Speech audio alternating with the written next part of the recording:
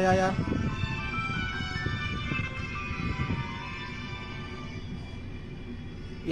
Yeah.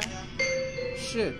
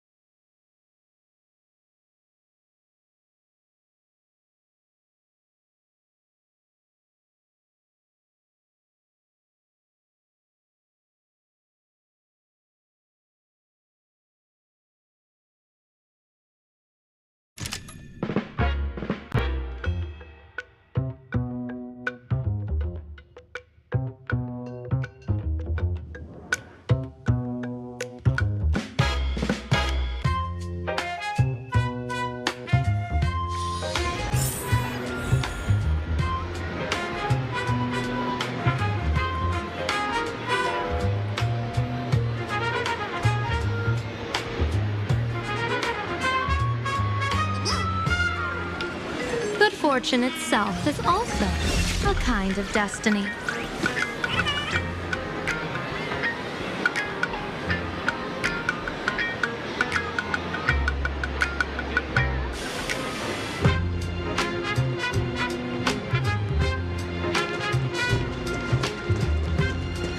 Blazing hot, fiery strong, insanely spicy. Can you really handle the heat?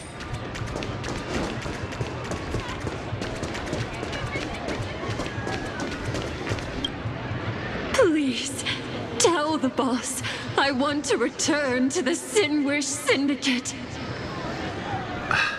Ma'am, maybe it's time to rest in peace. Don't you remember dying during that mission a few weeks ago? The you right now is just a lingering obsession left behind after death. According to the provisions of the Fey Kind Protection Act, ghosts are not considered the same as they were while alive. In other words, you are a new imagine, barely 3 months old.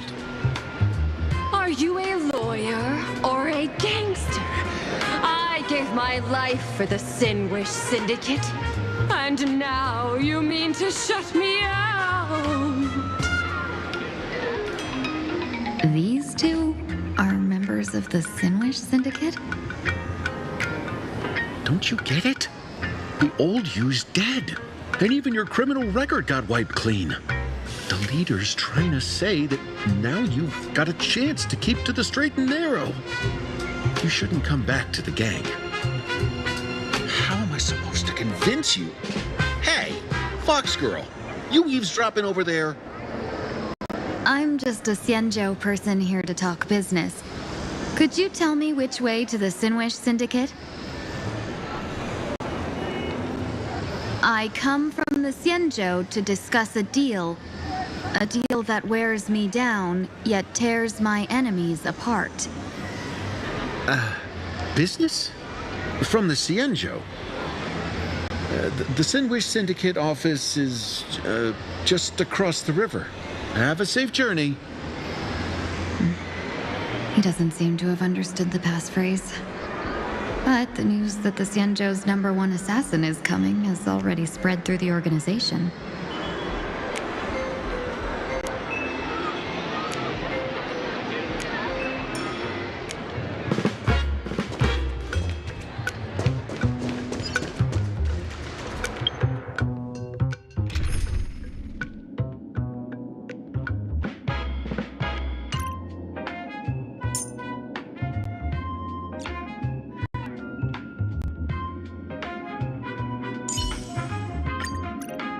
It is also my wish to be forever close to the Trailblaze.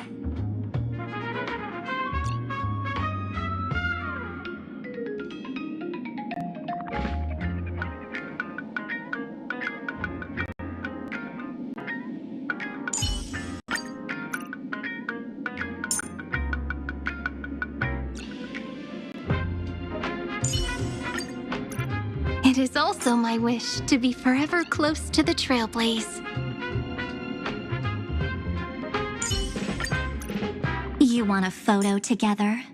Of course, I won't say no. I shall remember. I shall press on. Let's walk towards the stars together.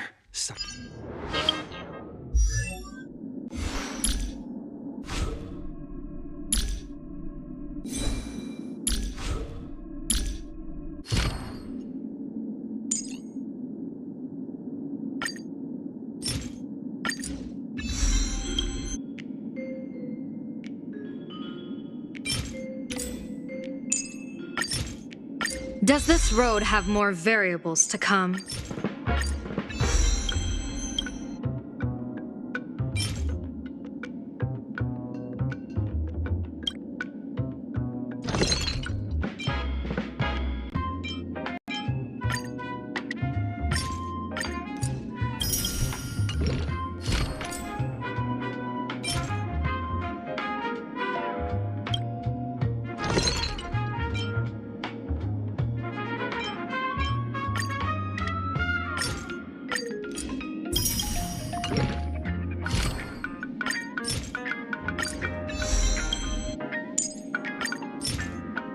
Does this road have more variables to come?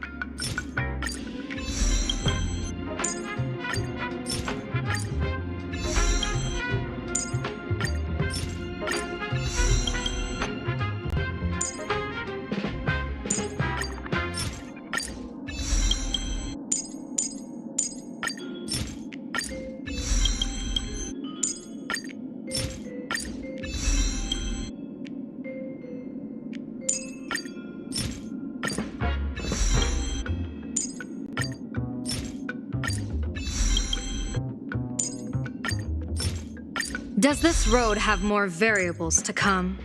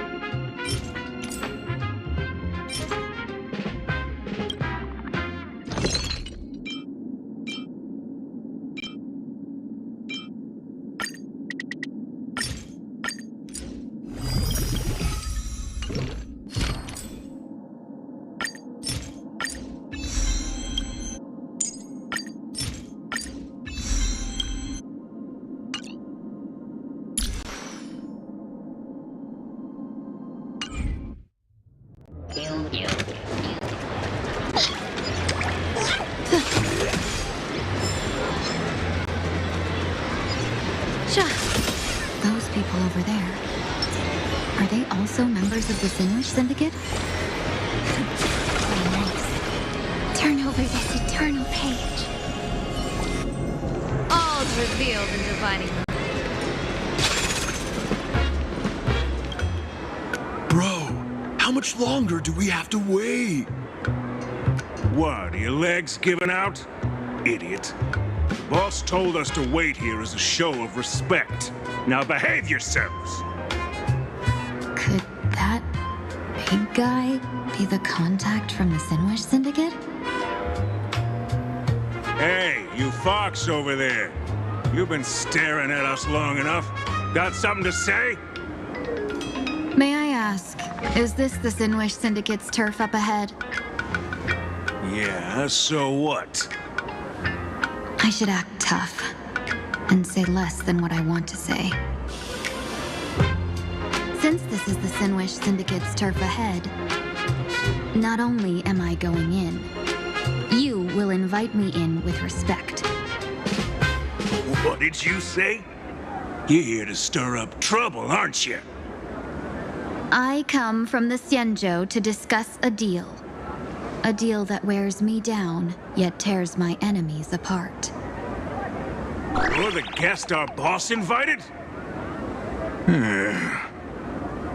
Hold on. I nearly fell for that. Looking all delicate. How could you possibly be the Xianzhou's #1 assassin? Spill it! How did you know the passphrase? Why don't you take off your sunglasses and let me see if you still have your eyes?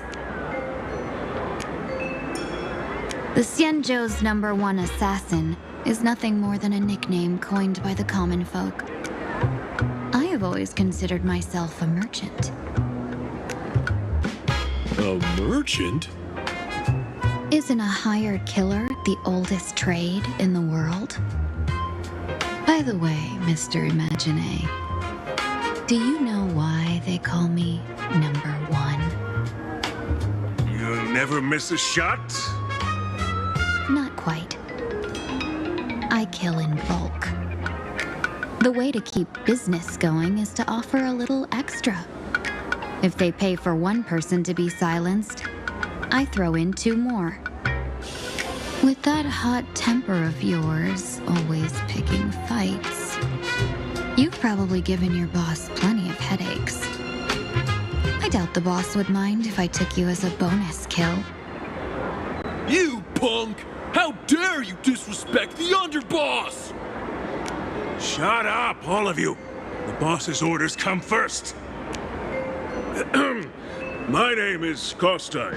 Sorry about my underling's rudeness earlier. I'll cut a finger off later to make amends. There's no need for that. I only collect heads, not fingers. No worries. It won't be my finger anyway. These brutes should be easy to handle. They've never seen the face of the Xianzhou's #1 assassin, so this'll be much simpler.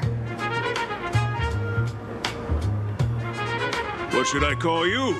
Yelling assassin, assassin every time just won't cut it. Just call me the Tarrying Fugue. The Terror in Fog. That name oozes menace. Completely overwhelming. Now then, can you lead the way?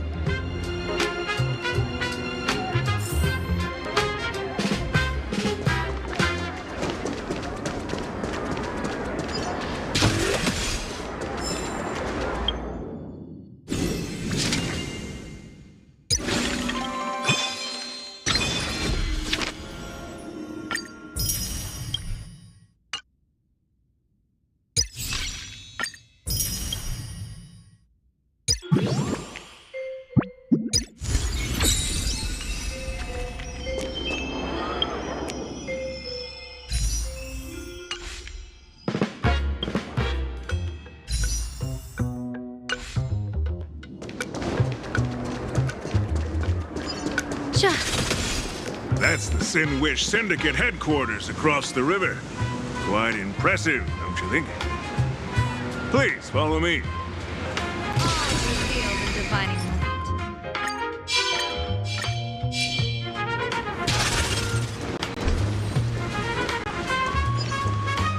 Is this the passage in the painting?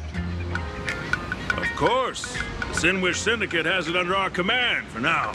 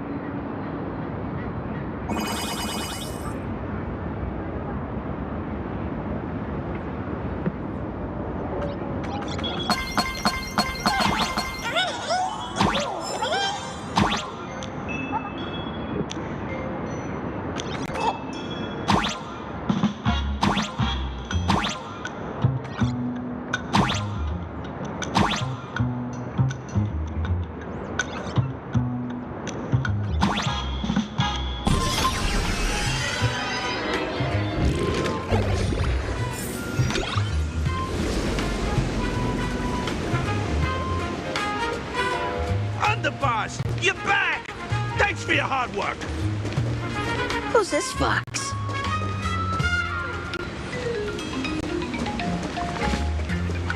Welcome home, Underboss! Is this the one the boss brought in?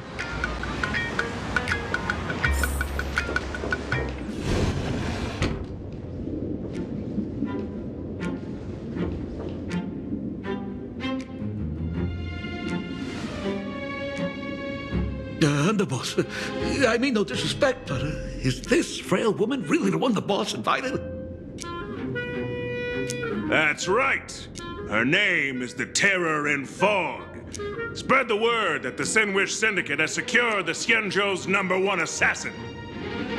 Underboss, beat me if you want, but I gotta say, are you serious? Are we really counting on this delicate woman for the Phantasmoon games? The Phantasmoon games. Is that why they hired a Stellaron hunter to do their bidding? These Phantasmoon games are a once-in-a-lifetime chance for the Sinwish Syndicate to rise. This woman doesn't look like she has what it takes, and we're trusting her. If she blows it, how are we supposed to save face? Underboss, we haven't been duped, have we? If word gets out, the other gangs will laugh us out of town! All of you, shut up! Useless. Lady Terran Fog would wipe the floor with you even if you all came at once. Since you doubt her, why not let Lady Terran Fog show you a few moves? Lady Terran Fog, what do you say? I can find you a few sparring partners. No need to hold back.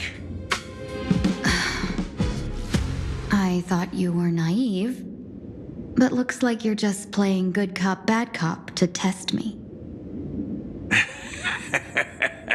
I'm neither good nor bad, just opportunistic. Still playing dumb, huh? Boss of the Sinwish Syndicate, your people wouldn't be doing this on their own. I know you can hear me. I came for business. Making friends would be a fine bonus, but if not, that's fine with me. If you still want this deal, cut the tricks. A real expert is something else. You speak with such overwhelming presence, though we barely understand a word. Come on, show us a move. We fight and bleed every day, and it's the only way we'll be convinced. Oh no. These brutes are not interested in a win-win situation at all. When in doubt, open the 3 strategy pouches I entrusted to you. Inside are tactics I divined, certain to break any deadlock and aid your journey.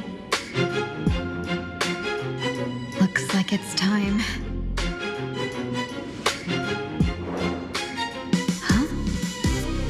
Just keep alive and open the second strategy pouch once you're done. What kind of strategy is this? There's barely anything helpful in here. Looks like Lady Terranfog isn't impressed with your skills. Out of my way! When I was young, I dreamed of becoming a musician. But fate had other plans, and I was dragged into a world of violence. But even then, I never let go of my love for music and rhythm. Even in battle, I kept honing my singing and instrumental skills. And that's how I forged my one-of-a-kind fighting style. They call me the Roaring Costide! Oh, Prince! The underboss is getting serious! Lady Terranfog, I humbly challenge you. Show the Sinwish Syndicate the assassination skills you're so proud of.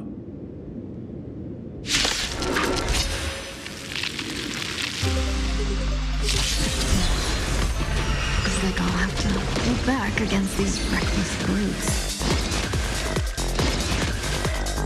Flowers bloom for tomorrow. Treat our guests nicely till we meet again. Bad omen. Don't thank me.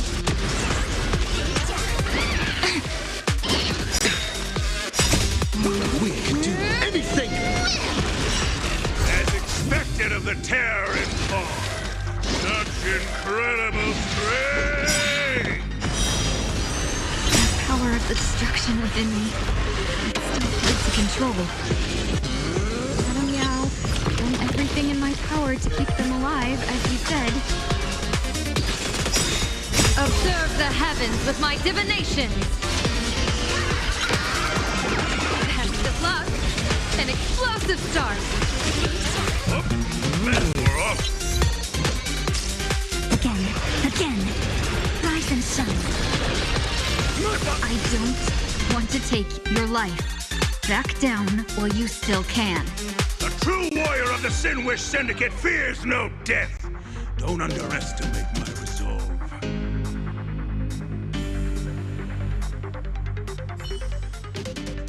Underboss, bad news! 2 more weird dudes just showed up! Cut your bull, I can see for myself! Never thought visiting an ally would mean crashing into a local gang's hall. This will take some explaining. What a twist of fate. But for us to reunite with an old friend here? So be it. You two, stand down! Listen well. This will be an honorable duel. A duel.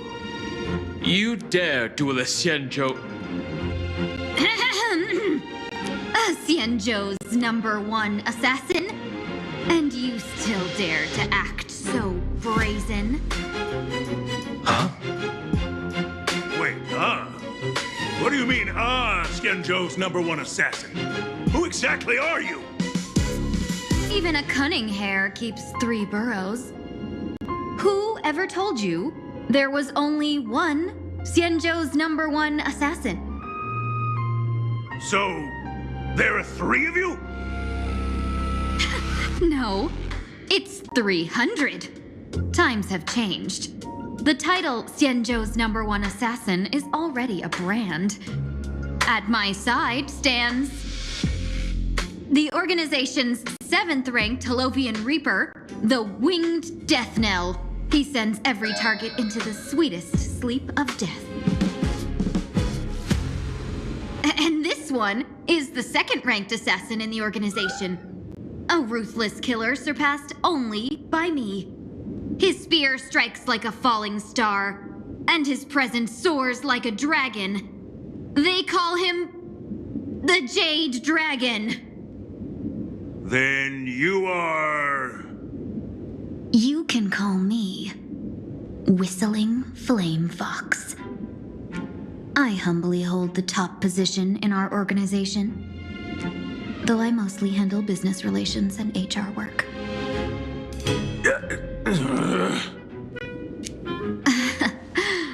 Hard to believe, isn't it? Come on, madam. It's pointless to say anything now. If you want this gentleman to know you speak the truth, let our brother show off a bit of his spear work. That will convince them.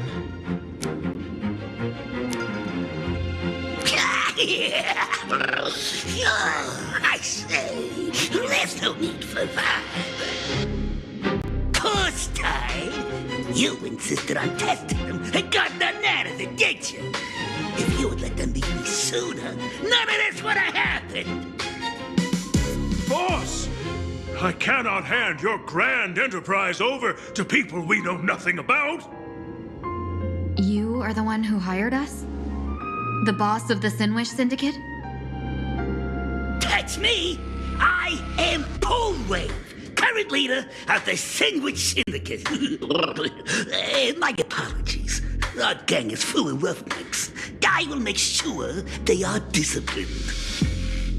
As for that business, we'll discuss it upstairs. Everyone else, clear out!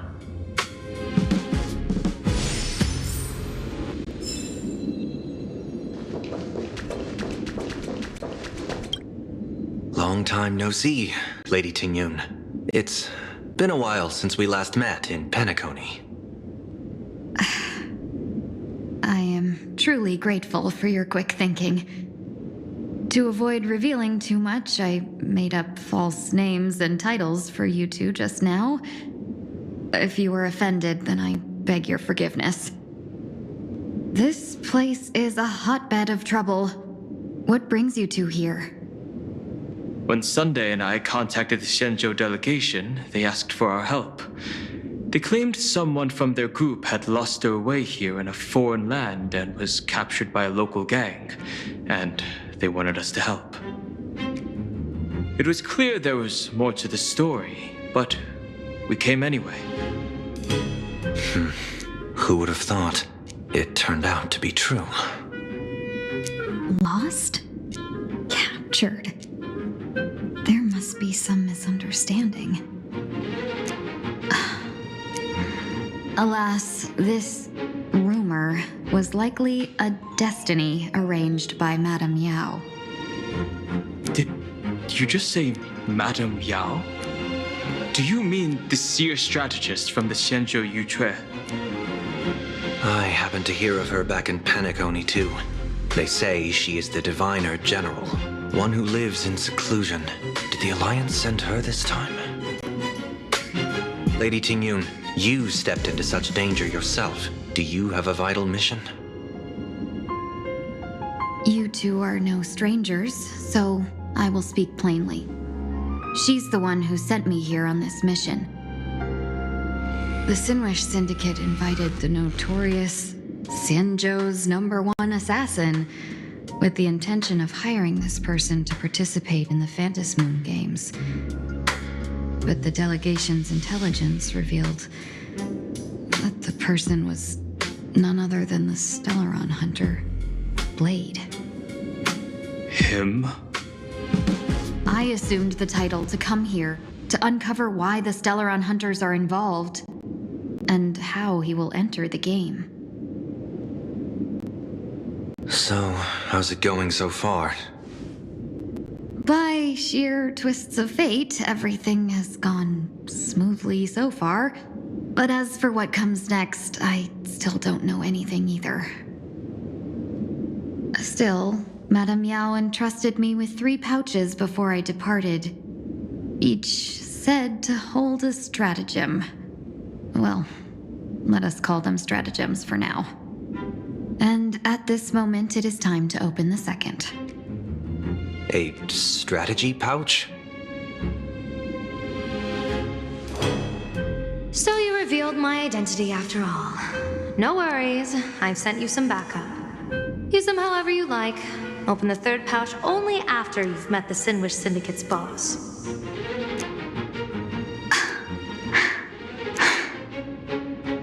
No wonder they also call Madame Yao the crosstalk general. The what, General? It says the two of you will help me clear the way, so I can safely meet the Sinwish Syndicate's boss. What do you say?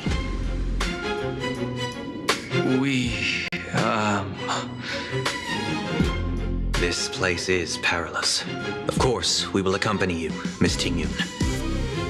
As for the Stellaron Hunters, I too find them intriguing. Dan Heng, will you help me gather a bit more information?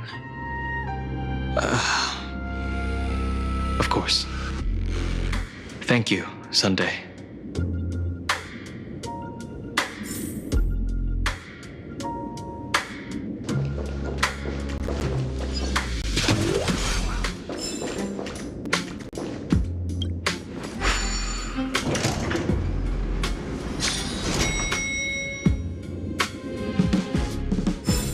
I gotta say, this place is decorated with a touch of style.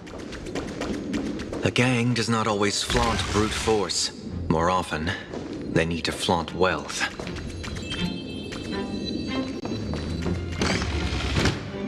Before I even realized, the scenery of Dovebrook became unrecognizable.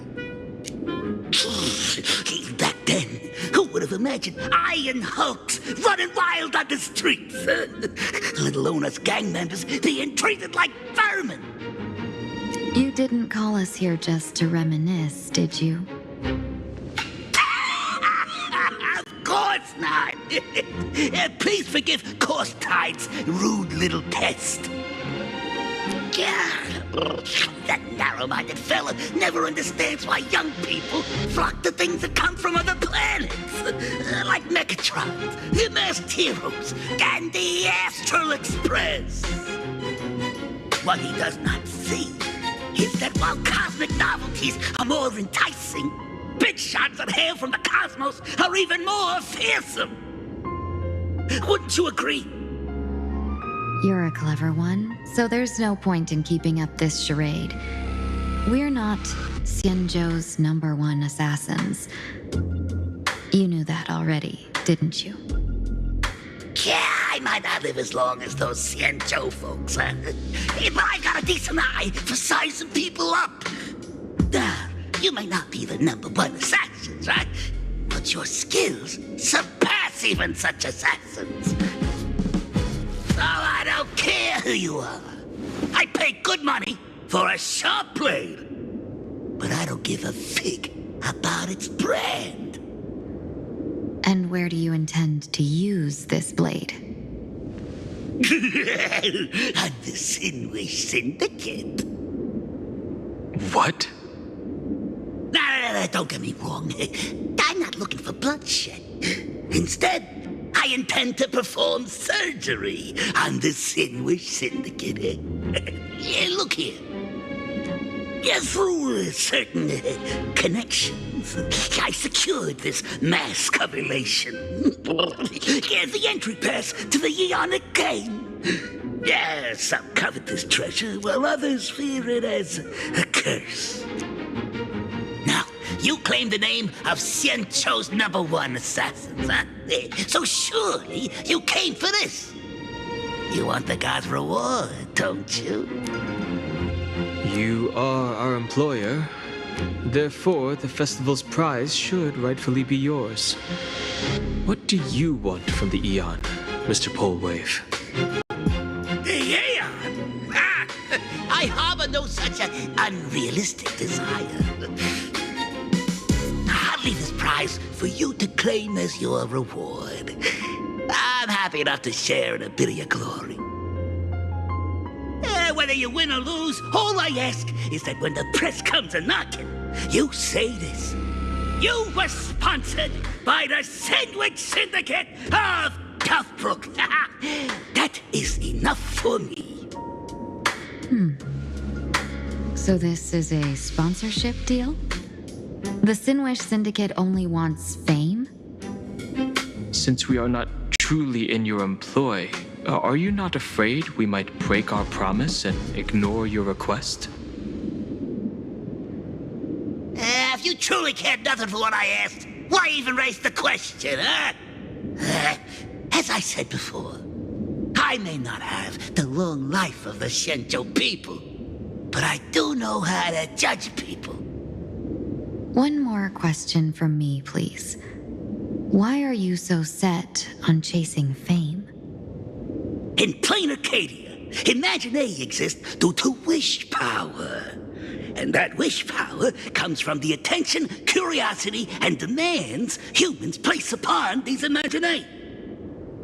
The Sinwish Syndicate was founded to provide for those imaginae who were ignored, had no wish power, and were not needed by humanity. Unfortunately, ever since that seashell woman rose to power, our path of blood and violence had run its course. That's why I want the Sinwish Syndicate to take on a new form. One that will draw more attention than ever before. The Sinwish Strangeling Pension Foundation, huh? What do you think of the name? It's a cozy and heartwarming name. So, will the three of you, accept this job?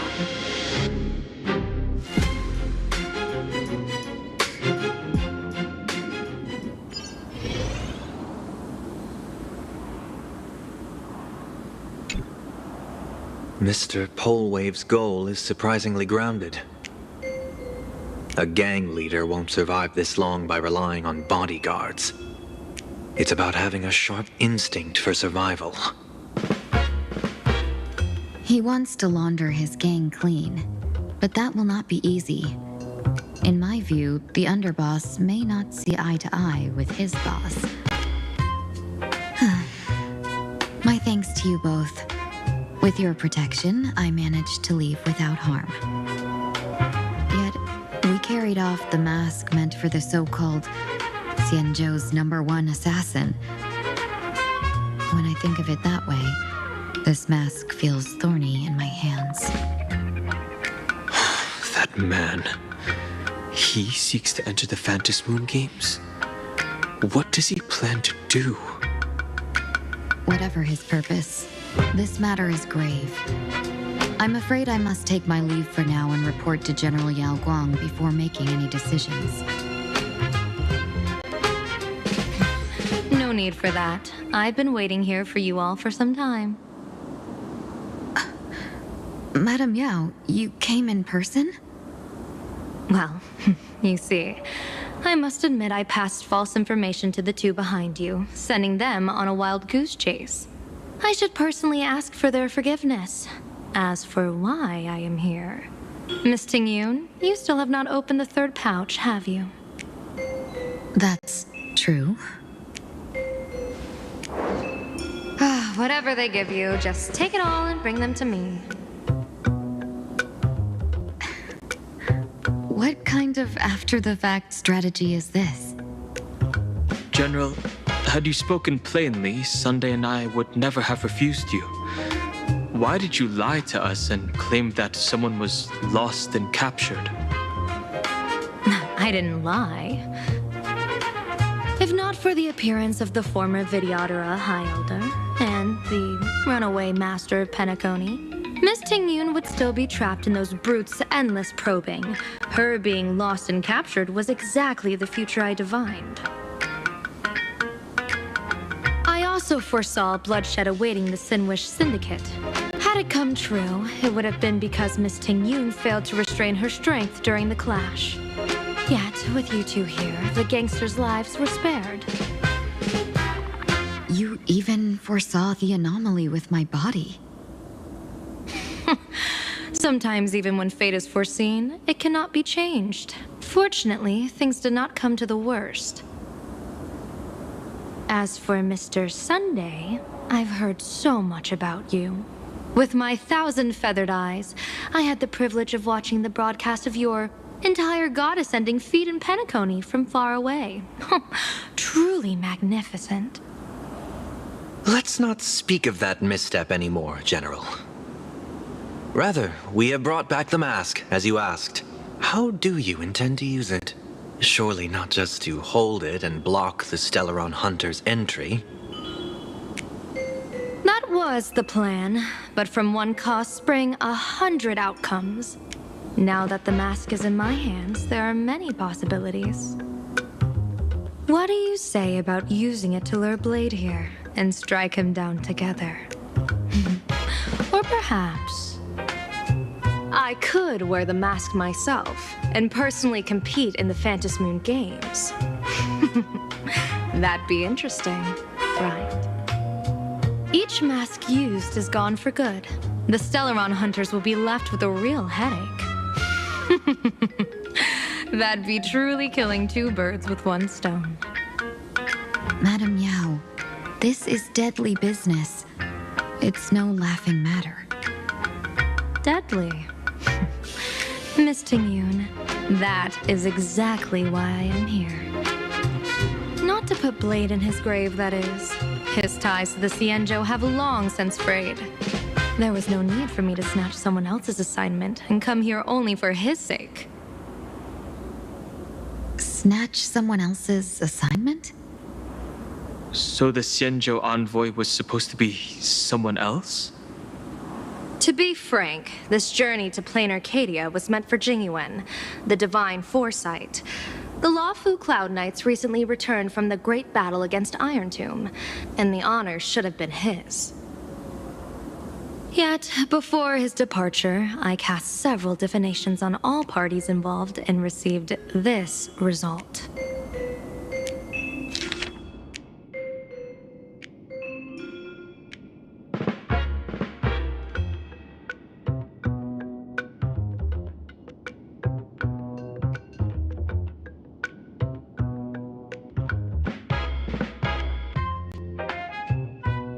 Incineration, death, abandonment.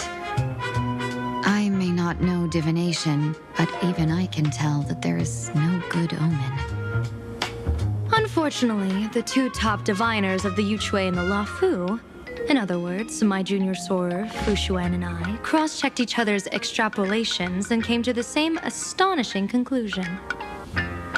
An Arbiter General will fall in this Arcadia of elation.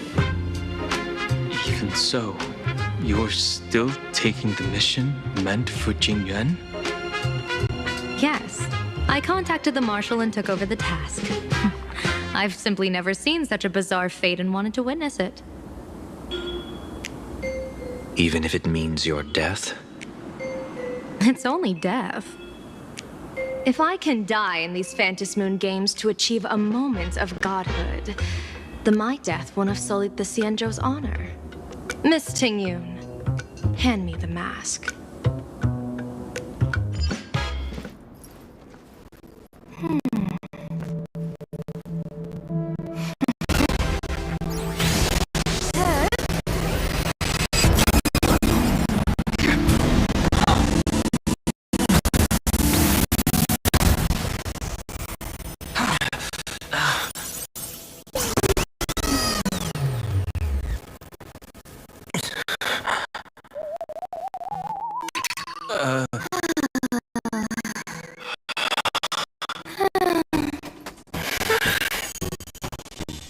Well done. You have hit your fitness goal. Another active and fulfilling day.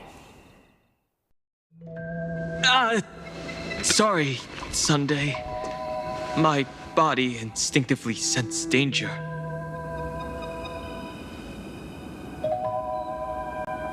Once the mask for joining the Phantom Moon Games is worn, it binds tightly to the supplicant and manifests the shape of the wearer's soul.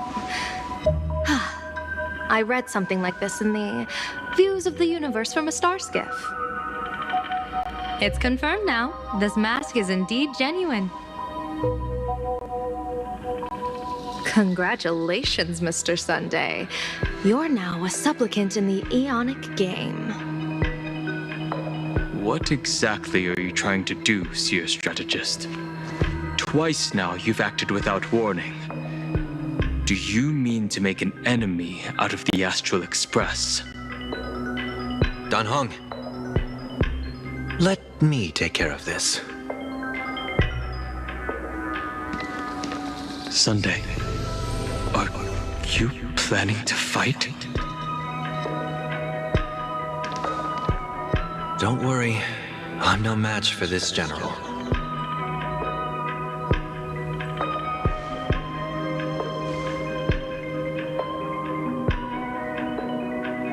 General Yao Guang, how do you pierce my thoughts? I ran a check with my tuning, and there were no signs of any outside intrusion.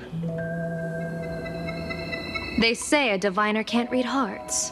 I call that the excuse of mediocrity.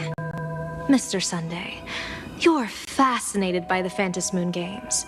You even wondered, what if I wore this mask, didn't you? You can even divine thoughts like that? No, I'm simply good at seeing using my eyes. Though Mr. Sunday never asked to examine the mask, he's glanced at it at least 3 times since we started the conversation. Given the character and manners of someone as noble as him, I can't think of any motive for this action but genuine interest. Sunday? Yes, I did think of it. For a moment, I even considered putting it on. So, I merely gave you what you desired. This is no trap. It's just an unexpected gift. During the Phantom Moon games, I'll give every ounce of aid I can to help you seize your chance to have an audience with the Eon.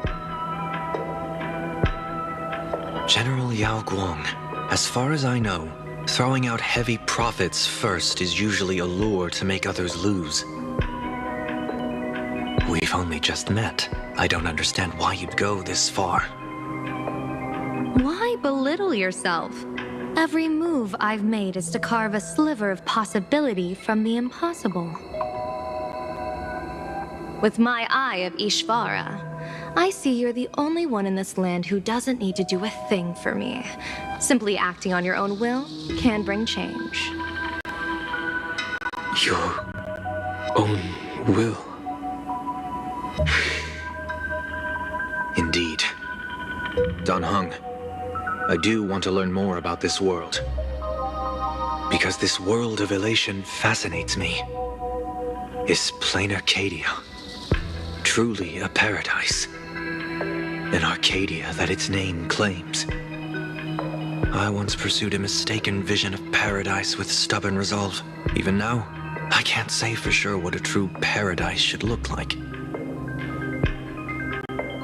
That's why I want to see with my own eyes whether this Arcadia lives up to its name.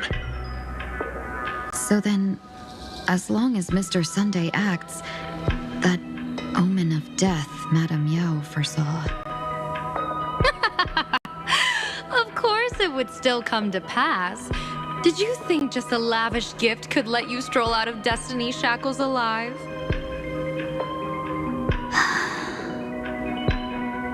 Pardon me for butting in, but does the Xianzhou know about this? This is such serious business. I'd never make this decision on my own. I've talked it over with the 6 charioteers of the Yuchue. If something happens to me, I'll line up a solid successor.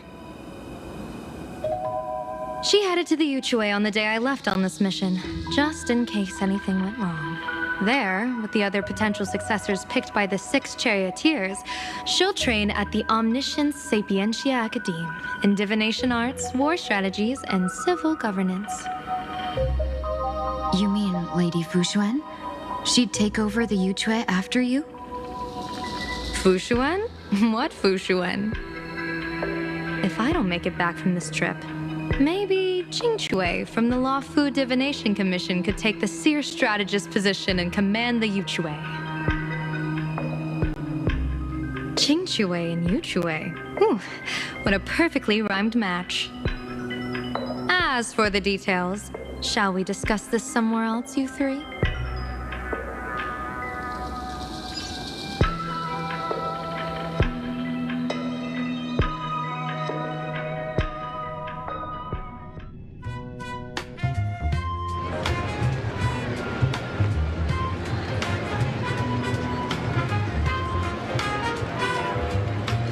Map says the Ashen Detective Agency should be right here.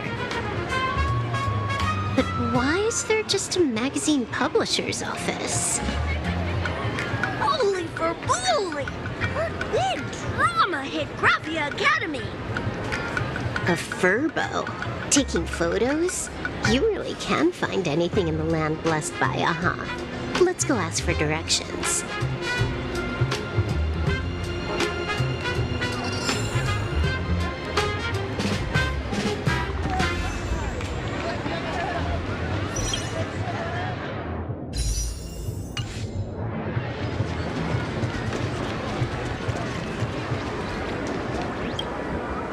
Hey, little furbo. Know if there's an Ashen Detective Agency nearby? Beats me. But if I find 10,000 credits on the ground, I might recall the spot. 10,000 for directions? Fine. Job first. Oh, wow. Looks like 10,000 credits from my account just hopped to end up in yours for no reason. Now, spill. Whoa! Generous, miss. The place you're looking for is upstairs. That detective's renting my boss's space for his agency. But he's zonked out in the day, and his doors are locked at night. No clue how he earns any money. Maybe he's a vampire? So they're closed? Then how do I meet this Ashen Detective? Beats me. But if I find 50,000 credits on the ground, I might recall that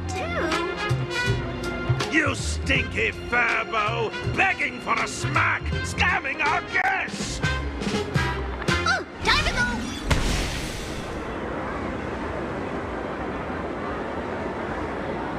Hi, I'm Narrator, receptionist at the Ashen Detective Agency. I'm the assistant of that Mr. Detective. Narrator? What sane person gives their pet that name? That would be the dude upstairs. By the way, that mangy furbo didn't fleece you, right? It did. A full 10,000.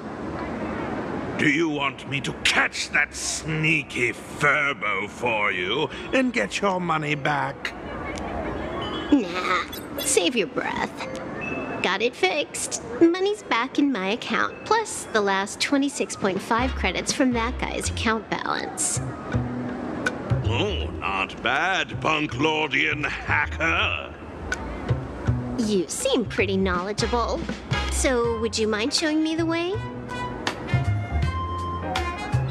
This way, please, Ms. Hacker. Sorry, but you will have to take a side path.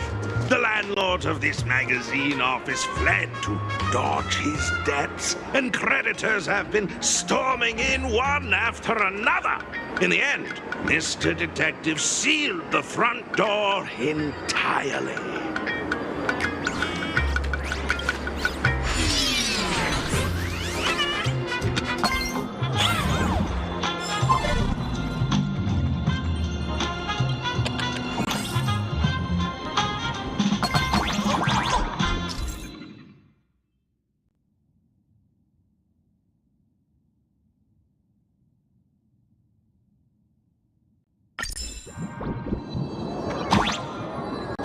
So, there's even a shooting button. That's interesting.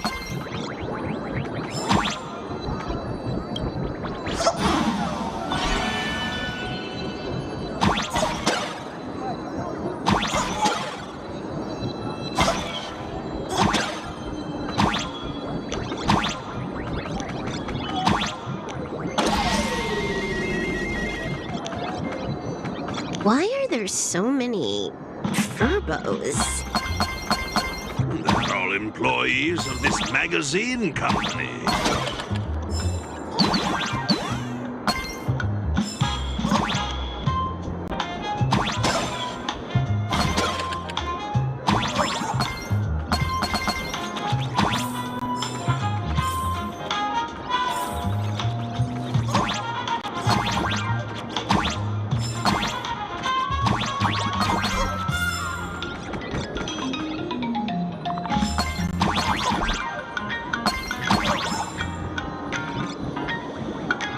Why does this scene feel like a punishment round from a game? Office survival's way more brutal than any game.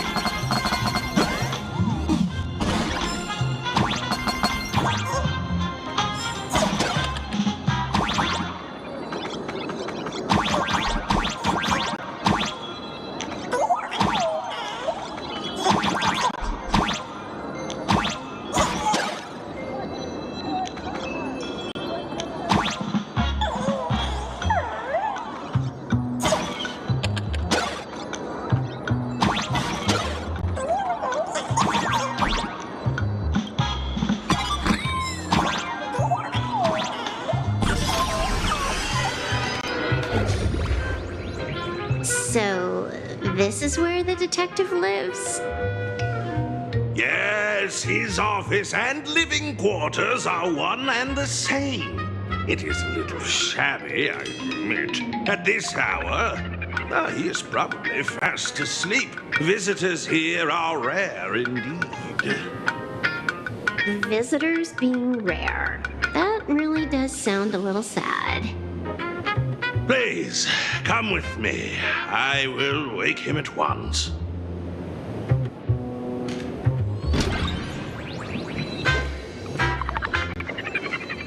Time to get up, Mr. Ashvale.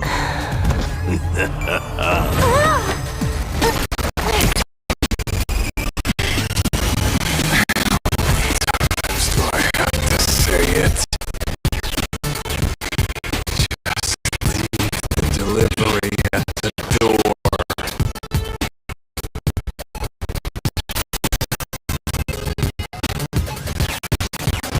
To disturb my sleep. Mr. Ashvale, this lady is not here for food delivery. Oh, then she must be here to kill me. Sadly, not that either. What do you mean, sadly? Not here to deliver food and not here to kill me. How strange. Oh, then you must be a client. You are here to hire me for a case. Your order of guesses is a little heartbreaking. Yes, I am here to commission you. Something has been stolen. Oh, What did you lose? A person, along with an ancient mask that should have been mine.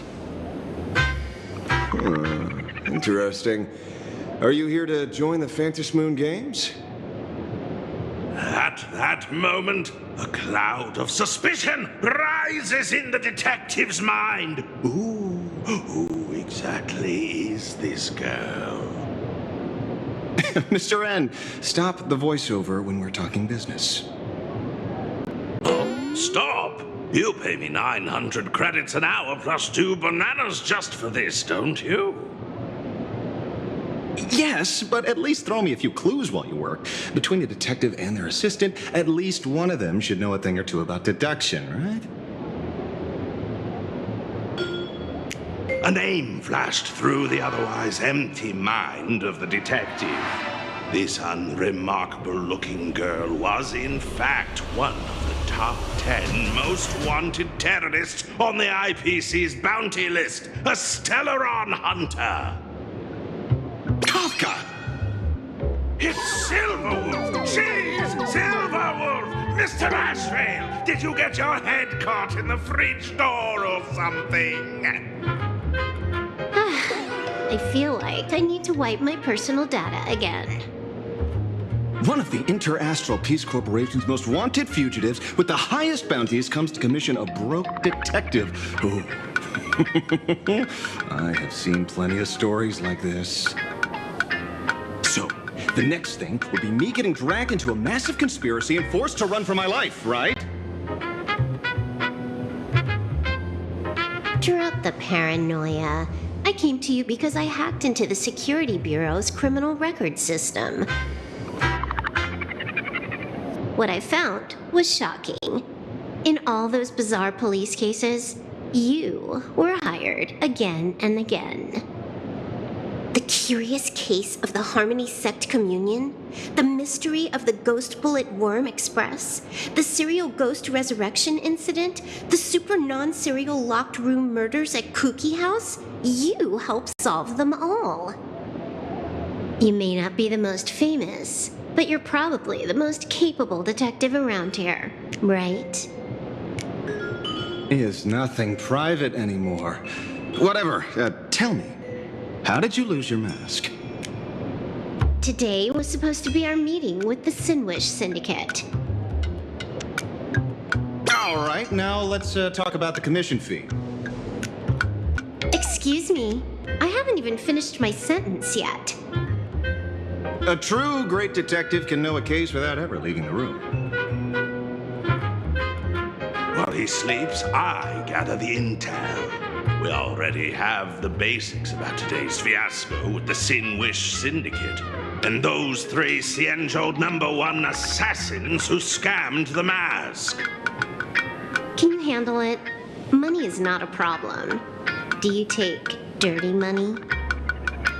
Sorry, no dirty money. And please do not withdraw your payment plus the account balance after paying. Oh, then how about this? This is the IPC's turf, right? Turn me in for the bounty. You take the reward, and I bolt afterward. We Stellaron hunters sometimes use that trick to raise funds. Or maybe we could discuss the possibility of taking dirty money. 30 million credits. Pay us after the work's done. Deal. I'll try to get that money over the next few days. Here's my contact info. Update me the moment you have any news.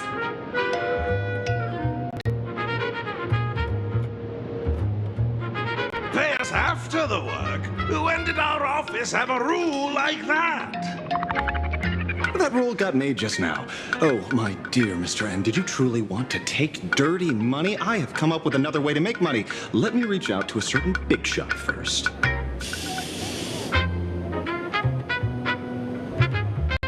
Madam Pearl, I've obtained solid intel. Mr. Ashvale, the chance of you initiating a call at this hour is under 5%. Let me guess. Perhaps you are finally ready to consider my offer. No, I found the trail of Stellaron hunters. They are here in plain Arcadia, and they even plan to crash the Phantom Moon Games.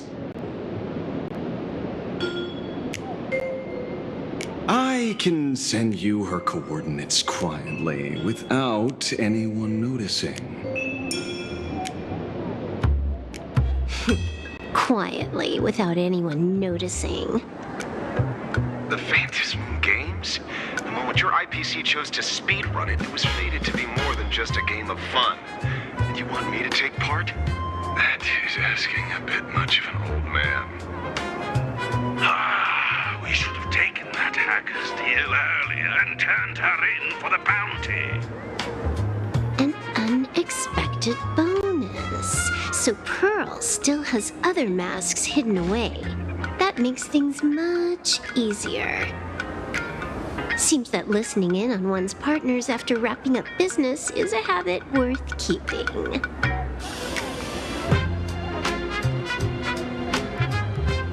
Hey, lady, where are you? Did you find the mask? Not yet, but I've got a new lead. We might have lost one mask, so I just need to find another. Fine. Promise me this. Next time, don't take contracts on the dark web using names like Xianzhou's #1 assassin. Okay. By the way, can you tell me what script Elio gave you this time? A completely blank page.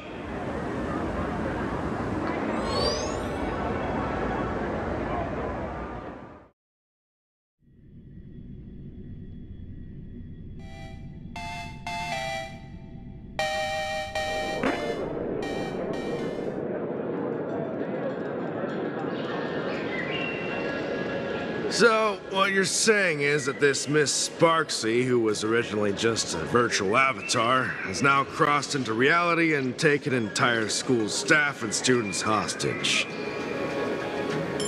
I get it. So, it's just a typical case of the idiogenerative imagine phenomenon.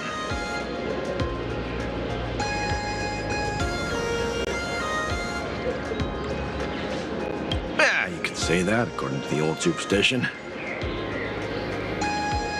Modern science believes that when something receives excessive attention, it would suddenly gain life and becomes an imagine due to the accumulation of too much wish power.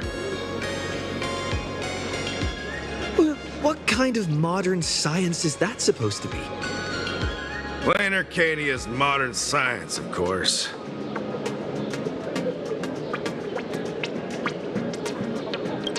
Outworld visitors might find this kind of thing strange, but it's not exactly rare around here.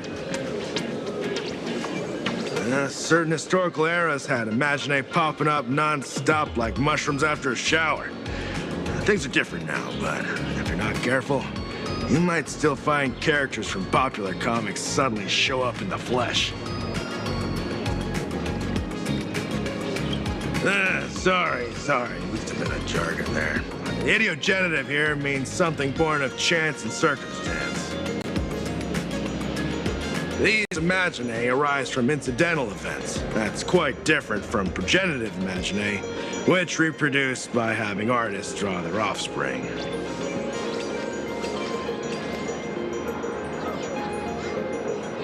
Heading out? Where to? Oh, you mean going to Graphia Academy to arrest this illegal imagine? We can't. I just received notice from the Department of Aberration Defense. The first supplicant of these Phantasmoon games has revealed herself, and she's none other than Miss Sparksy, the one you mentioned. Although you're honored guests of the Astral Express, you seem completely unfamiliar with the laws and customs of this world. During the Phantasmoon games, we do not traditionally interfere with supplicants' actions. That's their privilege.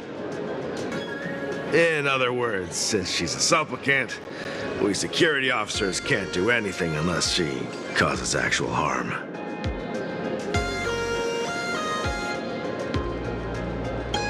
You say she took a school hostage, but the intel I have says otherwise.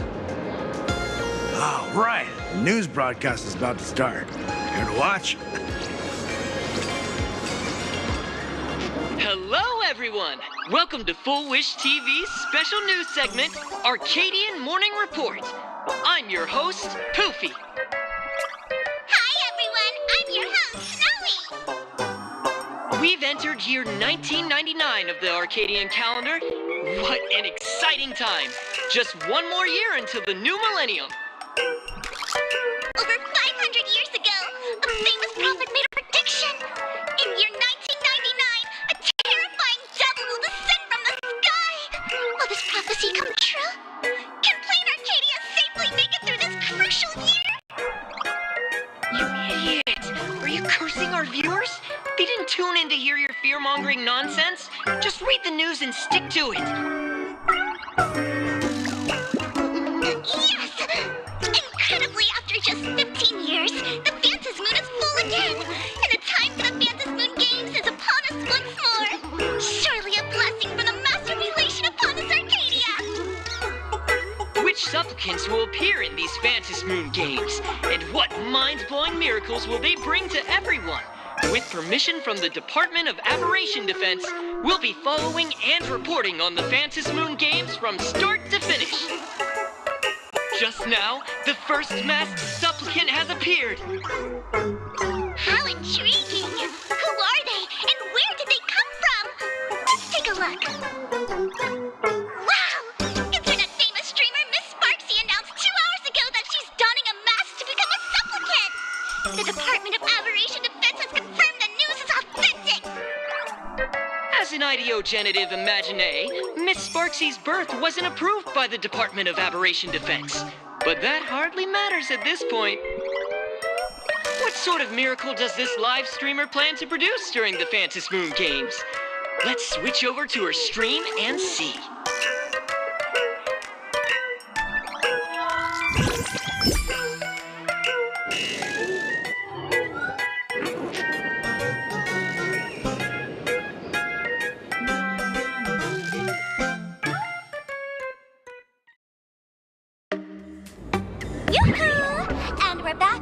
commercial break. A big thank you to Love Insurance for being the title sponsor of today's Sparkstacular Arcadian Adventures live stream. One person, 1,000 faces. 1,000 faces, one person. Who will Sparksicle become today?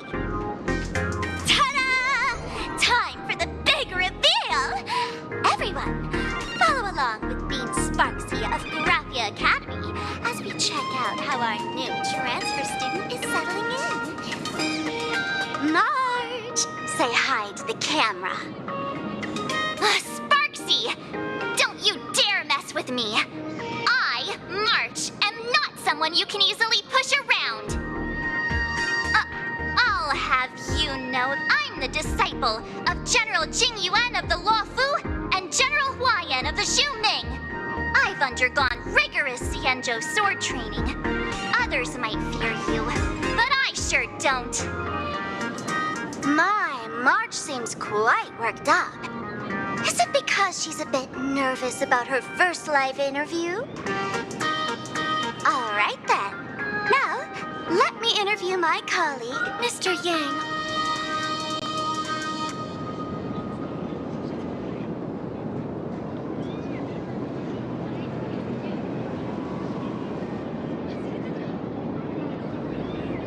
All right, that wraps up our interview for now. Let me give you all a sneak peek at what's coming up in our next live stream. Thank you all for your wholehearted support. Sparksicle will work hard to repay your kindness. In 3 hours, I'll be hosting a special live stream performance, Sparksicon, alongside our special guests, the legendary Nameless from the Astral Express, who have carved countless legends across the cosmos.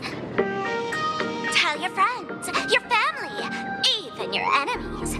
Let's set aside all grudges and meet in the stream to witness the most dazzling sparks light up Plain Arcadia.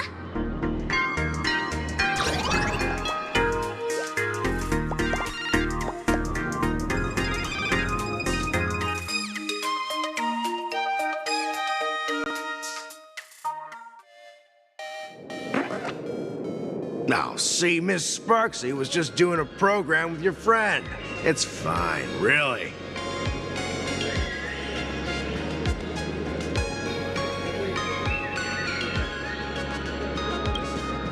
Have you seen shows like that before? You know, where celebrities go somewhere to do everyday jobs, like those reality shows where they trade places with regular people. She picked Graphia Academy as a target. That school had its fair share of trouble 15 years ago, too.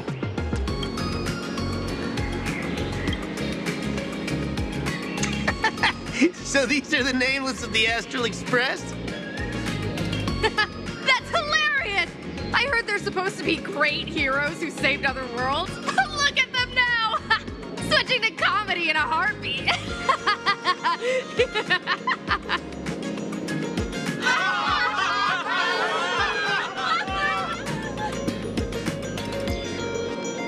Darn it. Soon the whole of Plain Arcadia will be saying Sparksy caught the Astral Express crew in one go and made us the butt of jokes. Our reputation would also turn into her trophy. Oh, right. Please keep this Phantom Moon Games emergency response guide safe. Some sections in it might come in handy.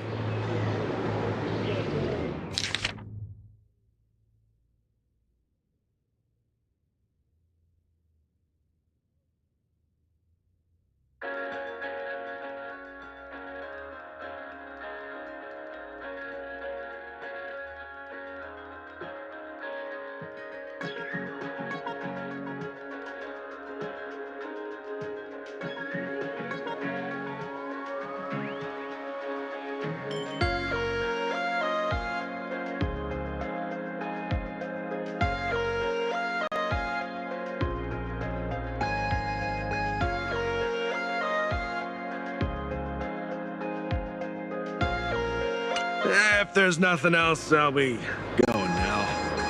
See ya. See? I told you so. Even calling the police was useless. Right now, you're their only hope. And that red boss lady of yours, she's here too. Are you all right? Did you get hurt when you ran away?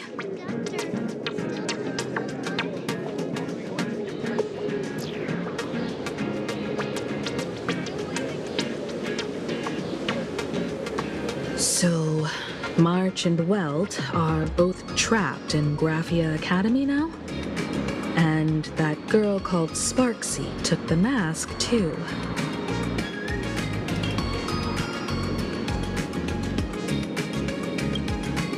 No, it's not your fault. I underestimated the complexity of the situation behind these games.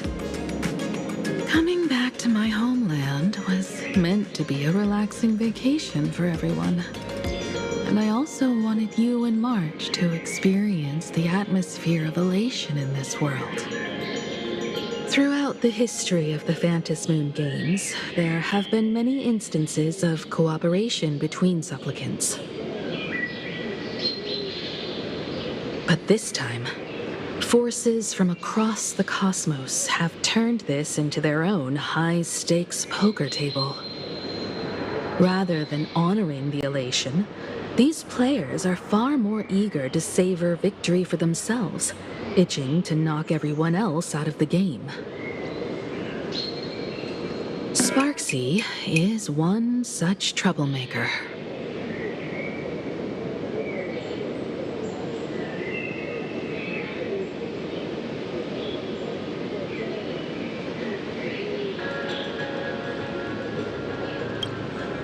It's dangerous to rush back to school on courage alone when we don't know what Sparksy has done and what she's planning to do. For every supplicant, there are 3 key acts that must be completed once the Phantom Moon games begin: the roll call, the miracle, and the promotion. Sparksy has completed the roll call. She took the mask and declared her entry into the games, drawing everyone's attention to the news that the first supplicant has appeared. Next, she must strive to make a miracle happen, bear the people's wishes, and answer with a great feat. If I'm not mistaken, Sparksy is waiting for us to walk right into her trap. For her, there couldn't be a better opponent than the Astral Express for this first battle between supplicants. What could be more earth-shattering than defeating a renowned cosmic hero on a battlefield of her own meticulous design? So here's the question, Sparkle. Based on what you know about this imposter, what's her real agenda for joining the games? Simply toying with and defeating the Express crew alone won't be enough. What kind of world-shaking miracle is she after? Sure, she's a fake. But she's still a fake of Miss Sparkle.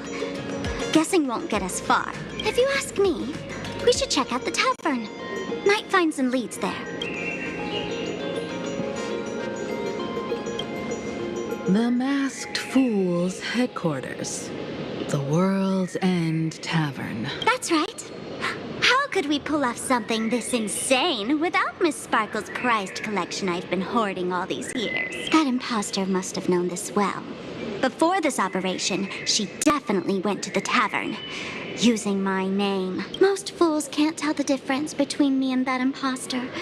Or maybe they just don't care. But if we can find out who I talked to and which treasures I stole from my collection of items, we'll naturally figure out what that imposter is up to. That's a good plan, but I can't let you act alone. Can you take both of us into the tavern? Take this business card. The address of the tavern is printed on it. However, you'll have to find your own way to the tavern. That's been the rule since it was established, and there's nothing I can do about it. Since there's still time, I'll head out first. You two can come over when you're ready.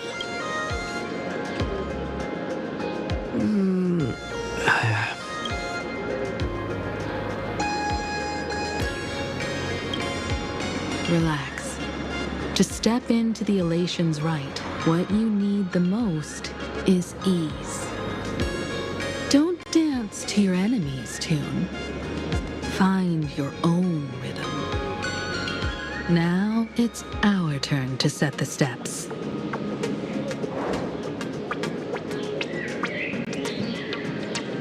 Dovebrook District. It's been a while since I've been home. Perfect timing. Don Hung and Sunday have made some new discoveries. I asked them to meet up with us later.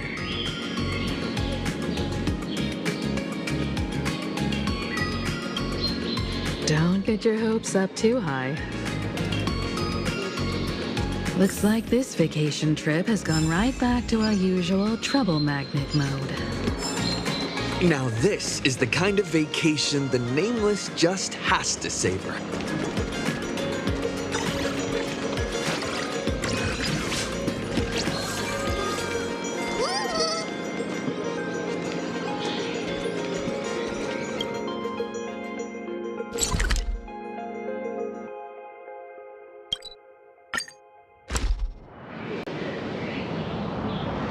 A Furbo snapped a pic of me on the street without my consent just now.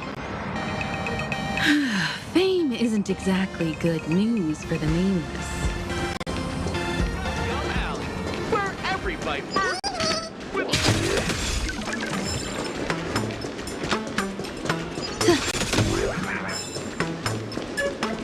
We're almost at Dovebrook District.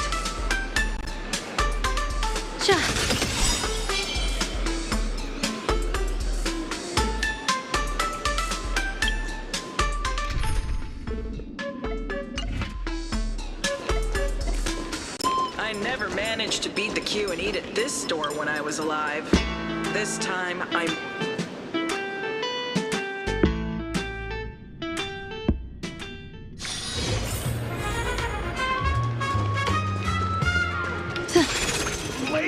Quite a bustling district. Is this really where Himiko lived back then? It's been 15 years since I've been back.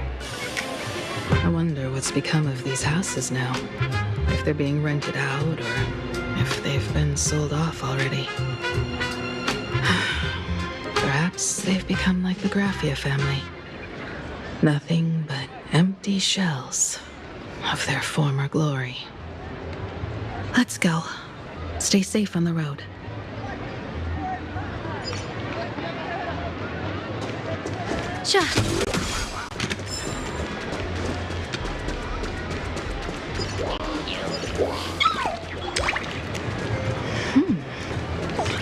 This place seems to have changed a lot.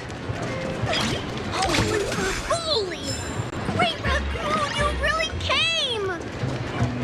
There's a Furbo calling out to you. Why don't we go take a look?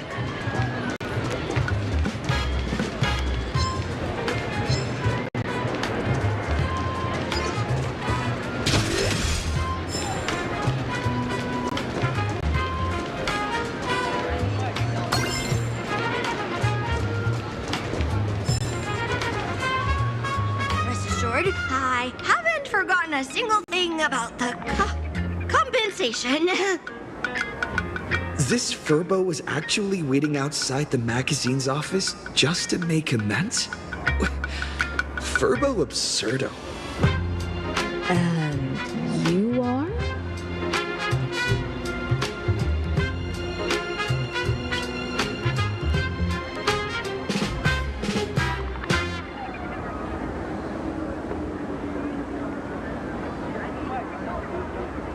Would you mind coming into our magazine office to talk? Let's discuss compensation, shall we? It looks like the magazine publisher has taken over this entire building.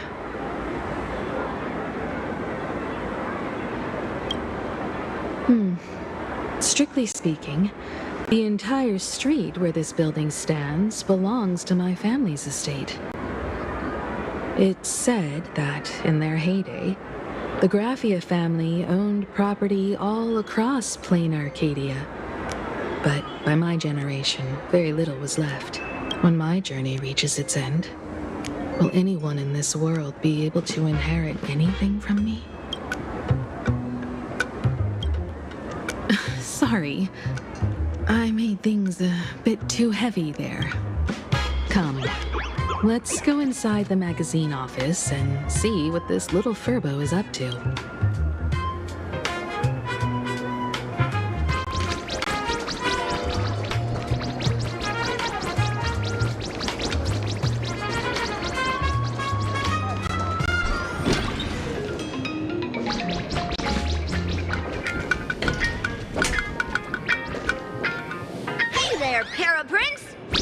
Quite an impressive creditor to visit you. Beep beep. Debt collector signal detected. I'm out of here. Don't run! It's the Great Raccoon from the Astral Express! Furbos and raccoons. We're all one big family. Beep boop. Family or not, you're all just here to collect debts, aren't you?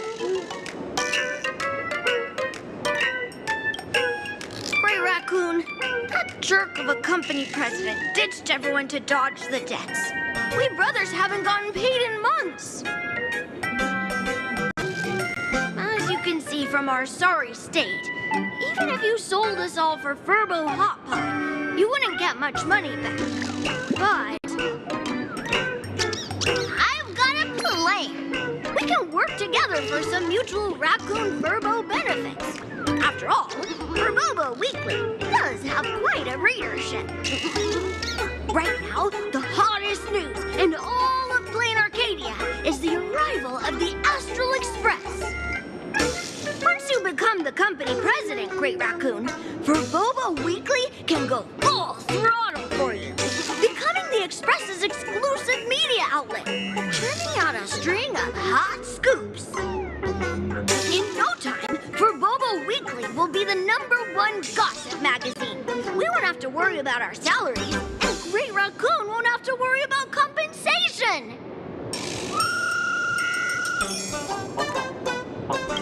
No way! No way!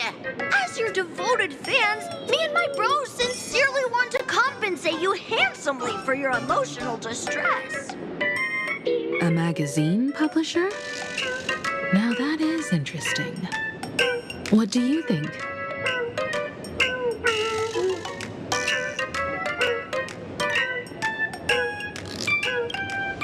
These Furbos may be crafty and full of tricks, but they can definitely help us out. A media outlet working for you, and a network of informants who can run around everywhere?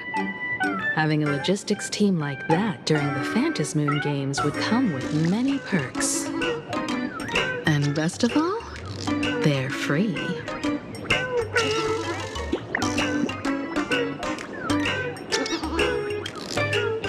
a company president is actually super easy. Just follow me.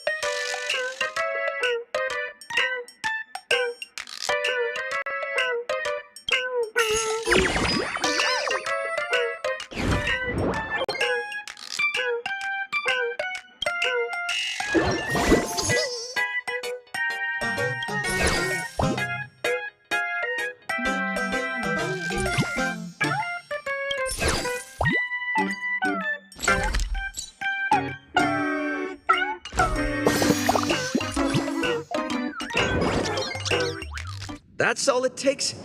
Okay, from now on, I'm your new company president. Woo-hoo-hoo-hoo! Great Raccoon is our new company president! Ha! Whatever mission you assign, we brothers will get it done for you. Anything else you'd like us to do?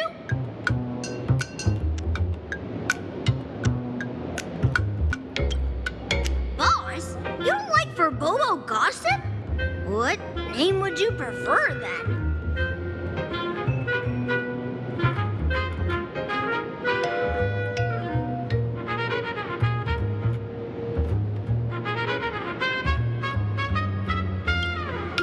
Chatting about the Phantom Moon games together? Oh, cool name! Are you sure? In return, make sure you create some big news stories. Oh, and that journalist Furbo who wrote that slander about you? HR will fire him. We don't need an employee around here who's got beef with the company president. I heard a supplicant has appeared at Graphia Academy. Should we have him take some pictures there for you? No problem. I'll arrange it right away.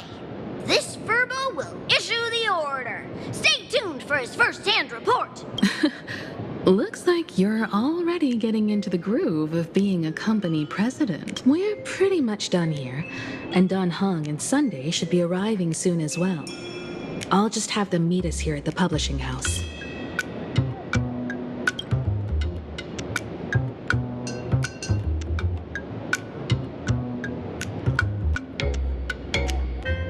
Miss Himiko, we're here. Slower than expected, huh? Looks like you had quite a harvest. That's, difficult to say. Miss Himiko. And Benefactor is here too. It's been a while. I've missed you all dearly. Miss Tingyun, are you representing the Xianzhou on this diplomatic mission to Plain Arcadia? This is a matter of great importance. A humble girl like me doesn't have that kind of standing.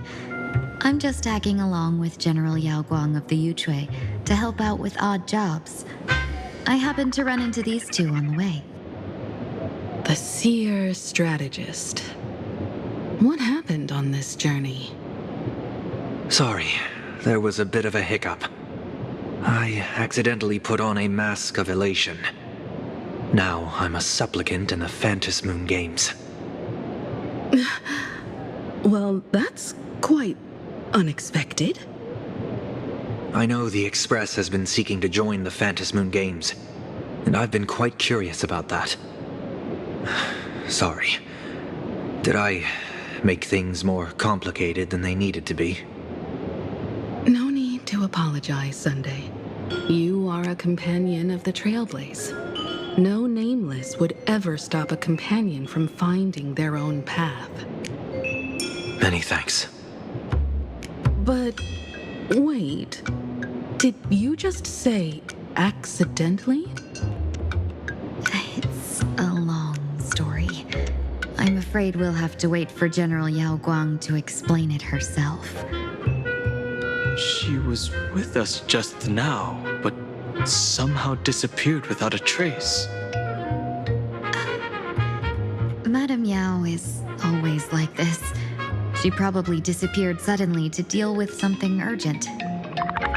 This seer strategist is just as elusive as the rumors say.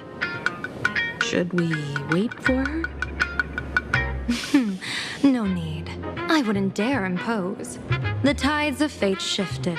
I had to delay my steps to arrive at the proper time. I asked for your understanding. Oh my. Counting me, we make exactly 6. Let me do some calculations. Your fortune in the coming days looks grim. You'd better watch out. Wheel. Makes sense. You got what you wanted today. The fates spell danger. This matter is most likely connected to that blade. Ah, the little fox's misfortune has overflowed into good luck. She's blessed with constant good fortune, a true harbinger of prosperity.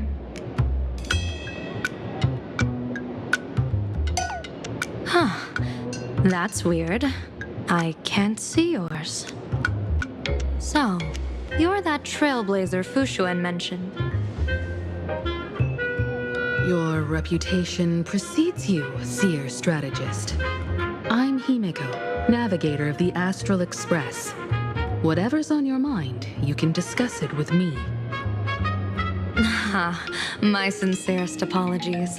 When a diviner encounters someone whose fate is unfathomable, we can't help but feel 3 parts excited, 3 parts flustered, 3 parts curious, and 1 part awestruck. What do you mean by unfathomable? My eye of Ishvara can scan the aura of fortune surrounding each of you, manifesting as weal or woe signs above your foreheads. I'd like to divine your fortunes as a welcome gift. However, this person really surprised me. I can't see anything from him at all. Are you really free to try any choice? To do anything you want? Does an Ishvara like you actually exist in this world?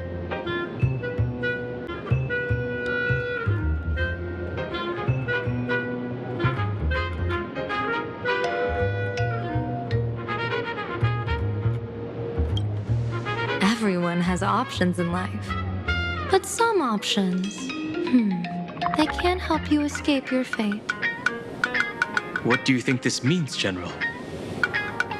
As an Ishvara, their mere presence in the playfield creates a variable. It's both a blessing and a curse. As I said before, the weal and woe of us 6 align with the 6 lines of divination. If he represents woe, then the hexagram falls to water, where dangers lurk above and below, spelling doom. If he brings weal, then the hexagram shifts between wind and water, presenting a great opportunity to strike. Auspicious. So, the fate of our journey in plain Arcadia rests on his decision.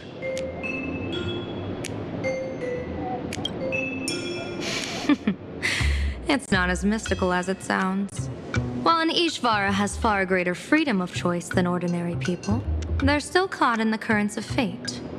I just want to remind you to choose wisely. Back to business. I take it you're not just here to read our fortunes? I am here to greet everyone, to apologize to the Express Navigator for my previous indiscretions, and to borrow someone from you. Miss Himeko, now you understand how I ended up wearing this mask. I get it. She says she wants to borrow you for an operation. I want to hear your thoughts. If you're not comfortable refusing, I can speak up for you.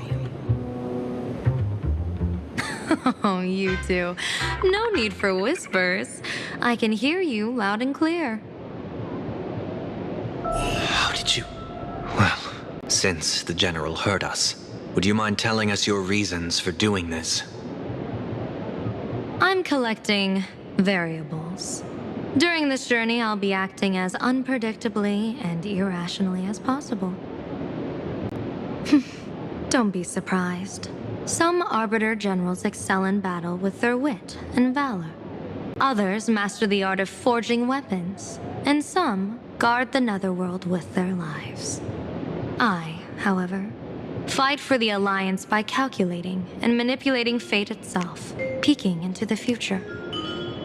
I'm here to discuss matters regarding the Anti-Destruction Alliance, and then I'll head to Astropolis for the vote.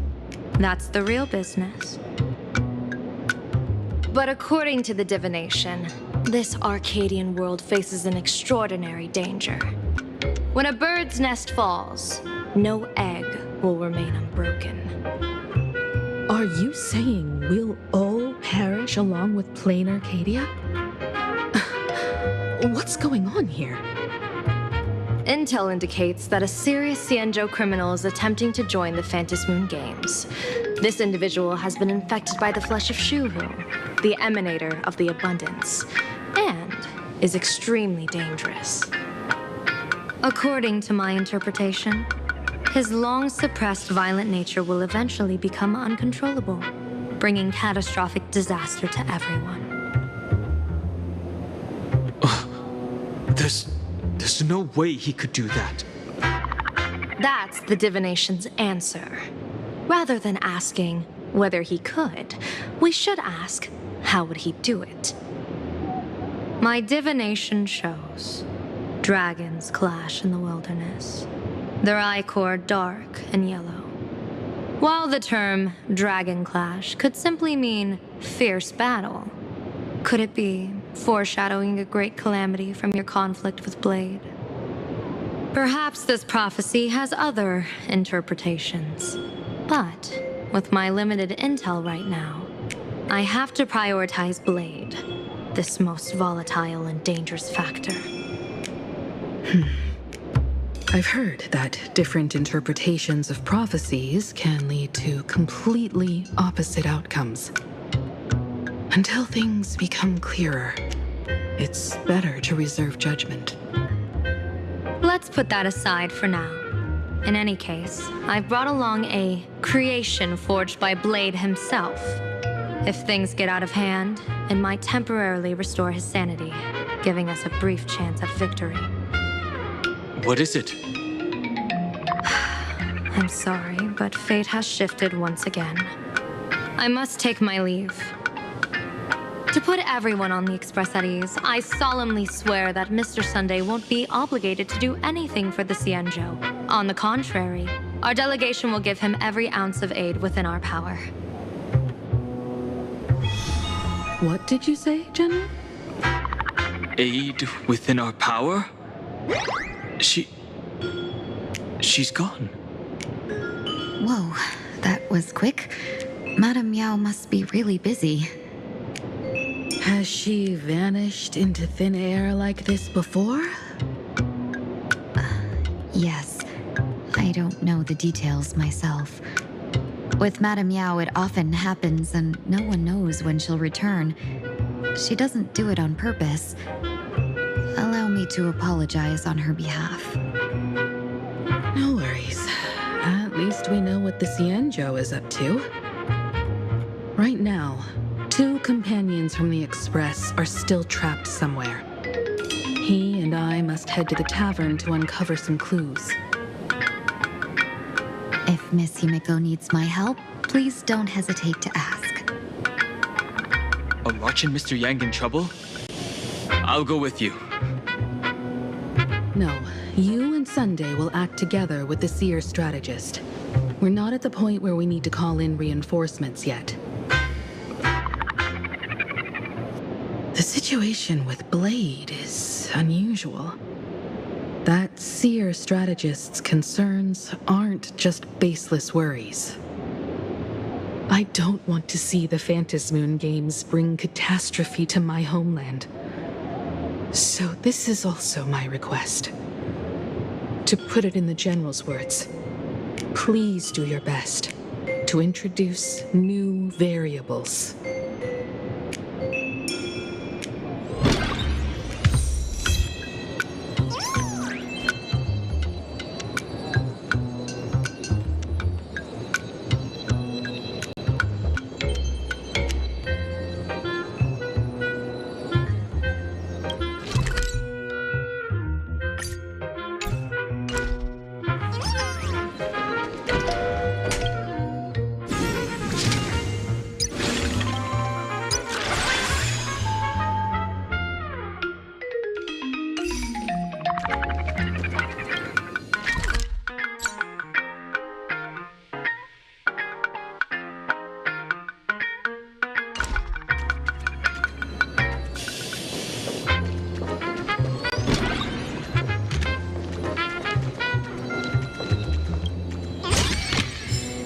Entree here's pretty good.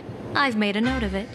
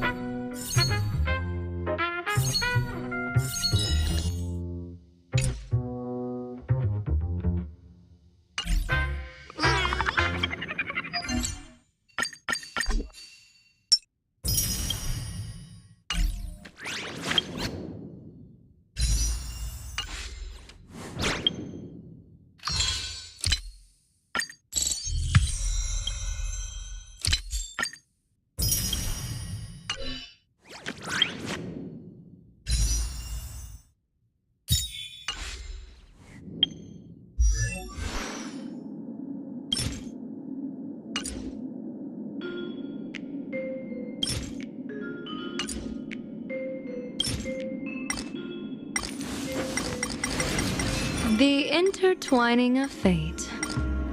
Quite amusing.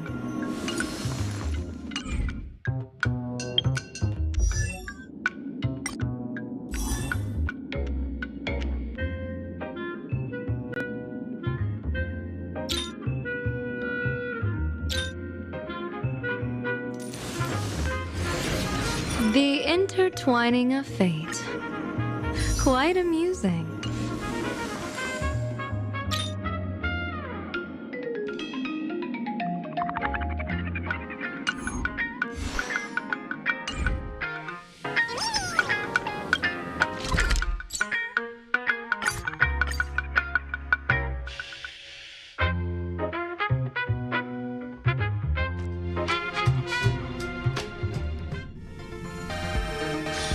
Leisure comes easy. Pity that I struggle to keep my sights on the present.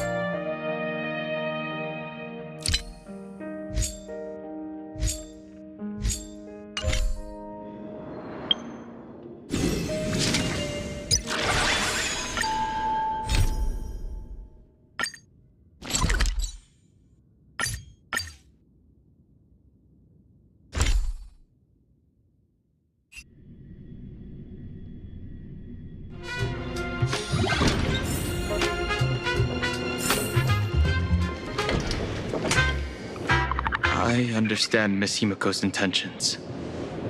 I'll leave March and Mr. Yang in your care.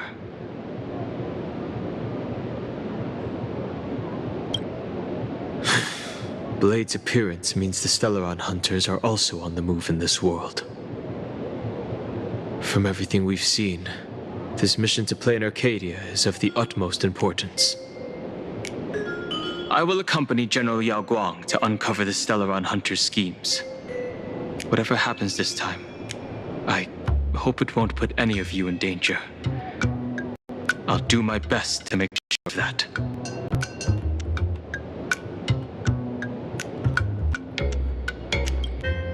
What? Those two are trapped in the school, forced to become a student and teacher? And the security officers are turning a blind eye to all this?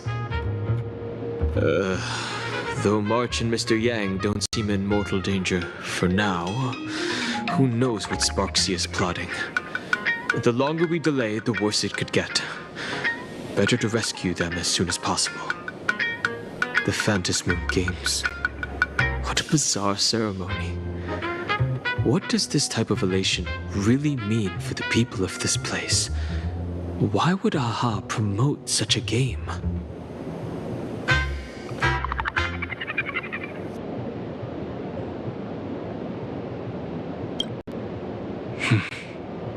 Whatever happens, keep me posted on how things go.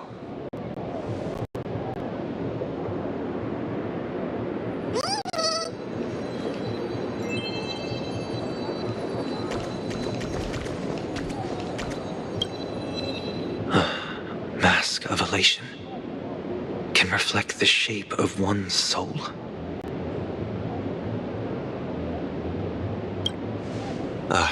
Sure. In Penacony's decorative arts, ravens often symbolize the hidden desires and whispers of humans' dreamscapes.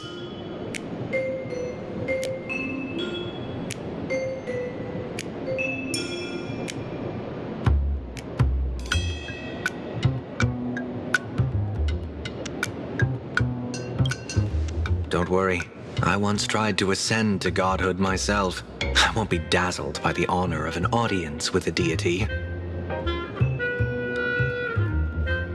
Taking part in this grand event is also about gaining a deeper understanding of this Arcadia. Just as one cannot miss the Charmony Festival when visiting Penacony.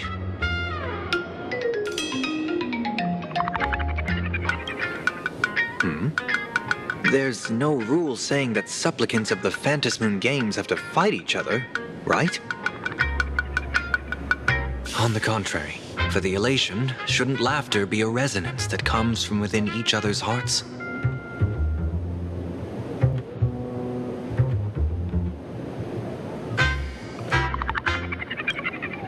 After putting it on, I seem to hear curious voices. The mask whispers to me, urging me to show my elation to the god, to create miracles that will make the people of the Arcadia laugh with joy.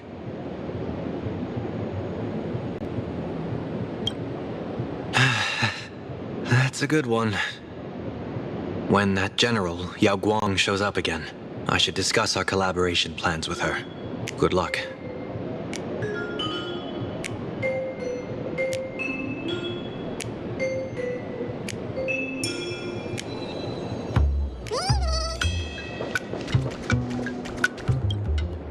Greetings, benefactor. It's been many days since we met in Penacony, and I've been thinking of you day and night. Though my skills are meager, Madame Yao praised my resolve to kill my enemies, saying that was just the variable she sought. That's why she assigned me to temporarily serve under her command for this expedition. And look at that. It's brought us back together again. What fortune. I wished I could travel with you longer back in Penacony, Benefactor. After all, I've yet to reclaim the opportunities Fantilia stole from me.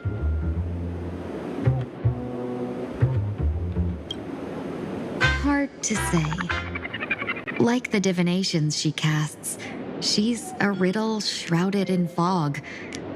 Apart from the ever-absent Patina Justice, she's likely the most mysterious of the Arbiter Generals.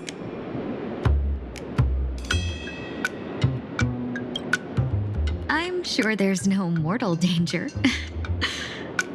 Please forgive my jest, Benefactor. Being around Madame Yao has gotten me into the habit of cracking jokes all the time.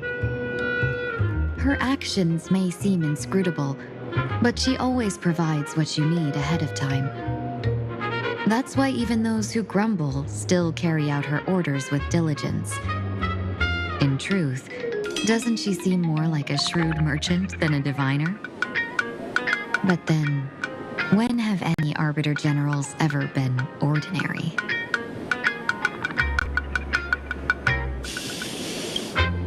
Don't go back on your word, Benefactor. We can find a local bar and share a drink while we chat. Madame Yao instructed me to meet her at our agreed spot if she disappears. It's growing late, so I'll take my leave now.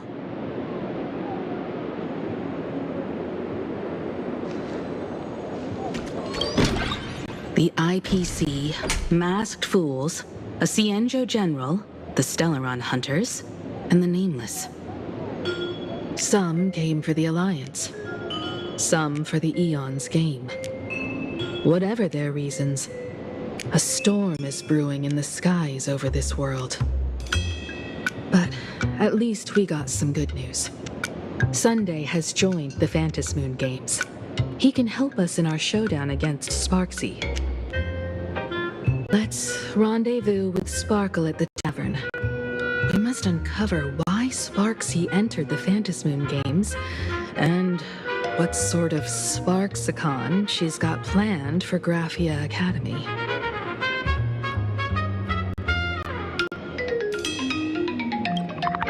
When I was little, I heard a few urban legends. They say the entrance to the tavern exists behind every single door in this land. But those who aren't invited, or haven't found their destined path, can never step inside. This time, we already have the Fool's invitation in hand. As for the key to open the door, there's a silly rhyme on the back of the business card.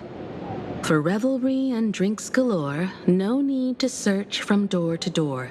Heed the fool's riddle with care to find the key that leads you there.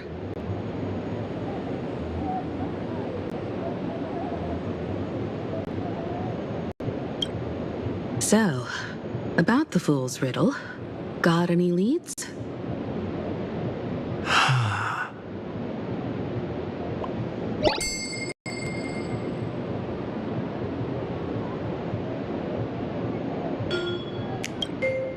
Whether they look up or down, the moon that humanity gazes upon in the sky is always the same phantasmoon.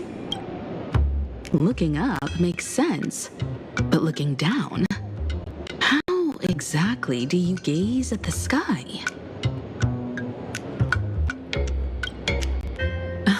Oh, it seems fate ties you to the tavern. I get it now. The answer is Dovebrook.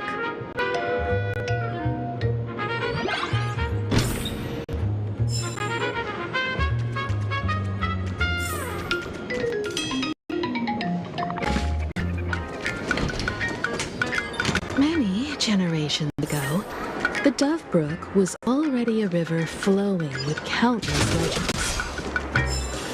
It's no surprise the door to the tavern lies hidden among them.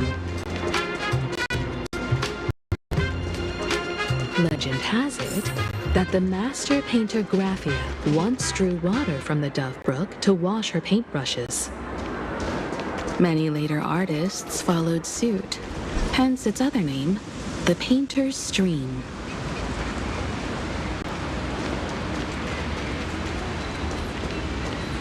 Looking at Dove Brook's scenery, memories from my student days just come flooding back.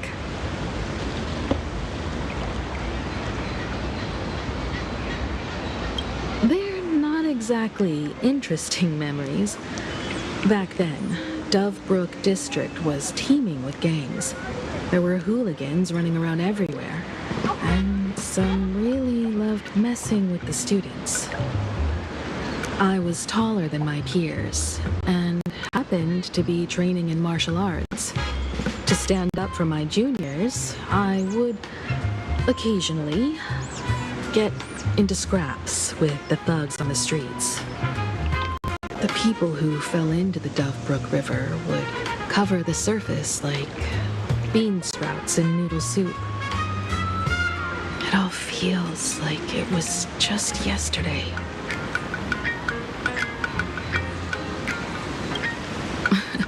Sometimes the thugs fell in. Other times, I took the plunge myself. Back then, I was a bundle of restless energy. The teachers always said I was like a wind-up toy that never stopped banging its drums and cymbals, stirring up a commotion wherever I went. In the blink of an eye, 15 years have passed. Hard to believe someone as reckless and willful as me became the navigator of the Astral Express. Now's not the time to wax sentimental. We've reached the banks of the Dove Brook. So, where's the tavern entrance hidden?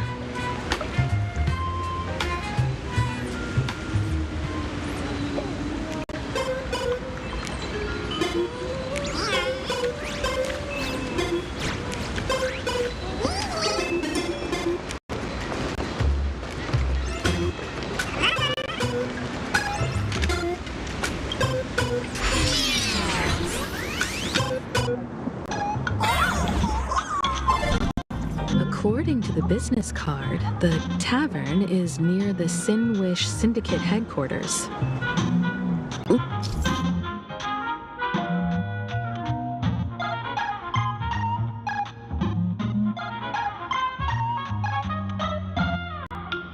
Let's check the other side of the river.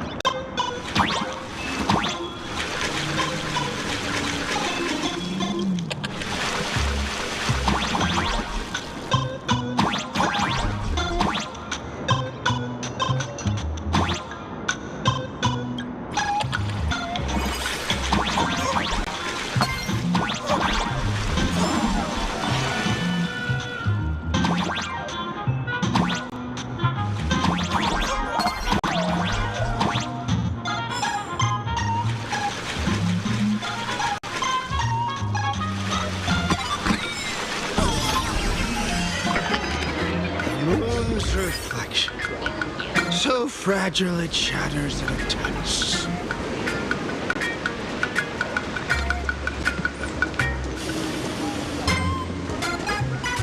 Hey folks, have y'all heard the joke about the Dove Brook?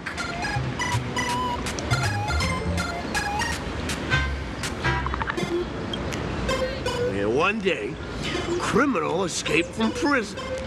He ran for his life, but just when freedom seemed within reach, the Dove Brook blocked his path.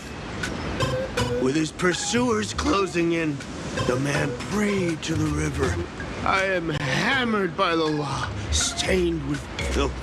Oh, pure flowing waters, please do not swallow me. A voice from the Dove Brook replied, there's a pedestal of light upon the water. Step on it and you can cross. Criminal wept. What pedestal of light?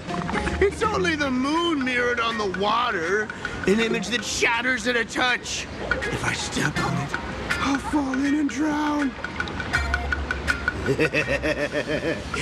Guess how the Dove Brook answered him. The Dove Brook said, you're not hammered at all. Otherwise, how could you still tell the moon from a pedestal?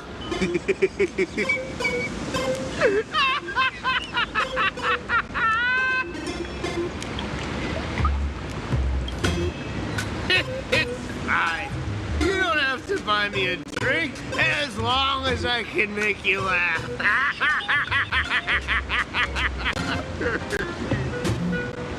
That joke sounds like a hint. Could he be a fool from the tavern? Maybe if we find the fragile moon he mentioned, we'll find the way into the tavern. The moon's reflection. So fragile it shatters at a touch.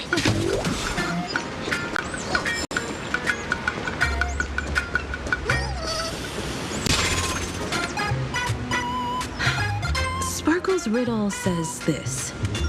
Whether looking up or down, they all see the same phantom moon when gazing at the sky. We've gazed at the sky already, so next... From this angle, the moon's reflection is right here. It does look strange in the water. If what the card says is true, and the fool's riddle is the key to entering the tavern, then this moon must be the door lock. Come on, let's take a closer look at this strange moon.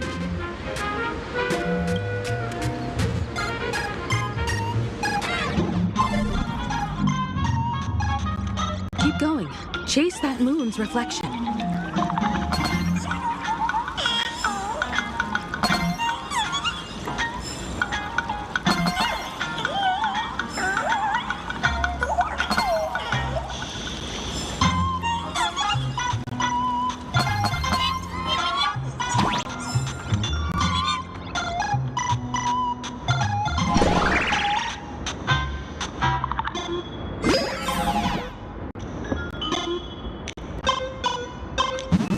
The fools are guarding the moon's shadow tight.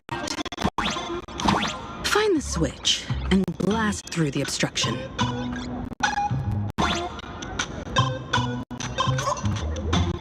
Shatter the moon lock, and we're one step closer to the tavern.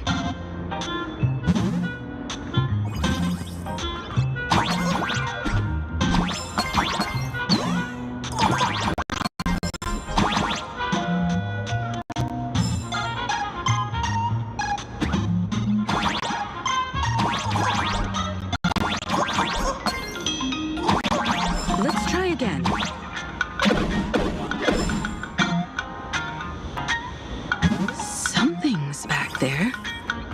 Is that a key?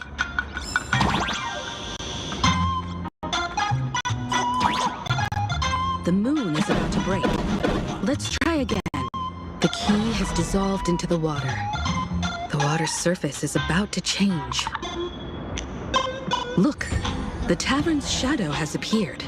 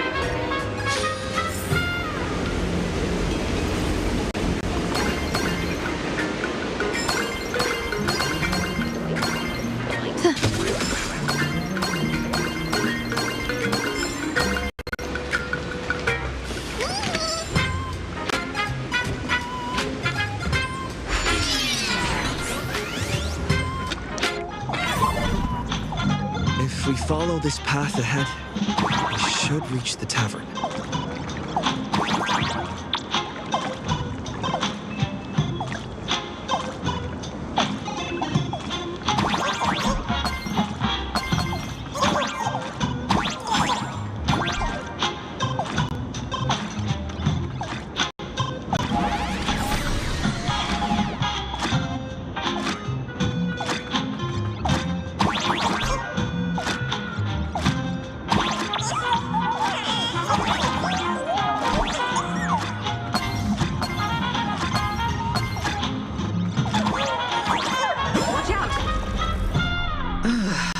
I almost forgot.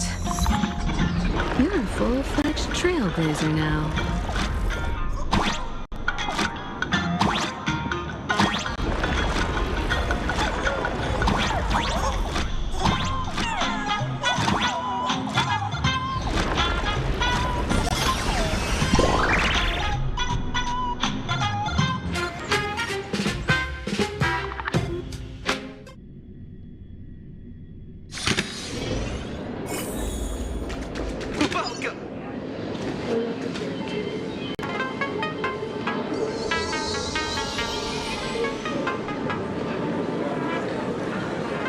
So this is the World's End Tavern.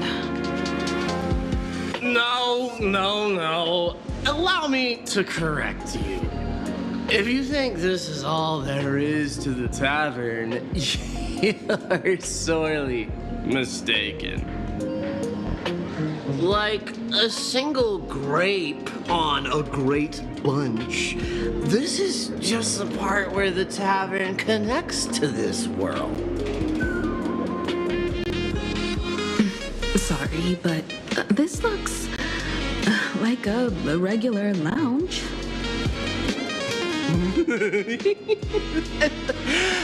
so-called plain Arcadia isn't really an Arcadia either, but who's complaining? Life goes on, doesn't it? If you're looking for something that's true to its name, take a ride on the Astral Express. Funny thing is, it's literally a train.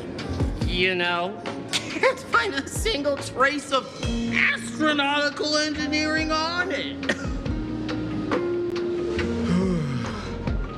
Wait, you two are navigator of the Astral Express and the raccoon on board, right? I've seen you in the news.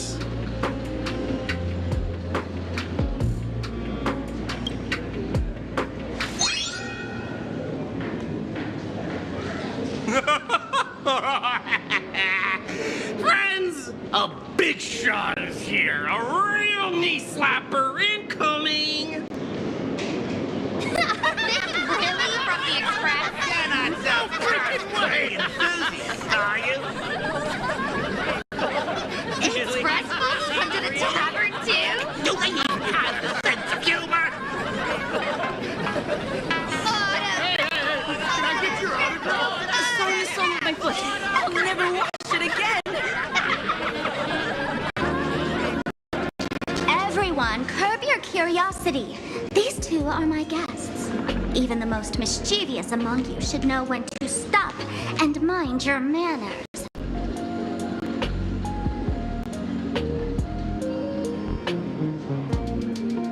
Well, if it isn't Little Sparkle. We've all heard your joke. Take the mask from a masked fool, and what's left but a fool?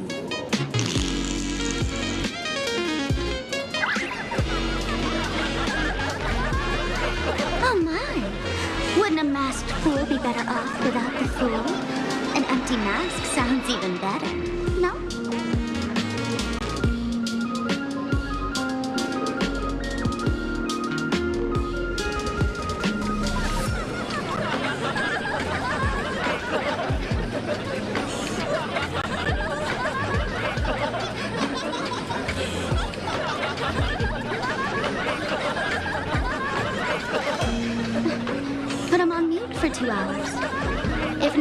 flushes him down the golden confessional, he'll be back to hassle me again in 2 hours.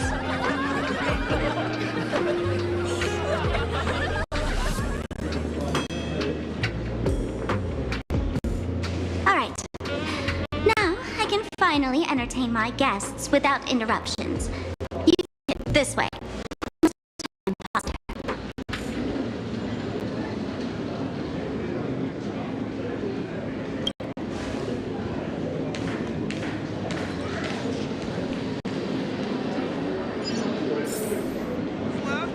Consent. All right, you two. First round's on me. What'll it be?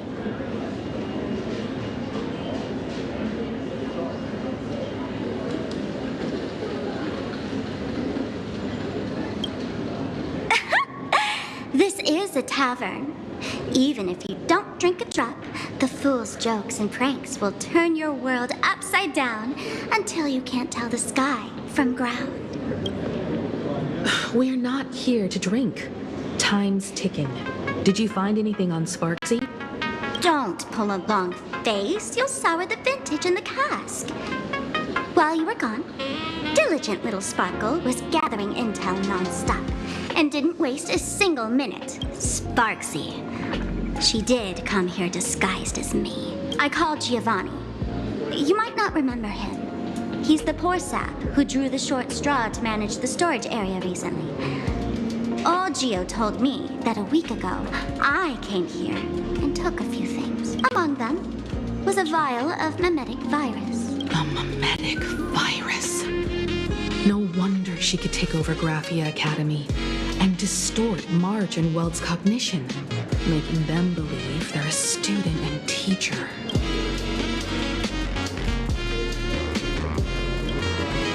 Close enough. The so-called Sparksicon is a front for spreading a mimetic virus. Knowing that isn't enough. What type of mimetic virus is she spreading? What are the symptoms? We need more on her plans and actions before we can counter it. Thought of that already. So I visited a few friends and learned where the imposter's been haunting. To dig up details, we'll have to get hands-on. Lead the way, then. Let's move. Stay close.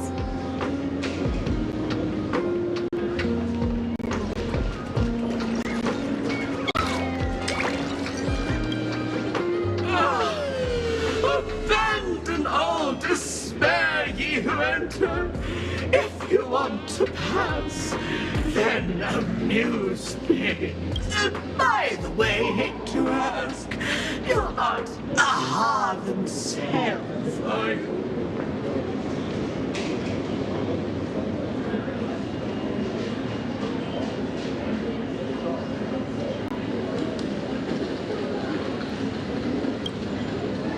No, you're not Aha.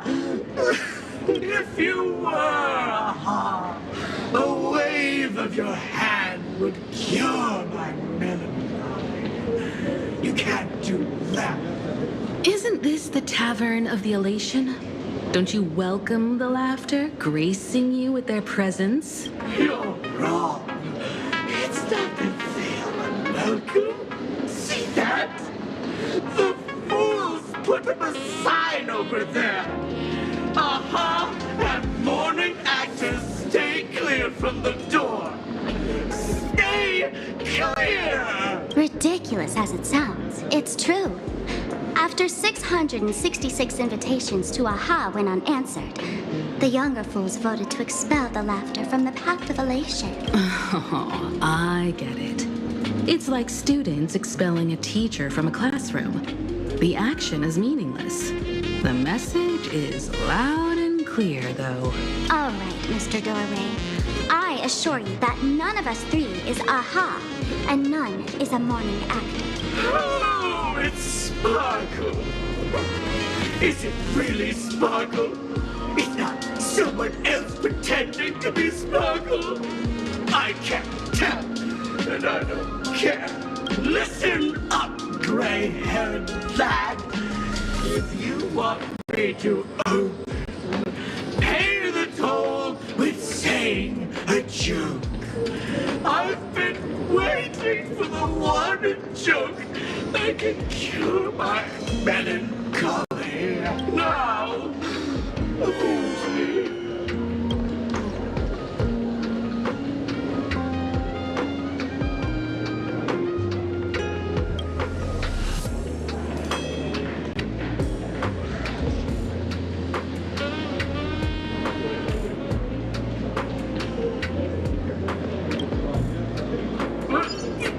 What are you going to do?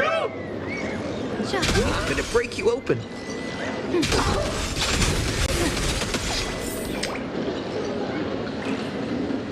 Didn't expect you to have the pull to get me into the tavern. As expected of a detective's assistant. Back when I still had a sense of humor, a fool gave me an invitation. You're really going to see the Stellaron Hunter case through? They can only pay you in dirty money, you know. What else can I do? The boys need the money. Credits aren't black or white, they're ones and zeros. All right. I reached out to Costide. He said that one of the 3 people who stole the mask looked familiar. He might have seen them in the news. Based on his description, I spent ages sketching the suspect's portrait. And I suspect it might be Don Hung, the nameless from the Astral Express. Costide, you owe him another favor. No paying this one back, huh? Speaking of which, Don Hung. That's a Xianzhou name, isn't it? Where have I heard that name before? It sounds so familiar. So, which of these 3 is Don Hung? The one with gray hair? The redhead? Or that black-haired girl who looks like she's ready to stir up trouble at any moment? No, don't tell me yet. Let me guess. I know a bit of the Xianzhou language. The word Don can mean red. So Don Hung is the lady with red hair, right? Your deduction skills never fail to impress. Fine, I'll just give you the answer. None of these 3 is Don Hung. Do you even watch the news? TV, newspapers, the internet? It's all fake news. What do you expect me to look at? Let's get down to business. I couldn't find any trace of Don Hung's actions. It's like someone wiped them clean. So I decided to try a different approach. Keep tabs on the other members of the Express crew. Maybe following their trail will lead to clues about the mask. Nice work, Mr. Wren. They're heading deeper into the tavern. Follow me. I see, gray hair. The tavern not inviting you sooner was their loss. Come on in.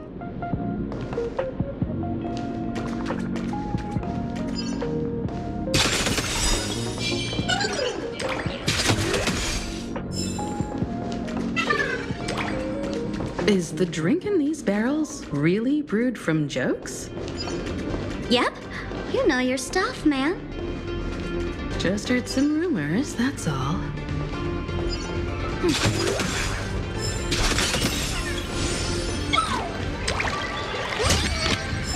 Surprises sure go hand in hand with you. Where's this? Ta-da! Welcome to the dazzling lights of the Bliss Star. The heart of the tavern, Plain Arcadia's dazzling dance floor. There are some tasteless masked fools who consider this place the secret to keeping the laughter going. If life's cruel, don't beg for fairness. Dance! Shake away that sadness until it's all well mixed with the joy in your body. That huge light orb up there. For a tavern, it's as essential as the Phantom moon in the sky. If we get the chance, I can take you inside for a real eye-opener. Speaking of which, 2 months ago, some idiot, after downing hundreds of drinks, had the bright idea to knock it down with a super overlord spinning top. So, we had to reinforce the Bliss Star with a steel frame around it and seal it inside the world in canvas. You know how the masked fools are. spiking drinks with hot sauce and tossing firecrackers down the toilet. Being a drinksmith is a tough gig. No one volunteers. Since Braji vanished, the fools have been drawing lots to take turns as temporary drinksmiths. This fool you're talking about, it wouldn't happen to be Sparksy, would it? If it were, I'd already be tied to that light orb as the scapegoat. Anyway, the next stop is the Golden Confessional. The eyewitness says Sparksy was there. The Golden Confessional? What kind of place is that? A place where you can let go of all your worries. Well, words won't do it justice. Let's go see it for yourself.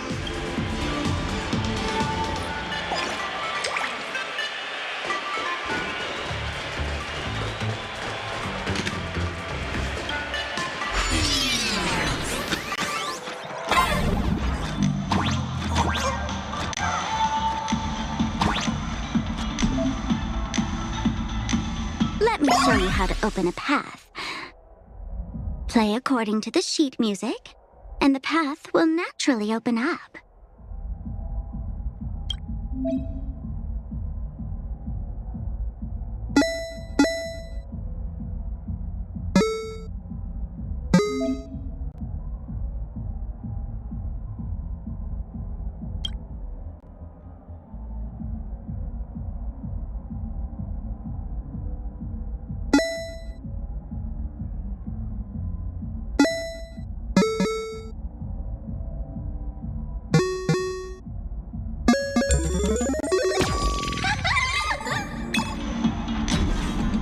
Steel frame actually opened.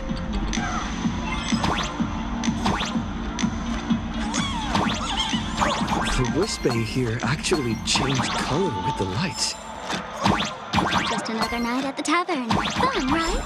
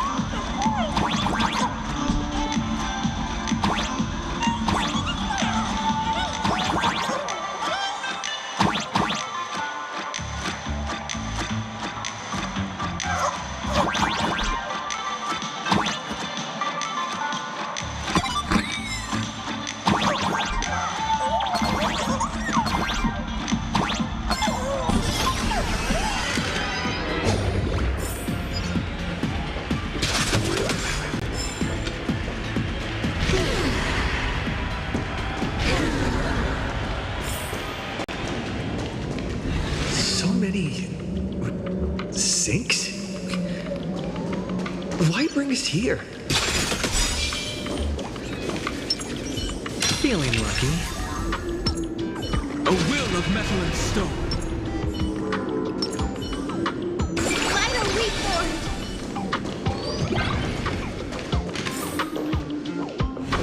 Witnesses say a week ago, I came to the bar, knocked back a few shots of Bomb's first drop, then headed here. The Golden Confessional is an emergency shelter for fools who've had one drink too many.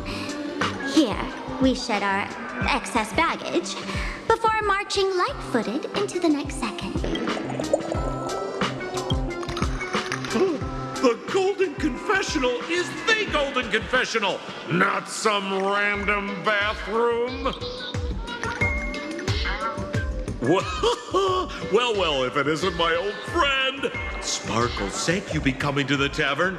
Old Sampo's heart is bursting with joy and a teensy bit of sorrow. How did Sparkle beat me to inviting my #1 buddy to the tavern for a drink? Miss me, old friend?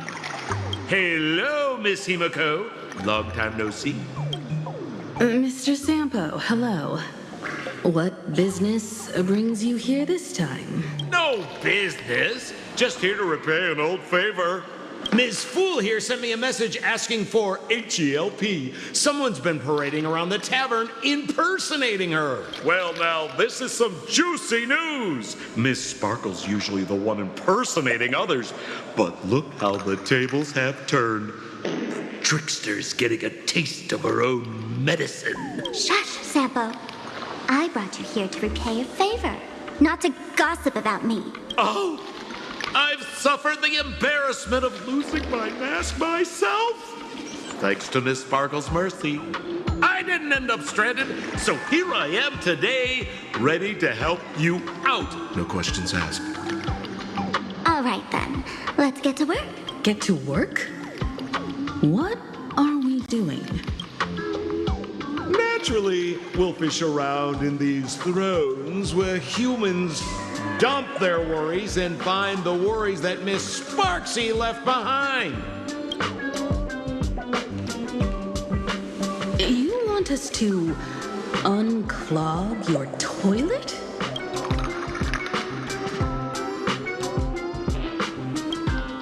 I'm not joking. Don't be too shocked, you two. Let me share a little secret about how masters stay mentally healthy. Drink a mood lifter like Bomb's First Drop, and all the harmful memoria in your body, you know, the pain, the worries, gets purged in one go. That's how fools pull pranks and have a blast without a shred of guilt. So, all that memoria has settled under this bathroom, and you want to sift through it to find Sparksy's worries and catch her thoughts before she acts? If luck's on our side, maybe we'll even dig up the secret to beating her. Huh? What's wrong, ma'am? You don't look so hot. I've got no objection to the task, but doing this barehanded, I refuse. Oh, don't worry. When has old Sempo ever come unprepared? Trust me, I won't let you get off that easy. Emotional impact drill. Oh, sorry. Wrong gadget. Oh, hey! Have you heard of a dowsing rod? Well, forget it. I'll spare you the theory. Oh, I tuned the drill bit to resonate with Sparkle's temperament. It'll drill out memoria fountains with similar emotions. But fair warning, use it carefully. It's been a week since Sparksy was here. Keep your guard up in case something else comes bursting out. Well, if you ask me, leave it to luck. We don't have time for luck. My radar says that pompous imposter would pick the highest spot to bend. Exactly. The Golden Throne. Give it a try. Bro, pick a spot to drill and start mining that gold. Sampo, does this thing even work? Of course it works. Don't you trust your old pal, Sempo?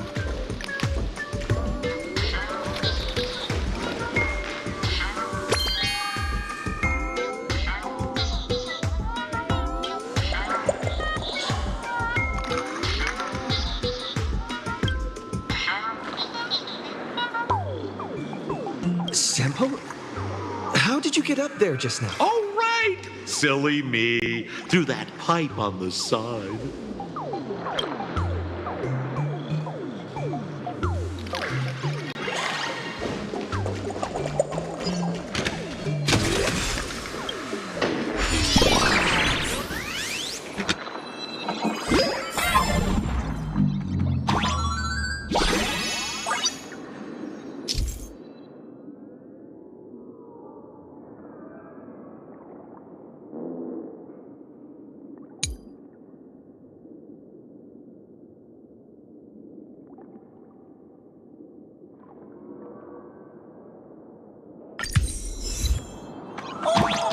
What's this? A plunger?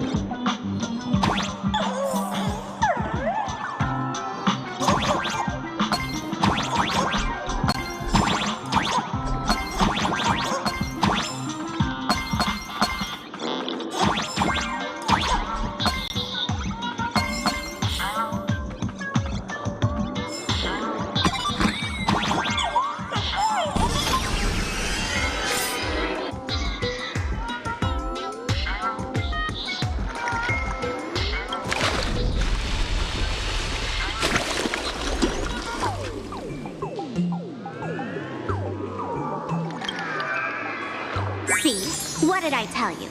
The imposter's worries have appeared.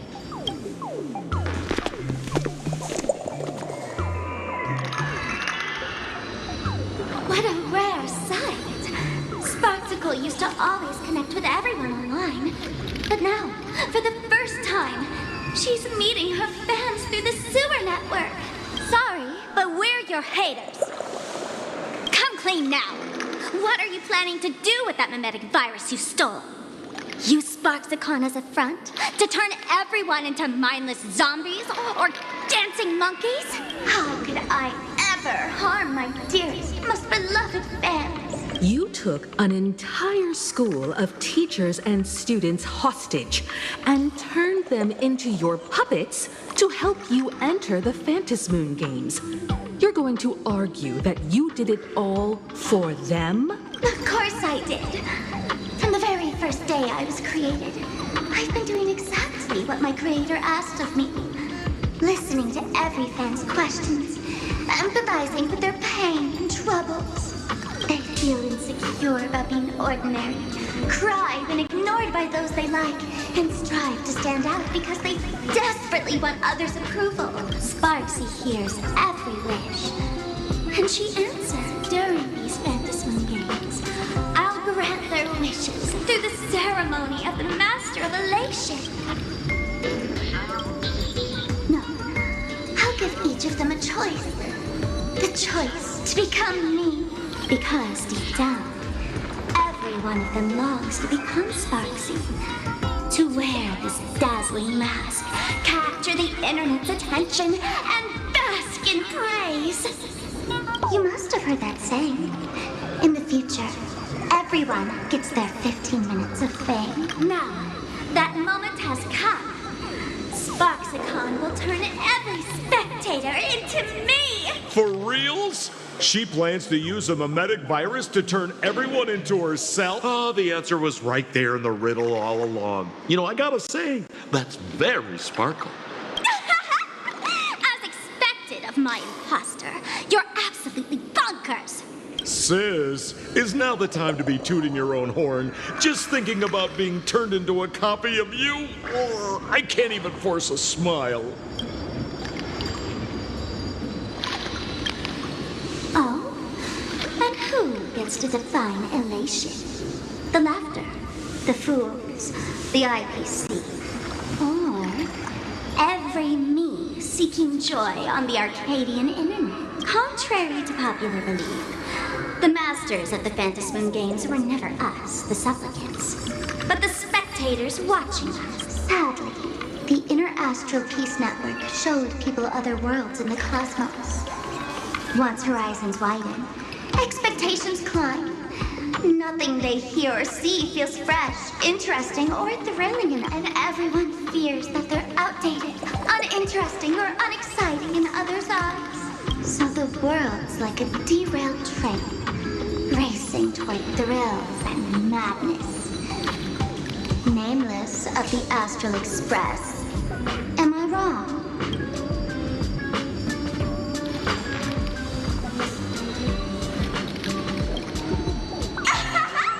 Bingo! You got it. I'm a part of her. Wherever there's a screen, wherever my audience is, my eyes and ears will be there too. I want to see how far you in this outdated model can go. The harder you struggle, the more spectacular it'll be when I live stream the Astral Express crew's derailment at Sparksicon. I'm looking forward to your resistance, Nameless. Oh, heads up, everyone! She's getting serious.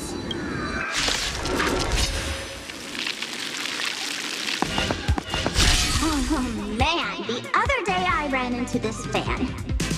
They insisted on showing me some gallows humor, jokes they found online, saying they were absolutely hilarious.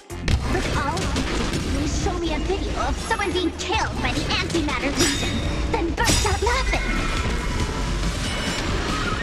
Come, let's all enjoy this gallows humor together!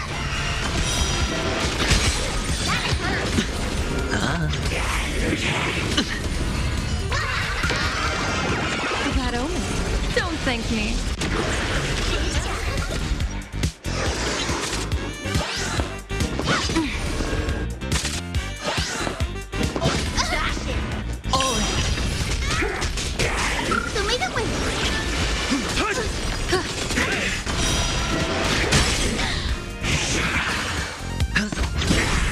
Have some sunshine!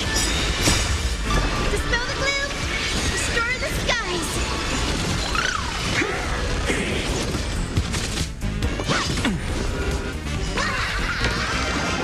Best of luck.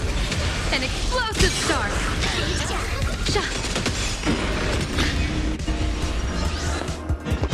Dash it! Mountains move, cracking skies! So may the wind! Spin freely. Bust. Or maybe I'll take it all. Watch your head. Clouds have scattered.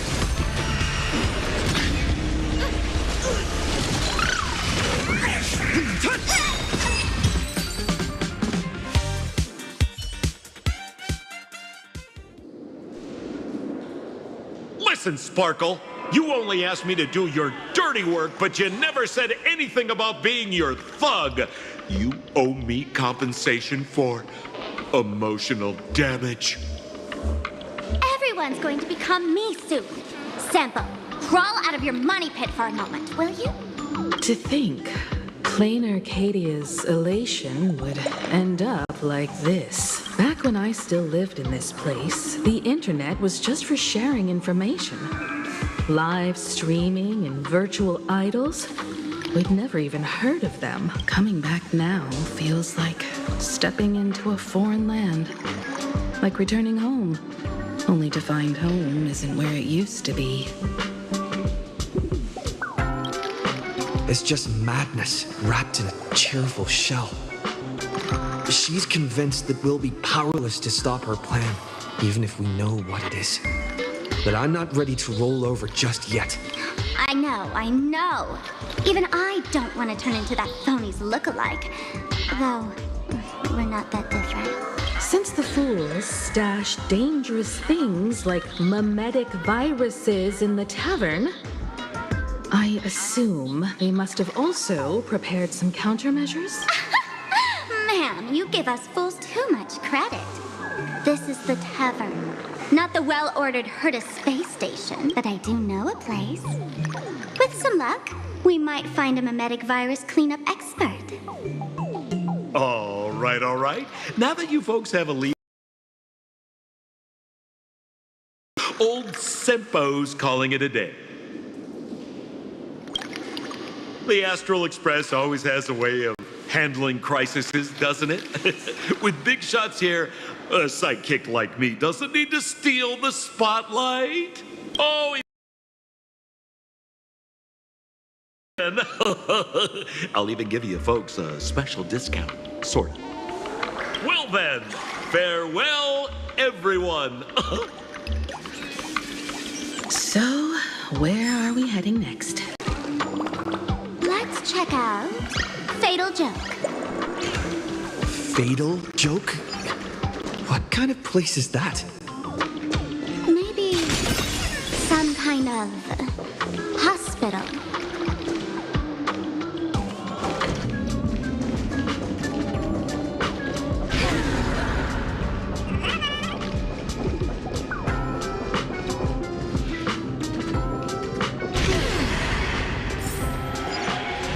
This place feels more like a maze than a tavern. Well, it is a space-time maze, after all.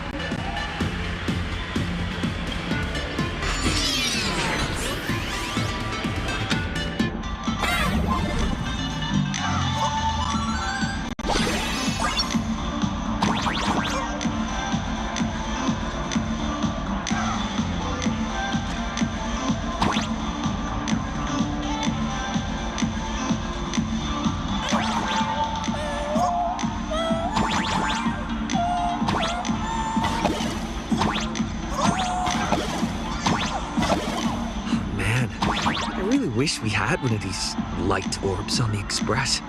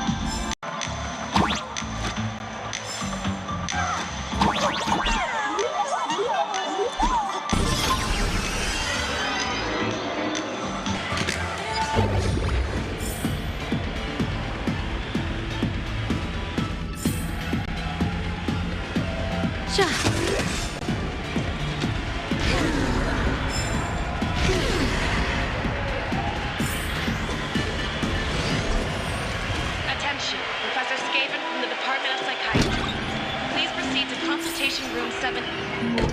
Why is there a hospital hidden inside the tavern? Well, because those who can become fools are all a bit sick in the head. Not your regular headaches and fevers, but matters of the heart.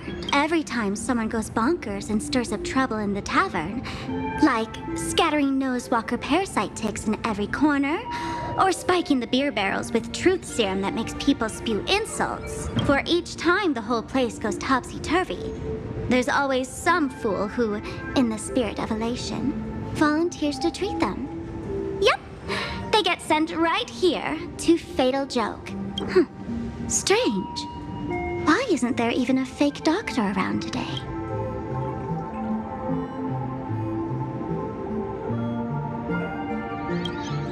Even if some fool claims to have a legit medical license, you wouldn't dare trust them, would you? Attention patients. Please refrain from eating beef hot pot in the hallway. If you wish to dine, please invite the hospital director to join you. Thank you. Would Dr. Hartman from Plastic Surgery please report to the director's office immediately? This hospital doesn't even have a plastic surgery department. Who on earth are you? Dr. Zhongshan from Mental Health Care, please report to exam room 1. We're 1 player short for cards. Is this a theater or a hospital? Alert. Patient detected ahead. Patient detected ahead. Please line up in an orderly fashion for registration and wait for the doctor to begin consultation. Patient number 01, Akavilli. Is there a Mr. Akavilli? Mr. Akavilli, diagnosed with Stellaron symptoms per the records. Are you present? Please proceed to exam room 1. They called you by name, Mr. Akavilli? You might as well go take a look.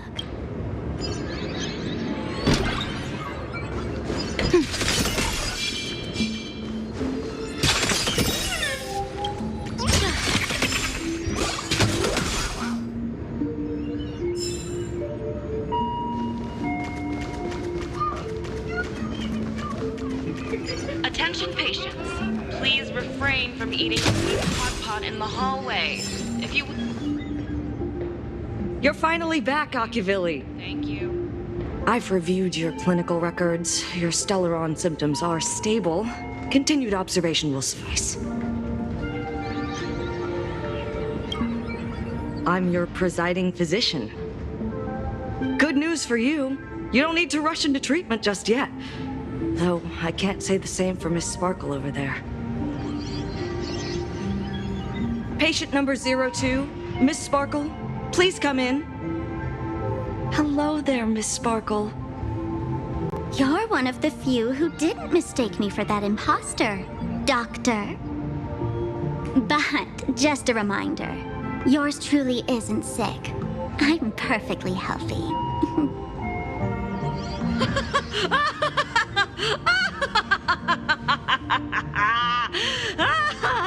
Oh, everyone who comes here says they're perfectly healthy. I've seen so many patients, and you're among the most severe. I could already make an initial diagnosis at first glance. Your ailment is loss of self. If someone can transform into 10,000 characters, would she still remember her original self? Good question. But if someone could become 10,000 characters, does the original even matter anymore? By the way, Doc, are you familiar with any treatment protocols for mimetic viruses? Mimetic viruses. I've heard about it. The city sent over a few cases. The patients had one thing in common. They were all heavy internet users. The medical records are in the room. You can take a look if you want.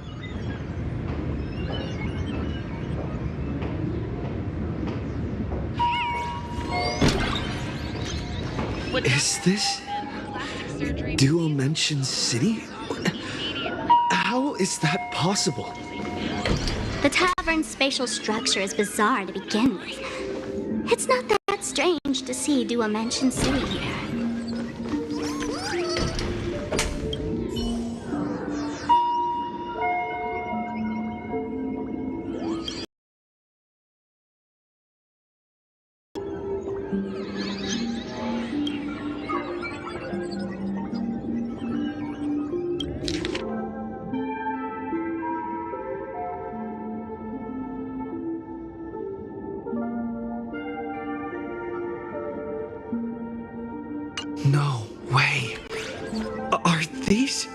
General Yao Guang's medical records?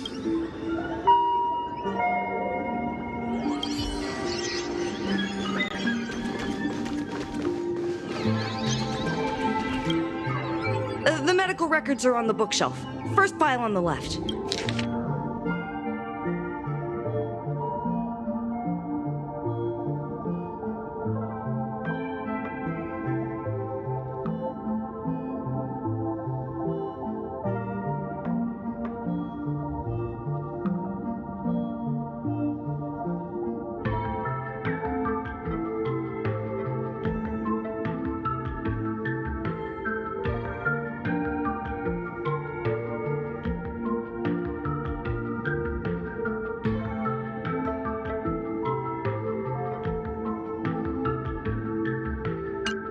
Are there already victims in the city?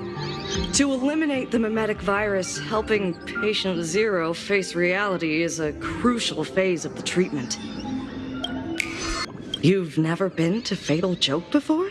That's not surprising. I don't spend much time at the tavern. And to reiterate, I'm perfectly healthy. I love patients who deny their illness. I'll personally shatter their self-confidence. Miss Sparkle, I'm going to write up a detailed diagnosis report for you. In the meantime, why don't you chat with your fellow patients who share your affliction? Gray hair, let's go.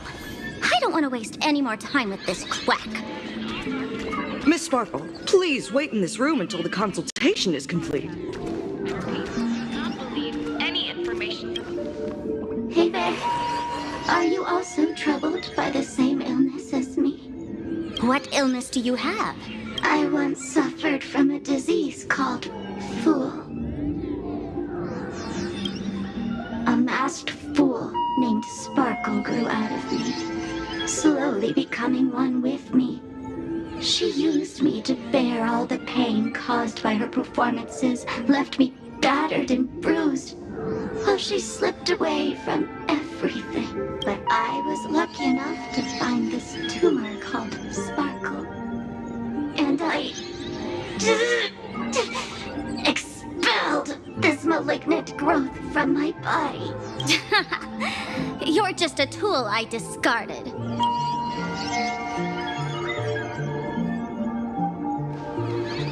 Mr. David Day in Ward 4, please complete your discharge procedures as soon as possible. I don't want Sparkle to grow out of me again. Sparkle, do you still remember me? More people got my name right today than in the past week. I'm so touched. I am your original mask. The Sparkle Roll Mask. The archetype of a bright maiden doomed for a short life. The avenger who perishes with her nemesis. The lover who dies for love. The young artist driven to madness. You used me to win fame, applause, and countless eager gazes. So why would you cruelly cast me aside? Please, wear me once more. The worst thing an actor should do is be tied down to one type of role. Do yourself a favor and stay down. The diagnosis results are in, Miss Sparkle.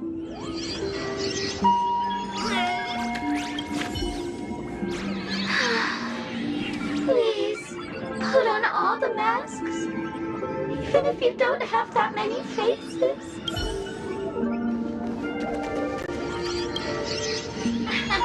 Sparkle, you're back! You seem happy. Yeah, I'm keeping my spirits high, just like she asked. Sparkle, Sparkle! You're the one who told me that a smiling mask will never have bad luck, aren't you? This world doesn't want to see too much sadness, cruelty, rage, or pain. You told me that I just need to smile, no matter what. I did everything you asked. But why did you abandon me? Right now, I just want to cry, to shout! I just want to devour you all! Just how many masks have you thrown away? Don't worry about it. Everyone sheds just as many versions of themselves in a lifetime. Come on, let me eat you! I'll swallow you whole!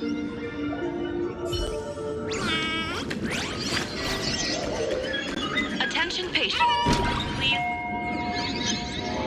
Miss Sparkle, I have your results. Your main components are madness, humor, and a theatrical personality. Unfortunately, the proportions are badly imbalanced. You're beyond saving. But the silver lining is your mask has fallen off. She's free at last. And that's where everyone's misfortune began. None of the masks I've cast off ever had such strong opinions or such a temper. She no longer needs to be corroded by your cancer of rationality. Now she can do anything that you wanted to do but didn't dare to do. Ha! As if there's anything Miss Sparkle wouldn't dare to do. For example, you don't dare wear any one mask for too long. Like a butterfly shedding old skin, you keep discarding every mask just so you won't be defined or bound by them. You're afraid to stop, to be stuck in some stereotype. You're afraid that one day you won't be elating enough. That's why you drew Miss Sparksy and became her online. As a dazzling mask, everyone confides in her. Everyone wants to be her. Everyone feeds her their clever ideas. You thought this would inject new life into your elation. But sadly, once the mask is on you, you become its accessory. People care only about the image the mask paints. No one cares about the you beneath. And that is why she came to life. Human recognition and desire will flow through the internet, providing nourishment for her to bloom. She'll become a bewitching flower, conforming to everyone's wishes, letting them wear her, become her, and blossom across all of plain Arcadia. What a beautiful sight. Stop? You mean treat? Yes? Cremate Sparkle. That's the best treatment I can prescribe. And here I thought you had something clever. After all, there's only one radical cure for all suffering. Make oneself disappear, right? Miss Sparkle, don't think I'm joking around with you. I only misbehave outside the tavern. But here, I am a doctor, without quotation marks. My treatment is real and effective. Generally, when a fool vanishes, their mask loses its power and becomes a dead thing. You're two sides of the same coin, after all. But as for Sparksy, I can't say for sure. During SparksyCon, she'll be worn by millions of ordinary people in plain Arcadia, feeding her with sustenance and strength.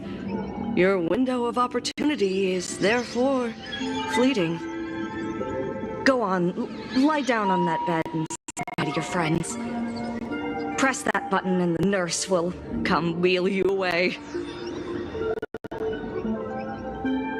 There's a door in the tavern that absolutely positively leads to a still-burning star in Siduni Rama. The nurse will send you there, and that'll be the end of it. And if I say no? Then I'll have to be impolite.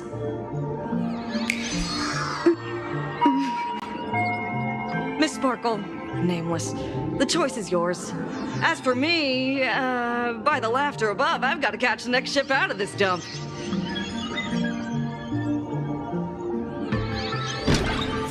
Hey! What's going on? Why am I pinned here? Gray hair. Ma'am, navigator. way! The mask of the masked fool represents what you wish to become. You use it to focus your power, but the mask will gradually bind you as well. That's why you've been avoiding Sparksy all this time. She didn't just steal a vial of mimetic virus. She stole your strength. No wonder the fool at the bar joked, when a masked fool loses their mask, what remains is just a fool. Yes. Every fool has at least one such mask. Not mere decoration, but a part of our destiny crafted by our own hands. It might be a morning actor mask you took a liking to and stole from them. It might be a head accessory you personally sketched in a moment of inspiration. Or it might be something that one day fell from the sky and latched onto your face. To become a fool, one must experience at least one such instance of destiny. The moment of masking one's face. Through the mask's eye holes, we gain a different perspective. Finally seeing how the universe is simply churning with endless jokes and the absurd nature of our existence as living beings. The mask is who we want to be. And now, this imposter is more me than I am. Do it! Press the button. Call the nurse and cremate Miss Sparkle. At least then, you're not actually going to press it, right? Give us a moment to hesitate, to think. Waiting is torture, you know. You're not doing this on purpose to punish me, are you? Hey, gray hair! Say something!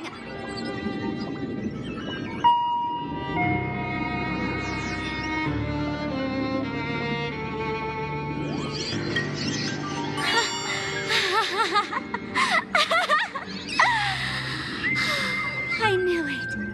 Gray hair. You're still that same warm-hearted gray hair I know. Psst. Let me tell you something. While no one was looking, I already popped the battery out of the button. This was a test, and you passed. Since the fool made her choice, she must have a plan to reclaim the mask, right? If you dare say no, I'll press this button and let the orbital cannon cremate you for real. Your sticky little fingers aren't fast enough to steal this battery, are they? There's a way. There's always a way. Miss Sparkle will definitely take responsibility and work together with everyone to stop Sparksicon. What's with this applause? Have we been watched the whole time?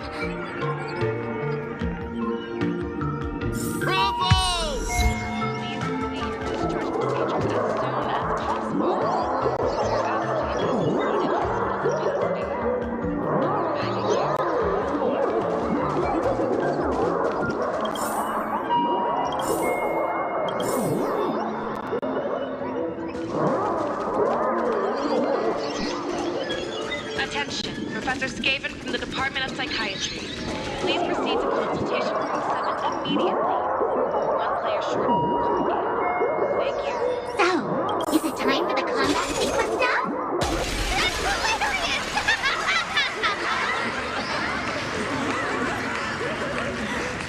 So the audience watched our every move in that treatment? Is this a hospital or a theater? That's life for you. While there's life, there's judgment. In every unseen corner, countless judging eyes are watching, diagnosing, and writing their own prescriptions. I'm must admit, Fatal Joke is a fascinating place. Real shame I didn't come check it out earlier. Ignore the spectators. They're just here for laughs. They won't help and couldn't if they tried. You said you had a way to stop Sparksy. Let's hear it. What's the plan? I've got a few anti-sparkle weapons in my collection. The name says it all. These are items Miss Sparkle collected in my past adventures, and weapons that my fierce rivals once used against me. On a trip, I met a girl who shared my tastes. She had quite the knack to be a fool. In our battle of wits, she nearly turned me into sparkle paste using the local tumbleweed specialty. She also had a massive mech with beam cannons up the wazoo, ready to blast away any time. I quietly replicated those powerful goodies from my travels. With these anti-sparkle weapons, that imposter won't know what hit her.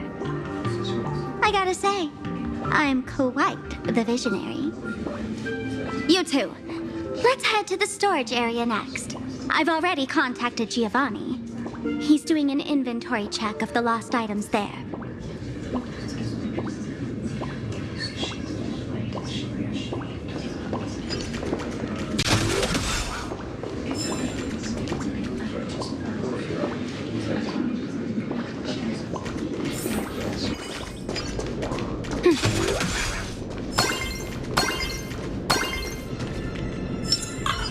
Feeling lucky. A will of metal and stone.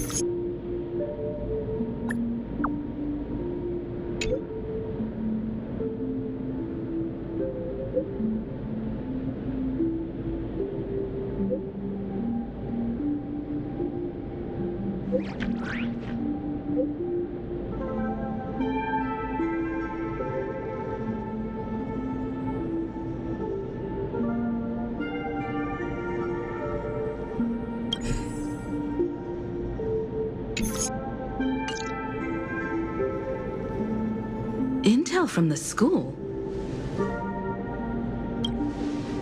The Furbo journalist couldn't find March or Mr. Yang, but they did spot Sparksy taking down the wave mural in the school courtyard. Oh? That's noteworthy. Looks like Sparksy is busy making preparations too. But why do all this? Never mind her for now. Let's check out the Fool's storage area.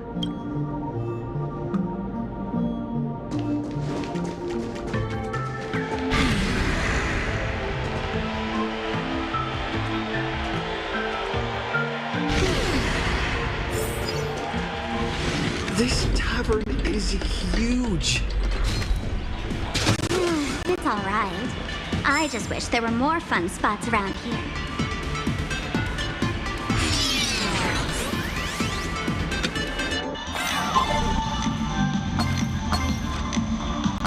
Wait, there are that many people under the dance floor?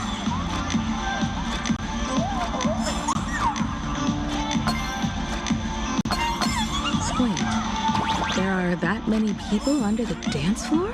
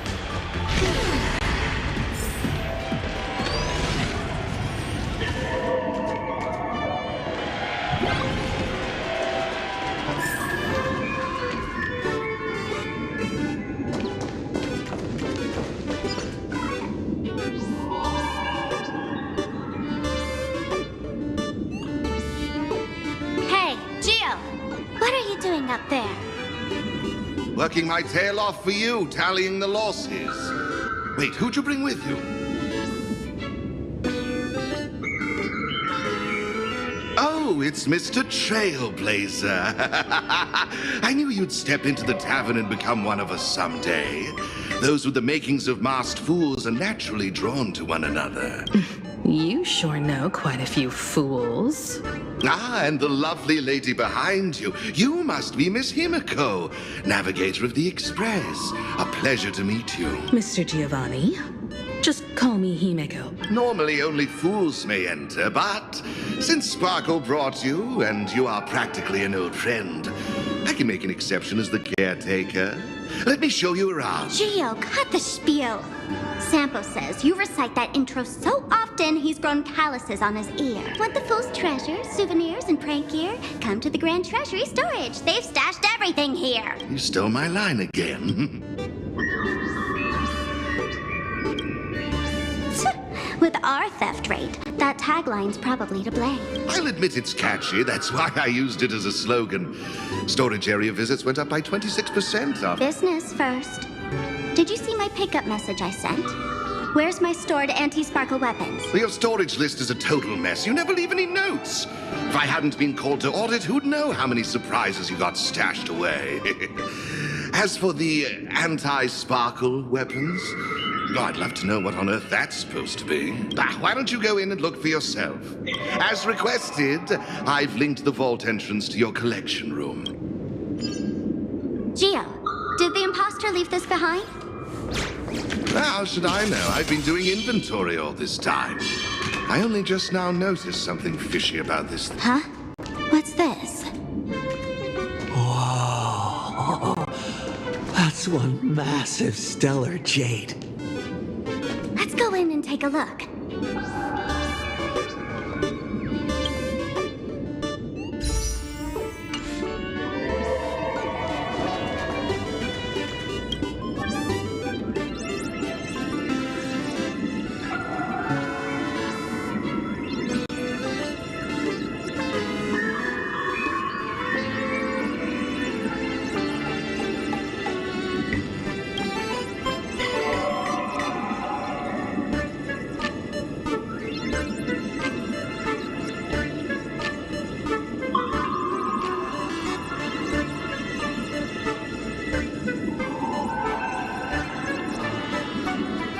Kid, wake up.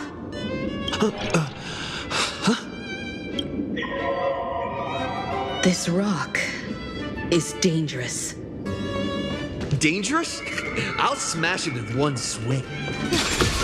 You got it. Smash every last one and bring them all back.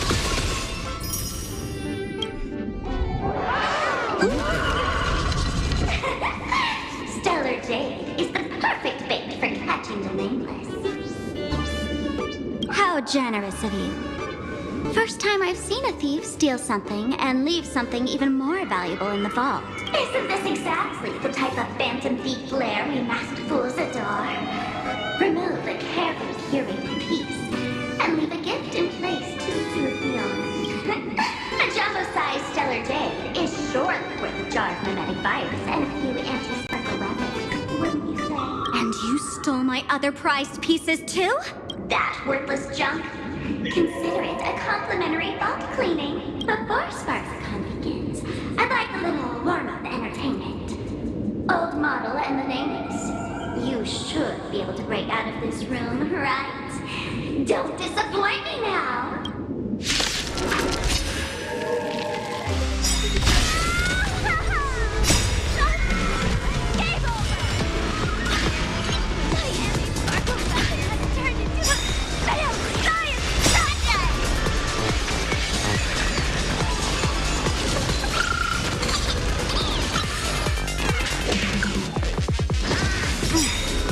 Observe the heavens with my divinations. That omen. Don't thank me. Clouds have scattered. It's on me. Test of luck. An explosive start.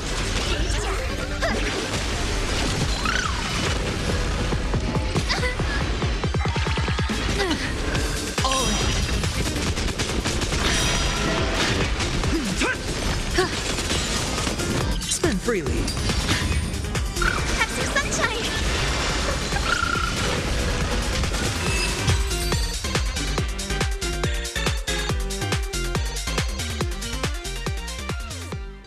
Gio!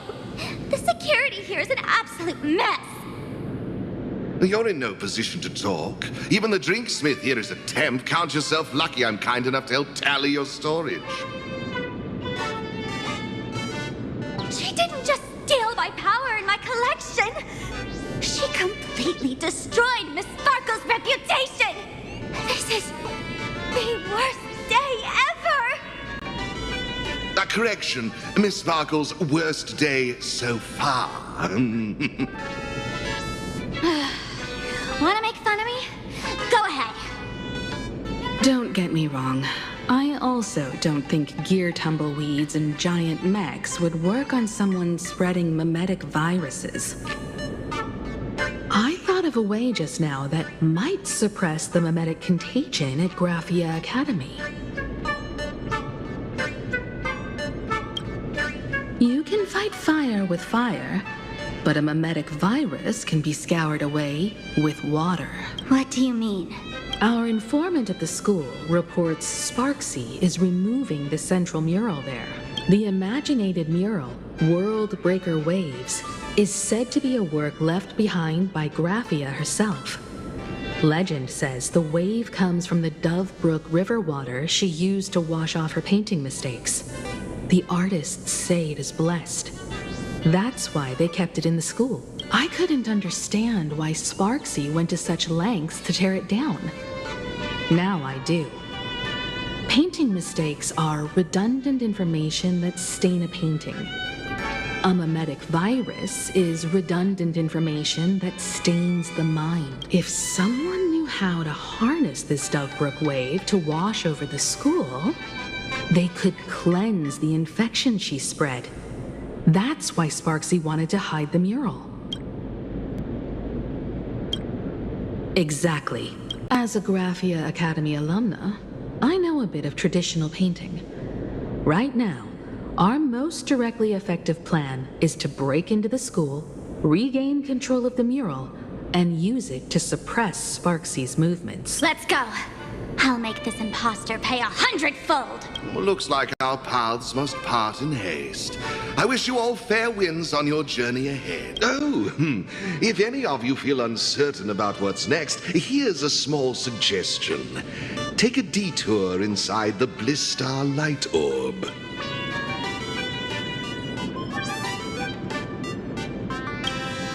A quick prayer to the gods before battle hardly counts as wasting time, does it?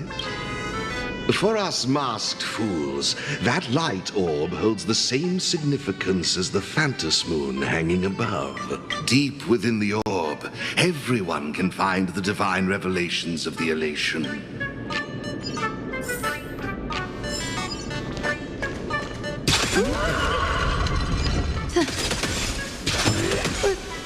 This doesn't look like where we came in. Don't worry.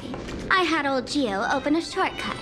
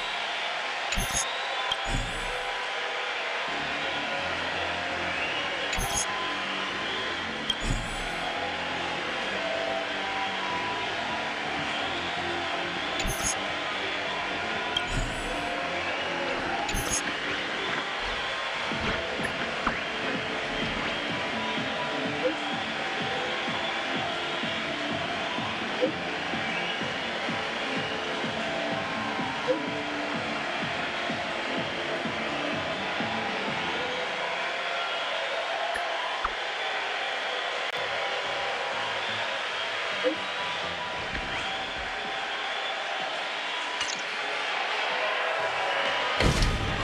darn it. They found something else at the school?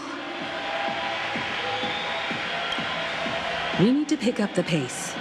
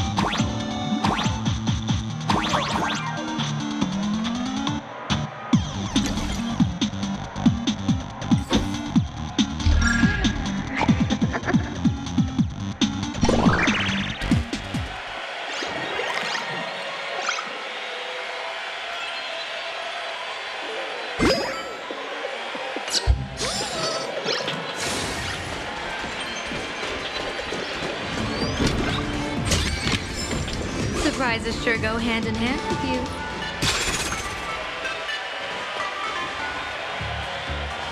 Giovanni said we could find the divine revelations of the elation inside the light orb. Don't tell me this orb is another tavern room. Bingo, your intuition's spot on. It isn't just a light-polluting orb. Think of it as a shrine for fools.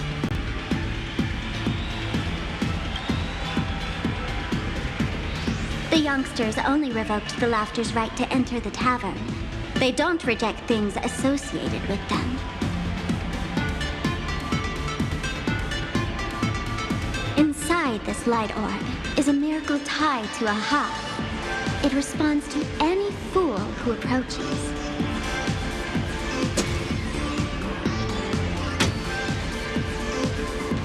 Let me show you something mind-blowing.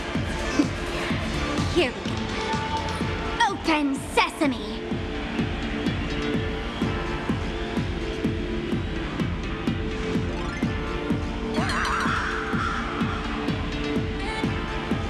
I said, open sesame! Open sesame! Sesame? Open?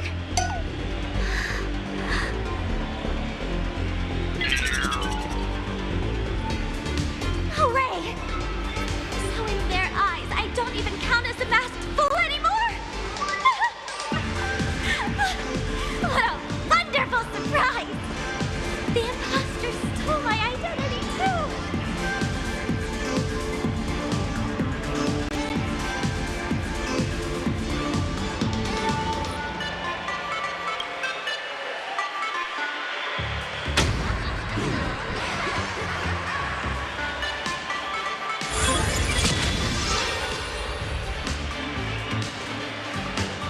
The good news is, at least one of us is still a masked fool. Hey! That's way too harsh.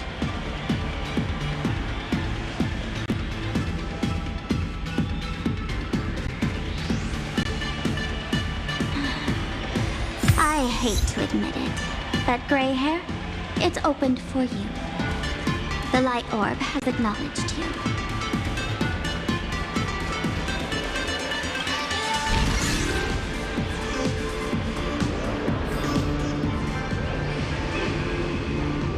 So, this is the miracle you meant? Yes. Among the masked fools, a myth is told. When the Master of Elation climbed the highest boughs of the Tree of Existence, they glimpsed the cold, abhorrent void. The stars turned like machinery, and all meaning yielded to nihility. They gazed further, until they witnessed a newborn fall and cry as if wronged beyond measure. Then they burst out laughing. That crystalline laughter tore through the cold, dead universe, echoing through the realms to this day. Many think the laughter that tore apart the cosmos is just a metaphor. But sadly, it's real. The tavern folks call this thing the echo of primordial laughter. It tore open a spatial rift. They say other tavern branches have this too, in multiple locations. No one knows how many there are, or what their existence means. When we shout into it, there's no echo. Toss in trash, and it merrily swallows it. No one knows if this thing will keep widening and swallow the tavern whole. Either way, it just sits there, right over there, motionless, grinning at us forever.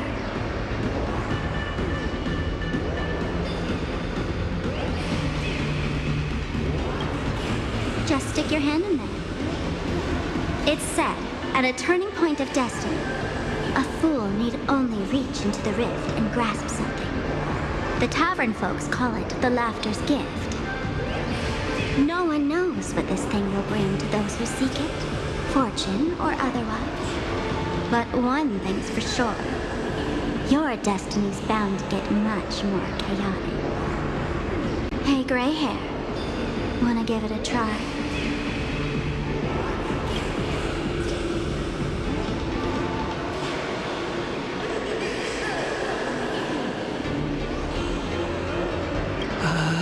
Akivili, have mercy. In Akivili's name, please don't hurt me. My hand doesn't taste good.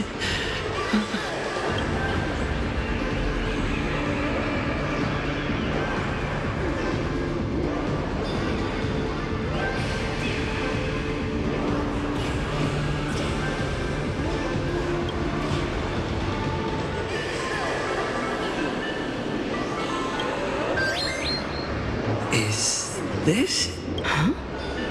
What's this?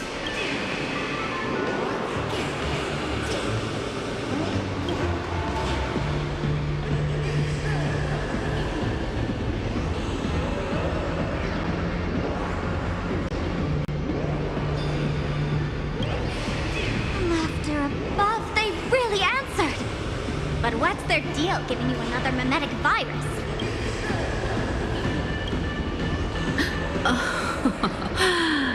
Now I get it. Audiences infected with the Sparksy virus naturally won't be able to resist Sparksy. We'd end up like that soon after breaking into the school. But if we're already infected with another mimetic virus, well, that changes things. And this banana serves exactly that purpose. To buy us some time to resist. The elation really has a twisted sense of humor, huh? All right, let's move. Who are you two? Haven't you heard the rules? Only one fool's allowed in here at a time. Who am I? Well, just a passing detective and his assistant. Have I been asleep too long? Or has humanity sunk so low they don't even care if they turn into monkeys? Meanwhile, the ignorant criminals believed they had discovered a treasure that could change their destiny, completely unaware that what they held in their hands could shatter the sanity of the entire world! Hey, Mr. N, cut the narration when it's time to fight. Well, I got to do something right. Like this. Whatever floats your boat. Now, listen up, you three. Put that banana down and walk away, and I'll let bygones be bygones. But if you try anything funny... If you want to get to them, you'll have to get through these little toys first.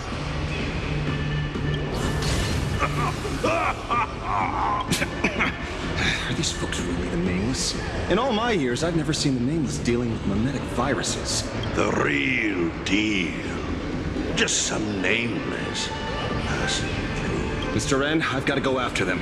You won't be able to keep up with me. Just head home and wait for the news. I swear, I won't let the tragedy that happened to you repeat itself in this world.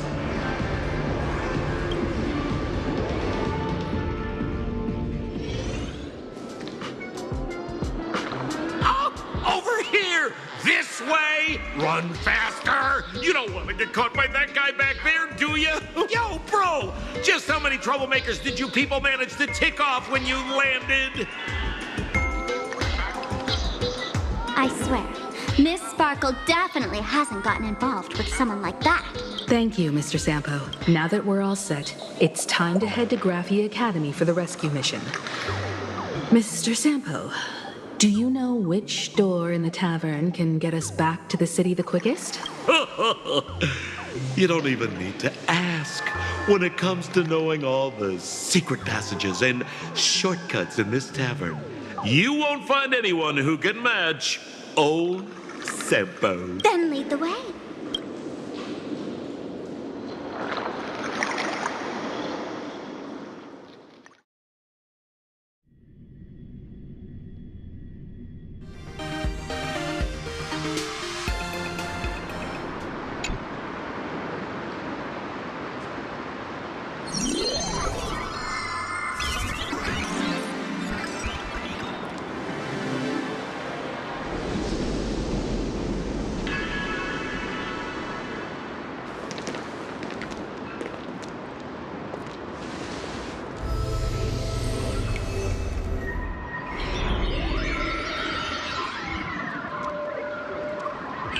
Your thoughts tell me that you still have doubts about me.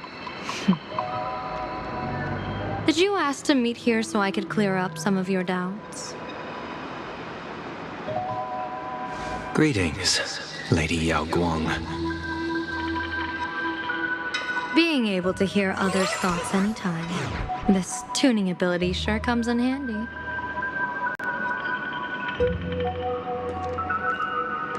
Compared to the seer strategist's ability to come and go as she pleases, this is nothing but a parlor trick.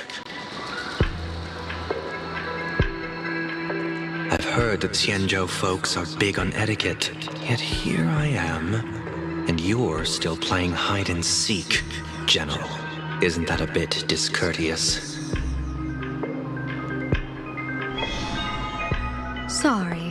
I have this old problem of suddenly disappearing. It's really something beyond my control. As for the reason, I'm afraid I can't disclose it. Please forgive my rudeness. Or, if you're truly that curious, why not use your tuning and find out? You know I won't do that. Besides, I couldn't even if I wanted to right now. Couldn't?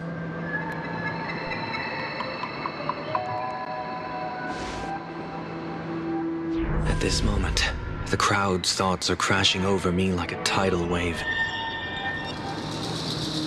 I can't block out all this mental noise. Just keeping my own thoughts from getting tangled up in everyone else's is hard enough.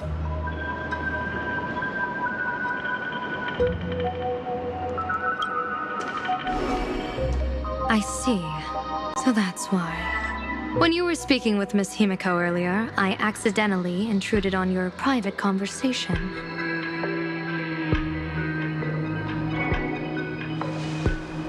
My tuning is spiraling out of control. This mask is distorting my abilities.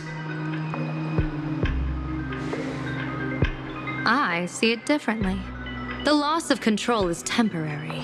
That mask is amplifying your power. How is this possible? This tuning power is bestowed by the Harmony. How could the elation meddle with their authority? Perhaps the elation simply poured more fuel into this divine authority?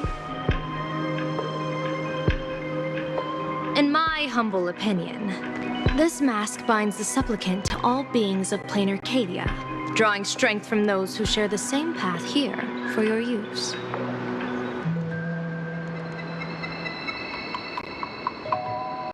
That's why you're hearing others' thoughts surge toward you like a tide.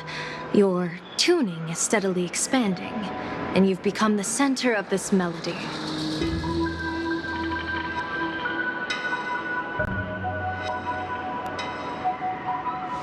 You sure gave me quite the gift, General.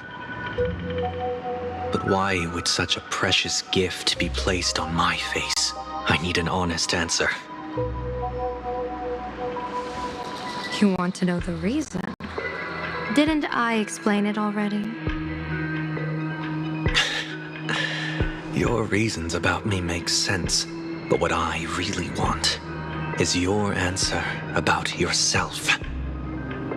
General of the Yuchua, who sees into the future, why not wear the mask yourself and personally step into the fray with its power?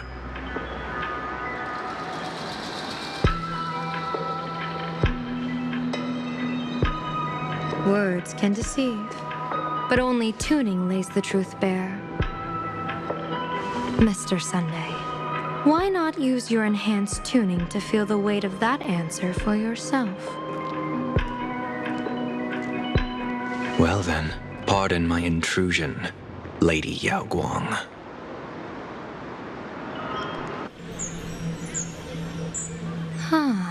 So this bird on my shoulder is the manifestation of the tuning's resonance? Exactly. And these symbols I see floating above people's heads would be the weal and woe signs you mentioned, General? That's right. To become an Arbiter General, one must undergo 3 ceremonies. The Rainbow Ordainment, the Rainbow's Gaze, and the Bestowal of Spiritus. Only then can one truly take up the mantle and live up to the title.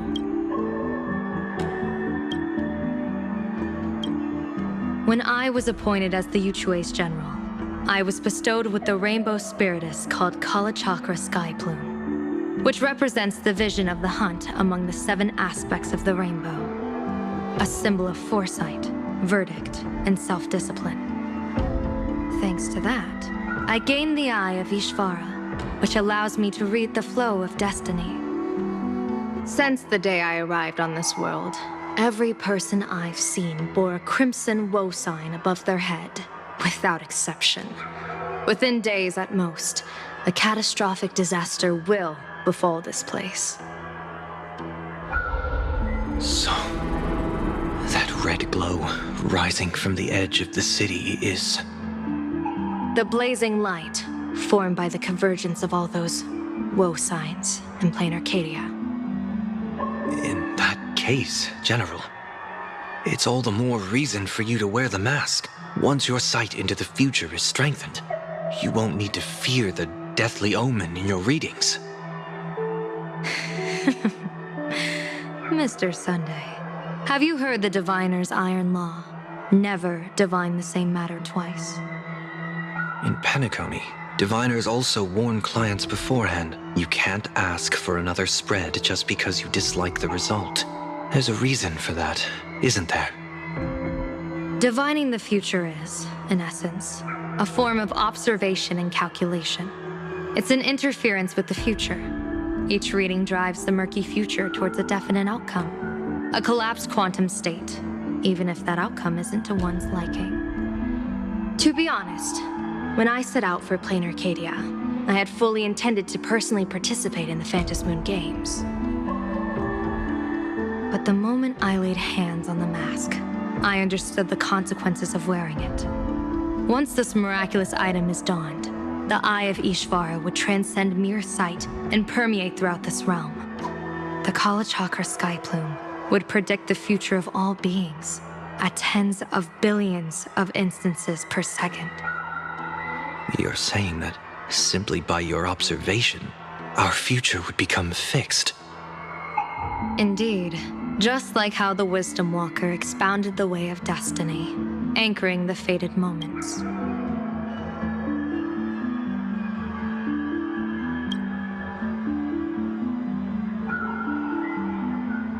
If I wore the mask, I would become the noose of Plain Arcadia, and I would personally anchor a destiny that drives us all into a bottomless darkness. We will become locked in a dead end, with not a shred of hope for salvation. Close one. I passed the trial. There's still a sliver of hope in this round. Now that makes me even more curious. Pardon my bluntness, but the fate of billions in Plain Arcadia never had much to do with you, General. Your encounter with the Express and the IPC was merely a chance meeting. You are a messenger of the Xianzhou. Since you foresaw the omen, that an Arbiter General will fall here, you could have boarded your ship and left at any time. Why choose to stay and help us? To help this world break free of this death trap? Because I am guided by great compassion. Every life is precious beyond measure. Such diplomatic pleasantries won't fool the former master of Penacony like yourself, would they? Then, how about this reason? The Astral Express has distinguished itself time and again against the destruction, and bears an irreplaceable duty for the future. I can't just sit idly and watch you face annihilation. Give me a break. I really am terrible at all this diplomatic talk. Mr. Sunday, what makes you think that everything I've done is just to save Plain Arcadia? What? Well, is where woe lurks. Woe is where weal leads. The good fortune of some often births the ill fate of others, and a dead end for someone may hide an opportunity for another. This treacherous land where life and death turn again and again, where fortune flips to misfortune, is, in my eyes, the perfect board for a game of wits. A game with whom?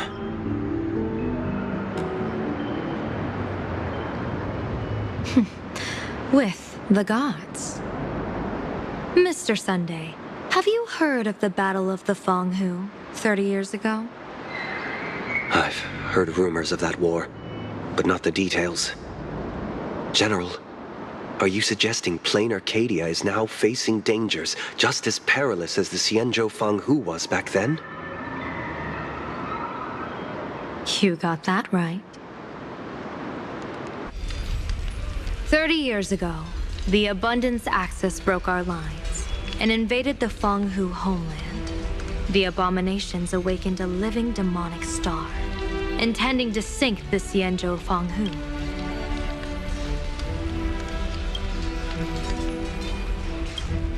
With no other options, the Alliance staked everything on my junior soar's plan to operate the astronomical observation device, the Cloud Peer Telescope, to signal the rainbow for aid, using their Lux arrow to strike down the demon star. Whoever operated the Cloud Peer Telescope would not return. It was to be a one-way trip. So, your junior Sora. You guessed wrong. The one who offered his life was my master, who taught me divination. It was Master Jingtian, then the Yuchui's master diviner, and the only high official authorized to operate that device. He accepted his fate and ventured to the Fanghu. Going with him into certain death were Yueyu, the previous Yaoqing general who guarded the Cloud Peer Telescope, and the Verdant Knights under her command. I was responsible for assessing the entire plan's feasibility and mending its gaps. I activated the Decalite reflection barrier, calculating and casting lots again and again. I watched as the starlight, representing countless possibilities, flickered within the reflections, faint, wavering, until the vast shadow of a pondering god swallowed them whole. And they vanished into the abyssal dark at the edges of the universe. In that moment, I understood that I had cemented my master and countless soldiers into an inescapable doom. When the Lux arrow fell, they would perish along with the enemy and that demonic star. All reduced to ashes. You sacrificed so many comrades just to ensure the enemy's fall? To Penaconians, that must seem incredibly cruel, right? As someone born in an era of peace, I have no right to judge. Perhaps the founders of Penacony could understand the necessity. Cruel or not, it was my duty. And so I had to witness and remember their sacrifice. When I saw the Lux arrow descend, I realized the Xianzhou Alliance had actually directed an Eon's actions. This realization illuminated the mission of my remaining years. In this cold, merciless cosmos, when you're trapped in despair, an Eon's intervention is often the only hope. We are not ants, helpless beneath the celestial spheres as we simply watch the stars turn. Instead, their trails were forged by us, who offered up a portion of our insignificant destiny. Even beings as mighty as the Eons can be pulled by our will.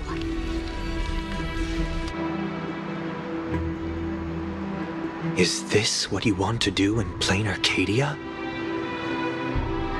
Indeed. I will seize those starlights of possibility I once buried with my own hands. Just like the Battle of the Fanghu 30 years ago. An Arbiter General will fall, and an Eon will descend. I will forge the destined death into wagers and game pieces, and invite the god who delights in meddling with destiny to sit at my table. This time, I will invite them into my calculations to draw a great wheel for the cosmos' future. Mr. Sunday, surely you can understand this mad idea of mine, having once reached the divine throne of order yourself.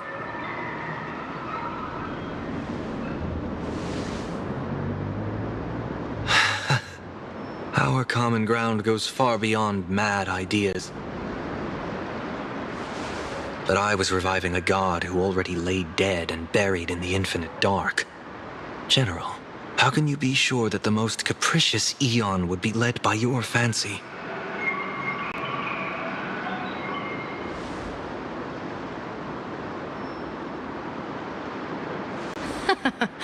Have you heard this myth about the elation? They say Aha once climbed to the highest bough of the Tree of Existence. Gazing out, they saw stars turning coldly like machines, and the meaning of everything yielded to nihility. Only the cry of a newborn made them burst into laughter. Mr. Sunday, answer me. Why did Aha laugh?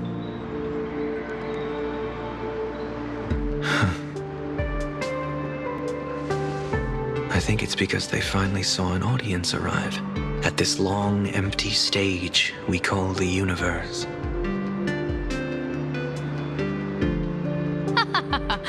Oh, well said. You're way funnier than you look. As divination teaches, heaven creates 49 paths. Humans find the one unseen. We are the greatest variable this blind, mindless universe can produce. The universe and the gods set riddles for us, and we shall give them a surprise, an answer beyond the finality. Ah, looks like it's about time. Don't tell me you're disappearing without a goodbye again, General. No. This time, we will set our eyes on the same place and carve a sliver of possibility out of destiny with our own sight. Could you be talking about the school where Himiko and the others went?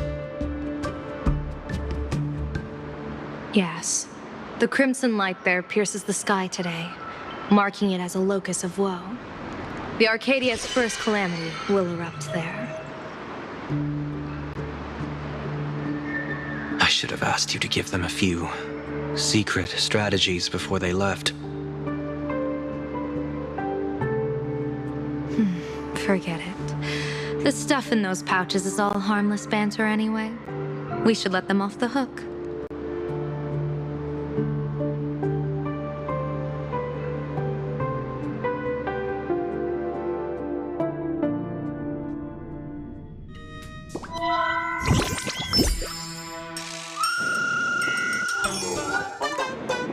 Hello, everyone.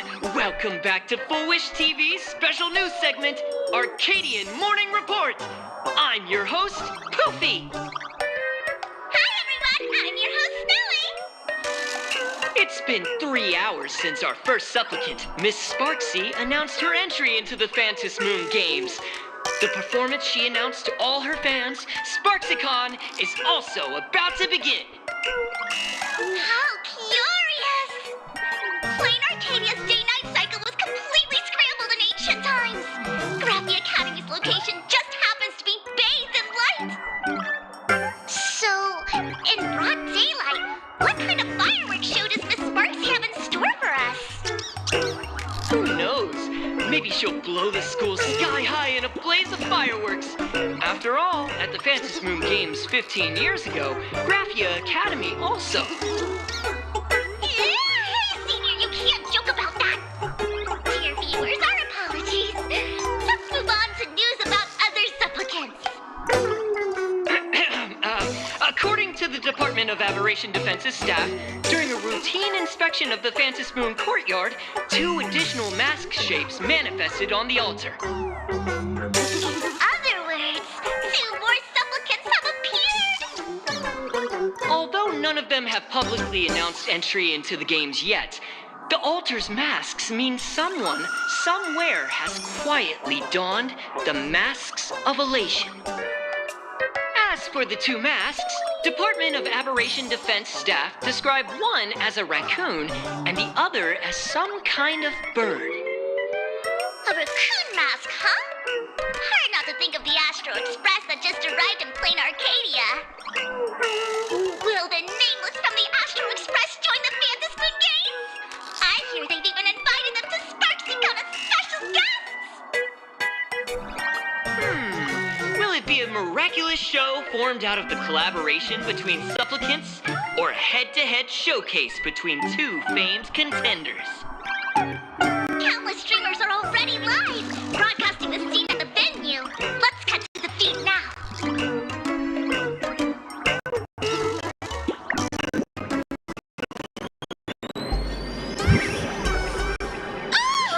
Look, it's the nameless from the Astral Express! 1 girl, 1,000 faces. 1,000 faces, 1 girl. Welcome to the SparksyCon live broadcast. Dear lovely fans, please be patient. SparksyCon is about to begin. This horror stream is about to end. Time for you all to log off. That woman has Miss Sparksy's face. What a pathetic imitation. What? My face is the original. Miss Sparksy's face alone is the greatest masterpiece in the world! Everyone should listen to her sweet voice and gaze upon her adorable face! We shall become Miss Sparksy! We offer everything to Miss Sparksy. Sparksicle! Sparksicle! Sparksicle! Sparksicle! Sparksicle! My eyes! I've seen something cursed. The mimetic virus spread among people is way worse than we imagined. There are walking Sparksy shrooms growing on the ground. I bet we'll all end up with Sparksy, or rather Sparkle faces before we can get very far. Are we really using that? If we don't take down that imposter before the virus hits, we'll all be monkeys in the jungle. Become a fake of a fake or a carefree monkey. Your call. On second thought, being assimilated by an imposter doesn't sound that bad. Enough talk. Eyes on the banana. Ow! Man, a little warning before you stab someone with a banana, please? Come on, banana. Remember the plan we made at the tavern? Yes, we dig out the imaginated painting Sparksy hid, then use waves to give Graphia Academy a good banana wash over. But what if that imposter figures it out? Just try to keep her busy and buy us some time. Let's do it!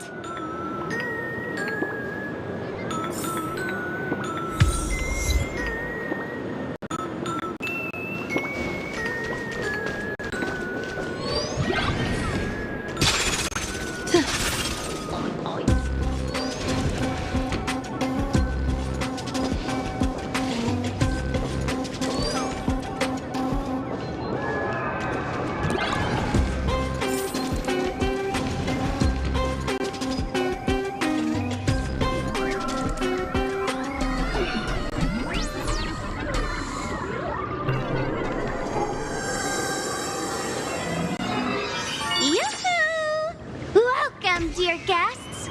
I've been waiting so long, my phone's about to die. Drop the act, my dear Mask. I shouldn't have called you an imposter. That was harsh of me. Come back to Mama's arms. It's not too late. If the Astral Express crew gets involved, they won't be pulling any punches.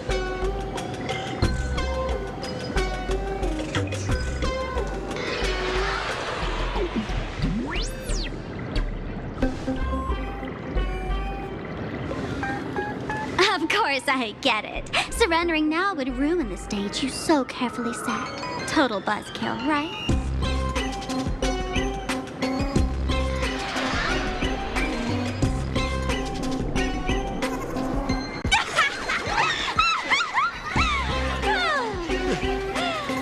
So you still don't get it.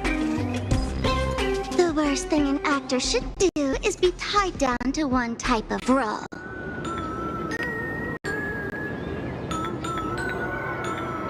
Standing before you, the loyal friend who's been by your side all along, the masked fool who never played any tricks.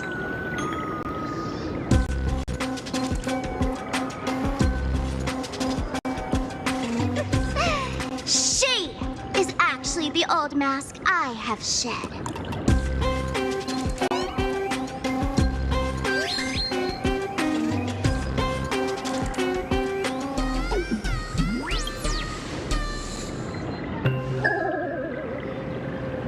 Haven't I been telling you all this time? She's just an old model.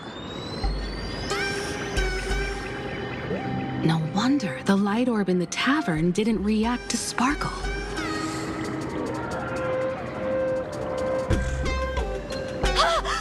For real? That explanation is kinda awesome.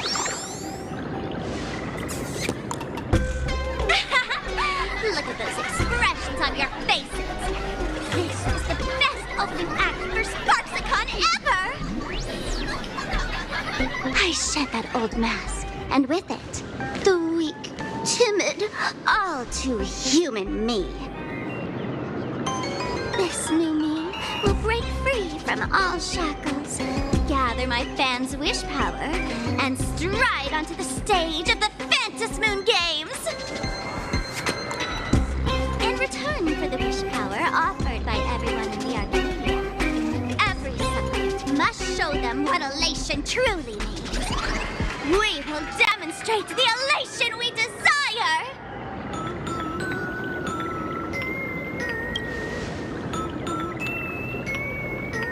There's no coercion involved anywhere in this. It's a simple yes or no, like scrolling to the bottom of the terms of service.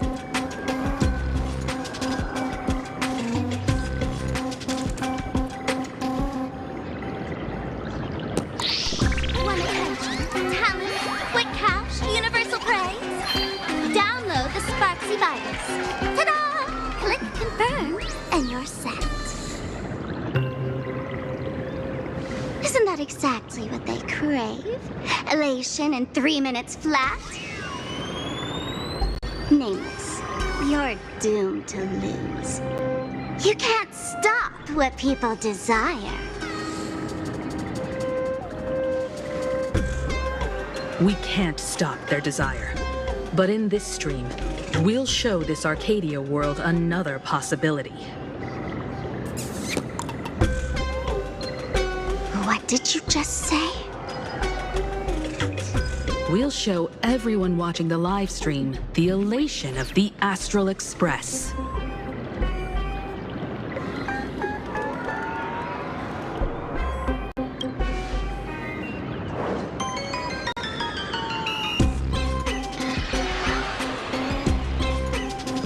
You got another mask? Before Sparksicon begins, the hero of the Express will defeat the villain who tried to spread the virus. And soon, the world will watch it happen live. In their hearts, they'll long for the Trailblazers too. You were never the only option for the audience, Sparksy.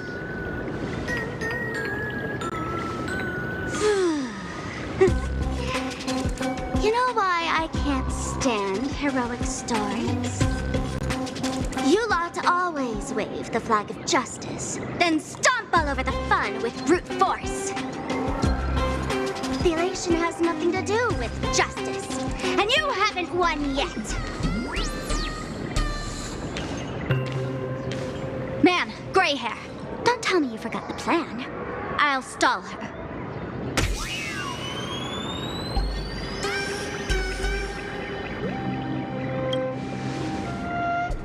We don't have much time left, do we? I'm trying to give us better odds of winning here.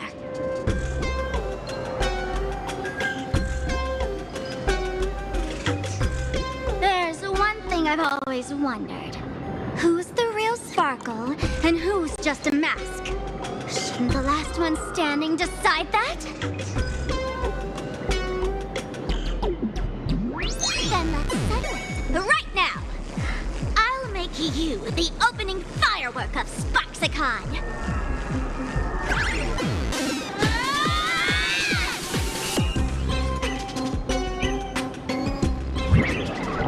Unbelievable! A girl who looks exactly like Miss Sparksy just rushed in and started throwing punches!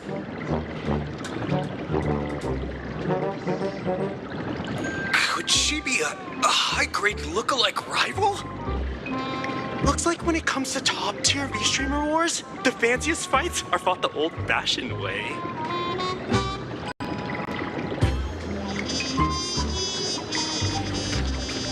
Hey, friends! Over here! Look this way! Is that March's voice? Over here! Mr. Yang and I are in the art classroom! While Sparkle keeps her busy, let's regroup with March first.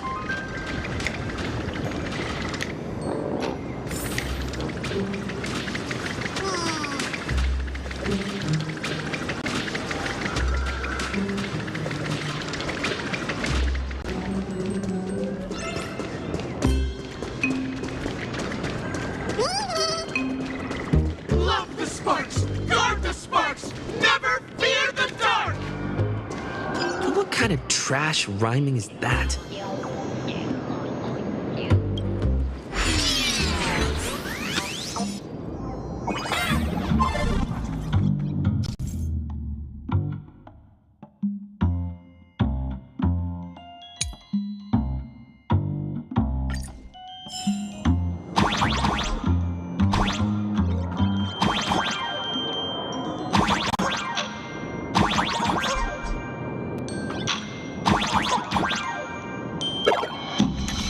Move this platform, and you should be able to get up there.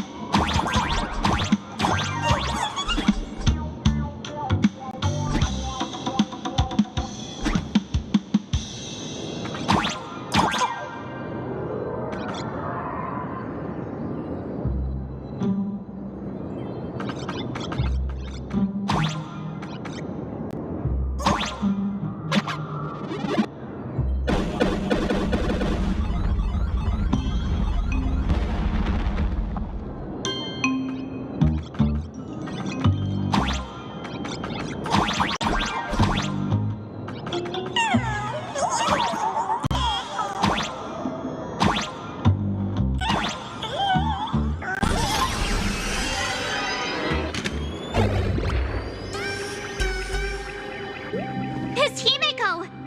Oh, you're finally here! March, I'm just so happy you're safe, Bana. After he escaped the school, I figured he'd bring you back. So, while Sparksy was away, I found a classroom to hide in. The students around here have been acting weirder and weirder. Good thing my heart is pure and untouched, so her tricks don't work on me. Hold up. Were you two just talking with some weird verbal tick? What? You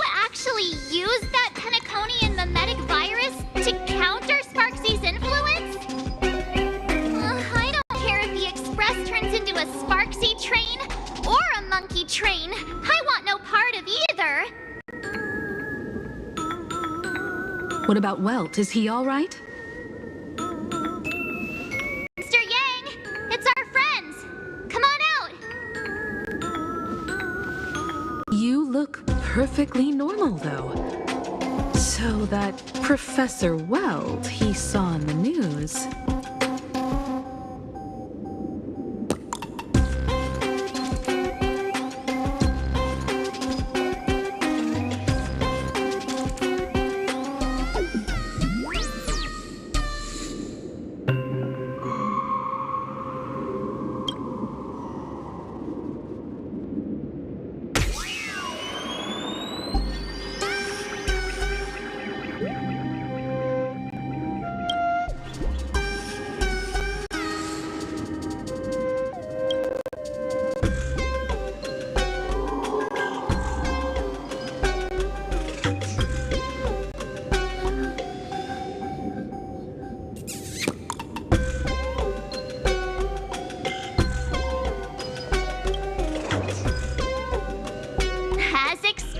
From Teacher Yang. We might have a lead on the other two painting pieces. Have you seen... You mean... a furbo? We sent a local reporter into the school, but his luck turned sour, Nana. Sparksy caught him red-handed. Before he was taken away, he managed to take a photo of the library. I want to check it out with him. What about me and Mr. Yang? Now that we have a lead, no way we'll just sit here doing nothing.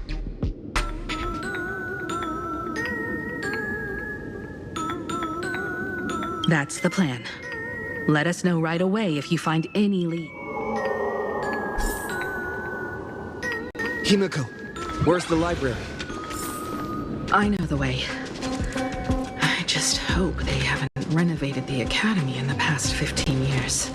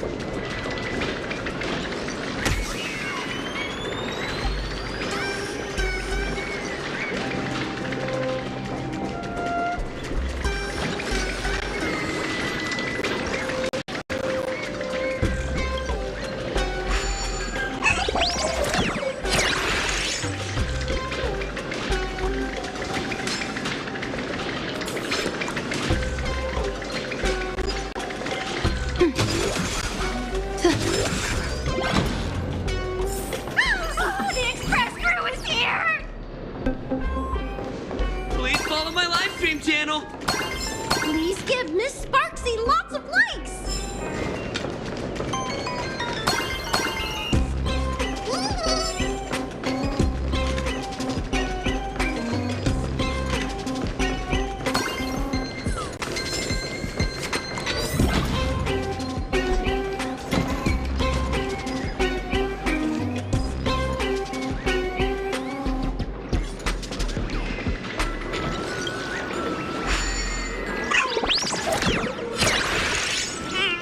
The library's just up ahead.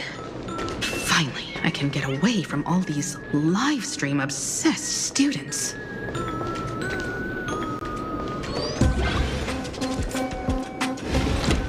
We're here, Bana. But I don't see any waves or moon. Where could it be? Like I'd ever tell you. Miss Sparksy herself ordered us to guard this place with our lives. Hey, get that stream running. Ugh, kids these days. They ignore their studies just to focus on the internet.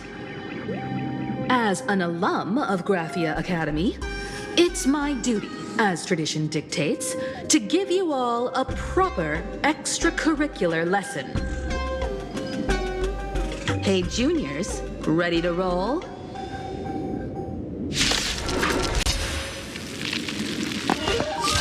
My purpose is to protect.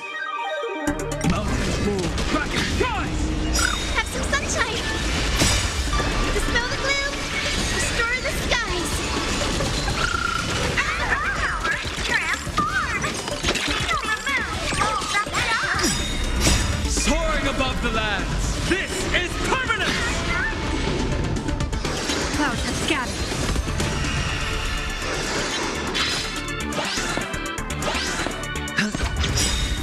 Bust? Or maybe I'll take it all! A bad omen. Don't thank me.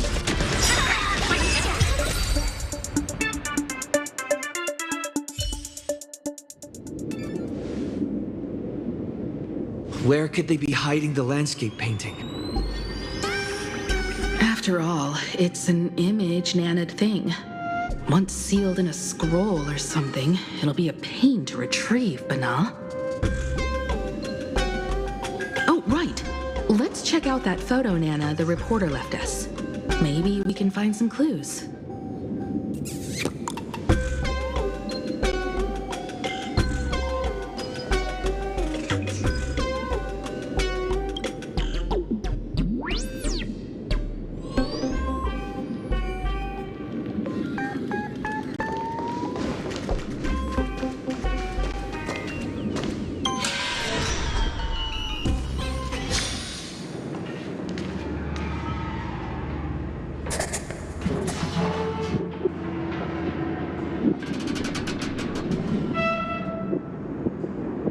Where are we now? This place looks just like any other classroom. But something's off.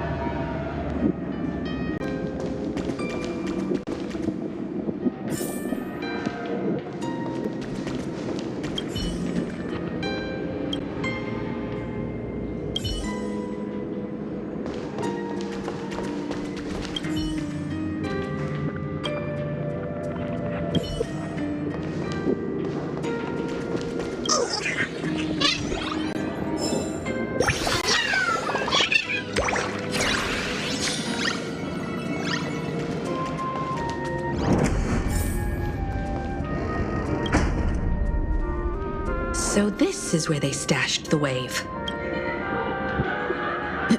Did you hear something?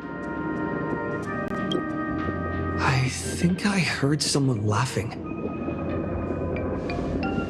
Something's not right. Is there something hidden here?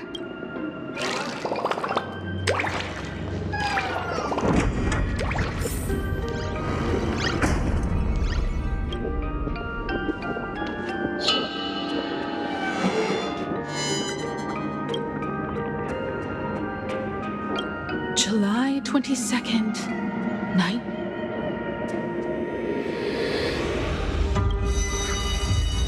Senior? You're back!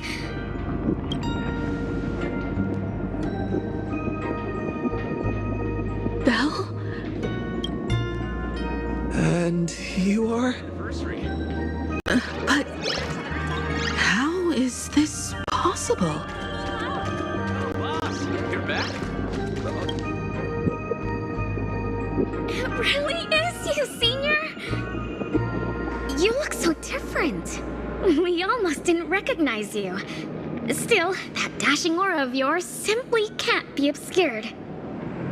I, and so many of us, we've been here, waiting all this time. I'm so sorry. I was gone too long. It's unforgivable that I never came back to visit you all. You apologizing so seriously? That's not like you at all, Senior. Yeah. After all this time, the least I can do is smile. But all of you are already dead. Himiko, these students, Who are they?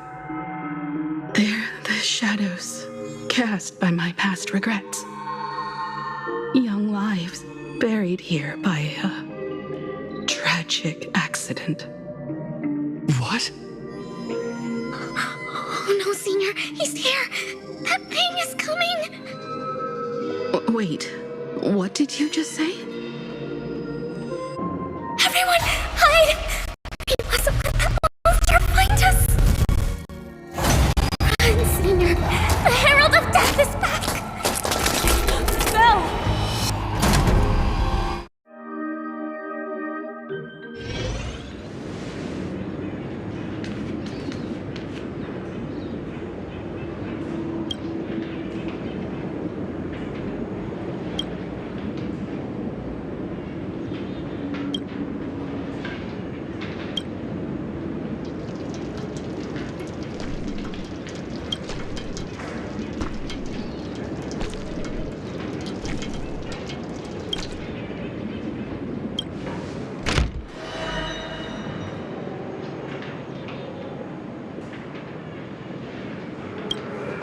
We've got the wave now. Time to regroup with Welt and the others.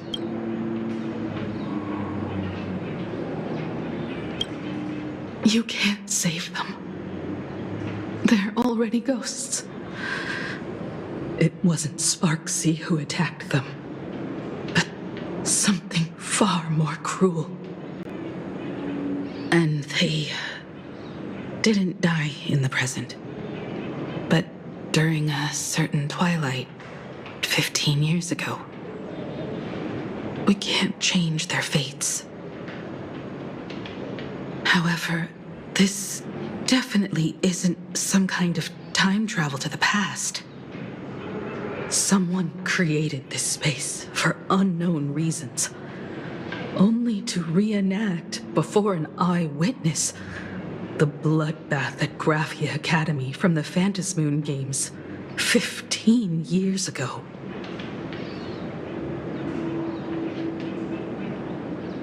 That's right. But that has nothing to do with the enemy we're facing right now. I know you have a lot of questions now, but we'll have time to talk about all this in detail after we deal with Sparksea. Come on. It's time for us to meet up with Welt. He just messaged and said he and March found the missing Furbonana reporter, Bana, and the final landscape painting piece.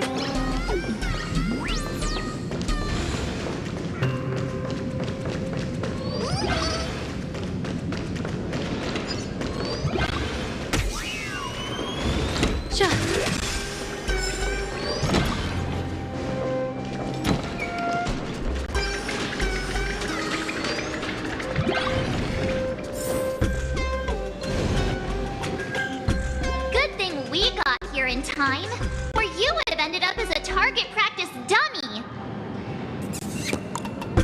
Beep boop. This Furbo nearly bit the dust. President, you're here! You're gonna give this Furbo some hazard pay, right?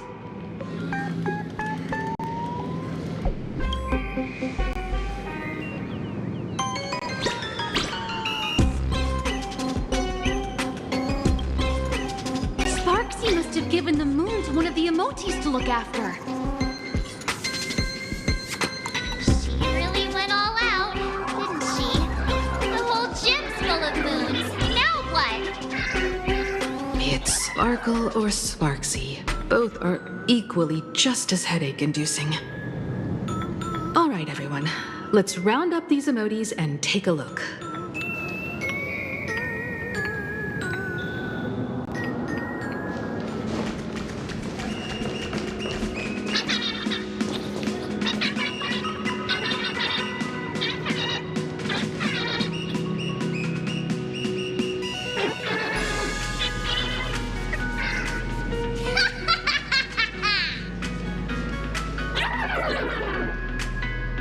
Oh, that sneaky laugh. It probably does know where the moon is hiding. But how are we meant to even reach the thing?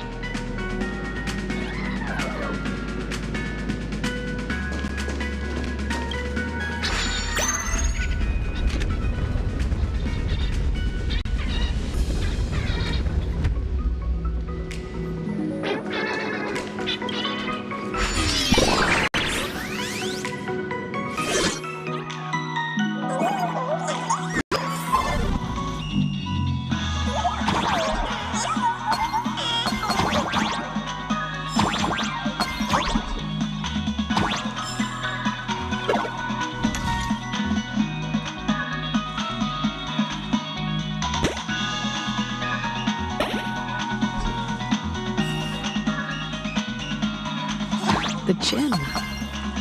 I've missed this. There was a time when I really envied those classmates who could sprint across the field, giving it their all.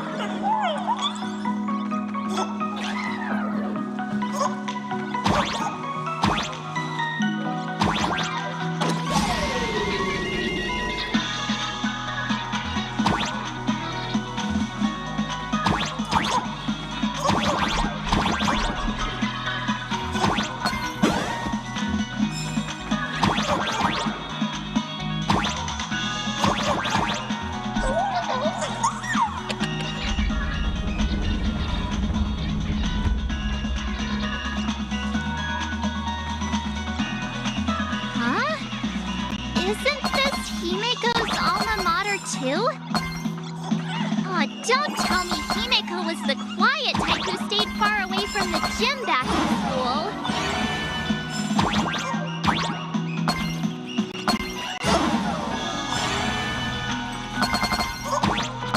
Not quite. I'd already graduated by the time I started feeling this way. Due to some circumstances, I went back to my father's school to work.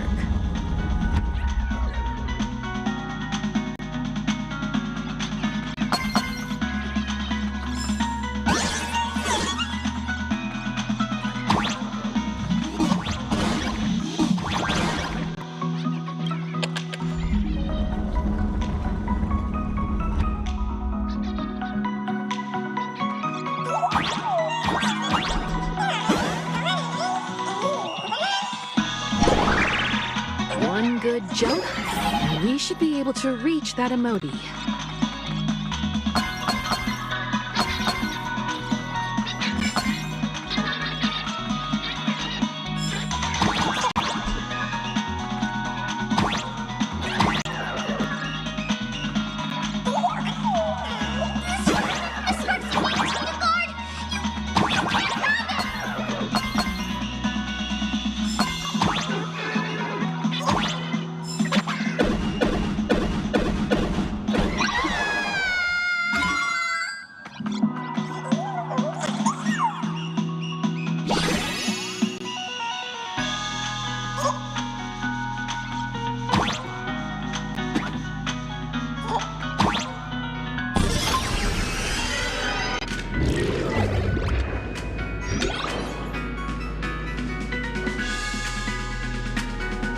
All right. Time to settle the score with Sparksy. Since Sparksy dared to target the Astral Express, treating us like stepping nanostones in the Phantasmoon games, she had better be ready to become a spoil of war herself. He and I will head to the atrium next, piece the imaginated landscape back together, and help Sparkle take down Sparksy. Welt, March, I'm counting on you to protect the students at the Academy. Dovebrook's waves should suppress the mimetic contamination they're experiencing, but they might panic and run into the combat area. This time, I truly hope no innocent people get hurt during the Phantasmoon games. Don't worry, Miss Himeko. Mr. Yang and I have got this. You better give that girl a taste of her own medicine for messing with us like some comedy act.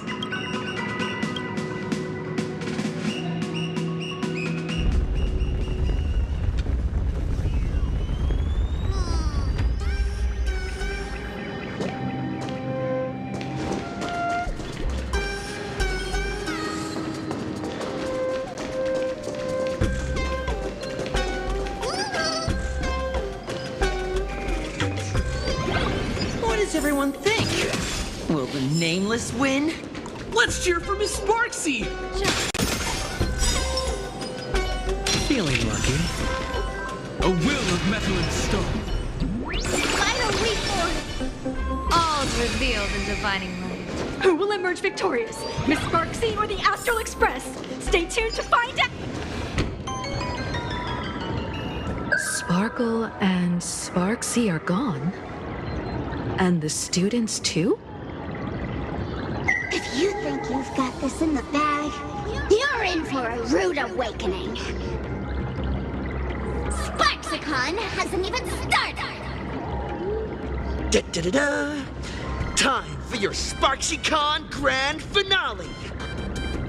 Because I, the Nameless of the Astral Express, will challenge you as a fellow supplicant and crush your elation.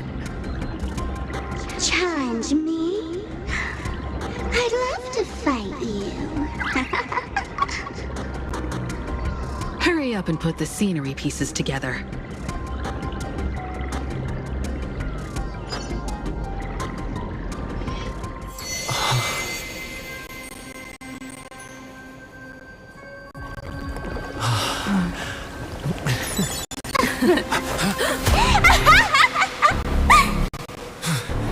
That annoying old model has already fallen asleep. Soon, there will only be one Sparkle in the world. Or maybe everyone will be one.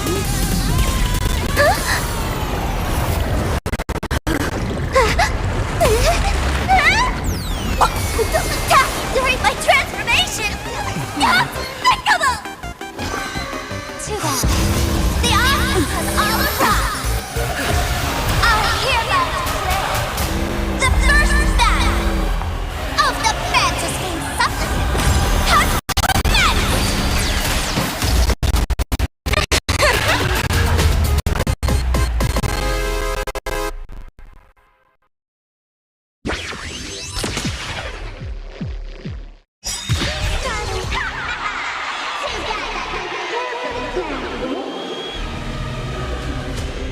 put out this sky full of Sparksies! Wish power will convert here!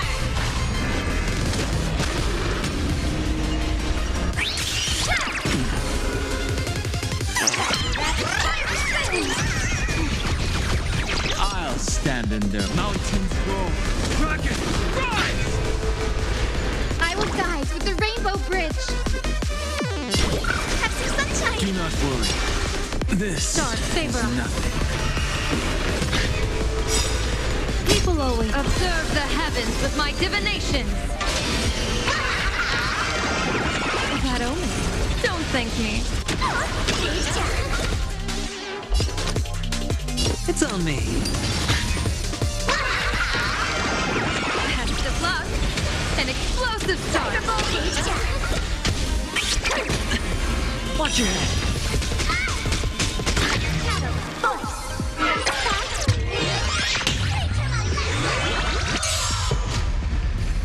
Where the heck did she drag me to? Do not worry. This.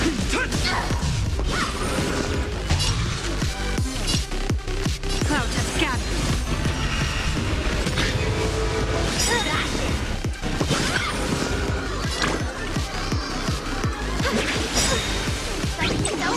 Sure, I'll play along.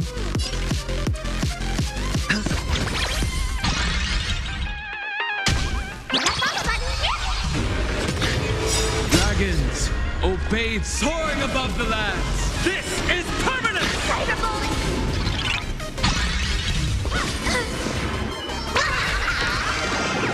That omen. Don't thank me.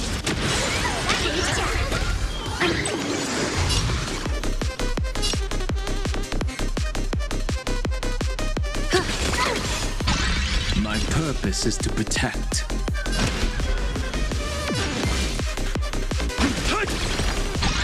The future is great.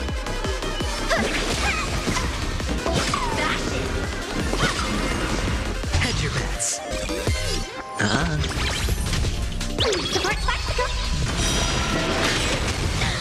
Divination says this will hurt. Stars favor us. My strength isn't what it was. Mountains move, dragons rise! Test of luck. An explosive start.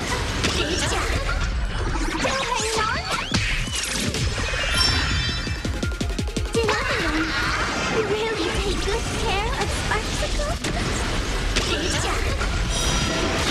Sure, I'll play along. It's on me. The dice have been bust. Or maybe I'll take it all. May this fate dispel the gloom, restore the skies. Trust me, this is a guaranteed win. Troublemaker? I'd like to be one too.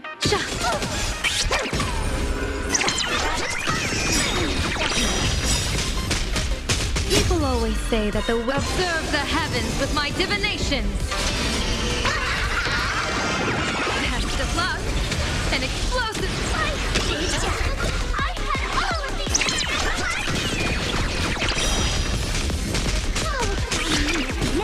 Surpass my popularity. Dragons, soaring above the lands. This is permanent!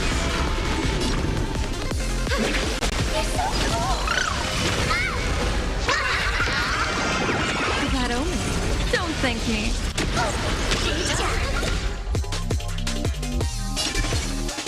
Clouds have scattered.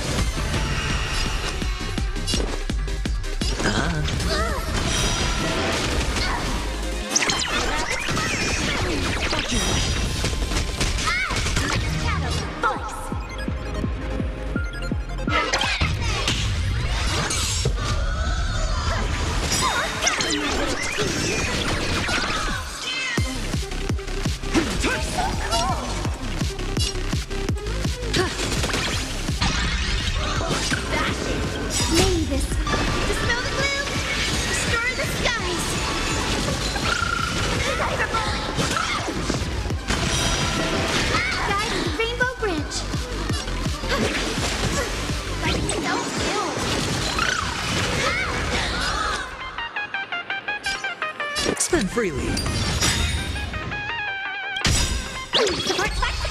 The dice have been cast. Bust. Or maybe I'll take it all.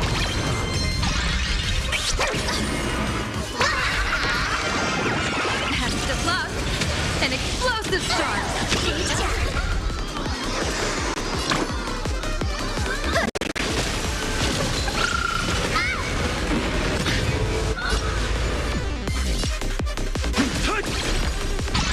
Divination says this will hurt.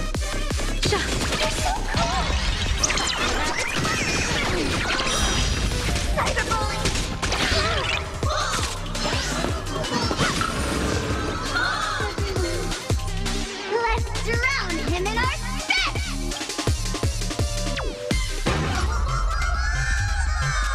Defend me, Sparky!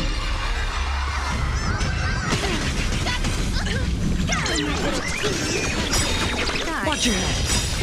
Cyberball! May this fate dispel the gloom, destroy the skies! Trust me, this is a guaranteed win.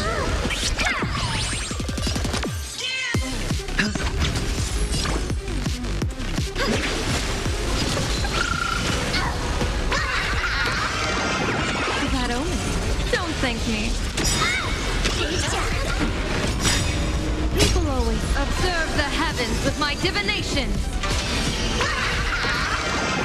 Test of luck. An explosive start. Troublemaker, I'd like to be one too. Cloud has scattered. Mountains move, dragons rise! Dragons soaring above the lands. This is permanent! The future is bright.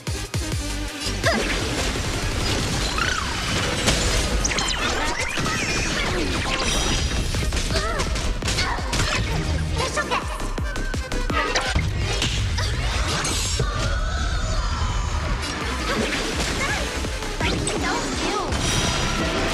Hedge your bets.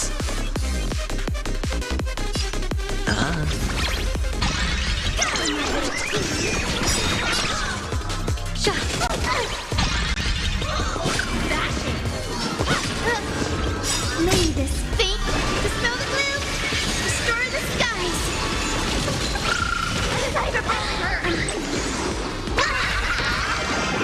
That omen. Don't thank me. Guide to the Rainbow Bridge. You're so cool.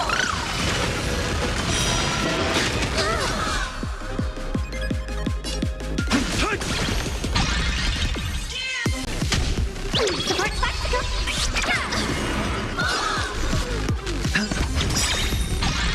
The dice have been bust. Or maybe I'll take it all. Watch your head. Divination says this will hurt. Test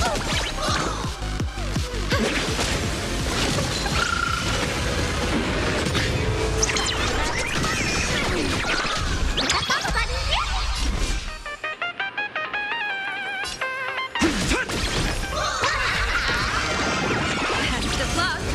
An explosive start.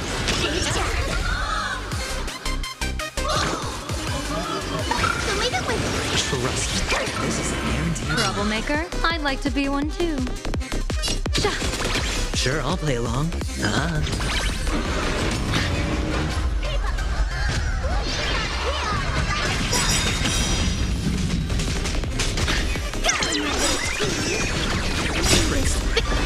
the gloom, destroy the skies. Trust me, this is a guaranteed win.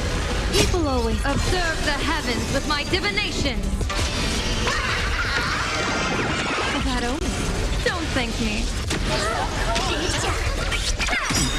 Future is bright. Dragons soaring above the lands.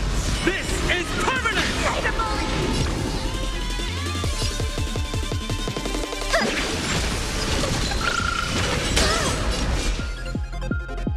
Mountains move, dragons rise! Cloud has scattered.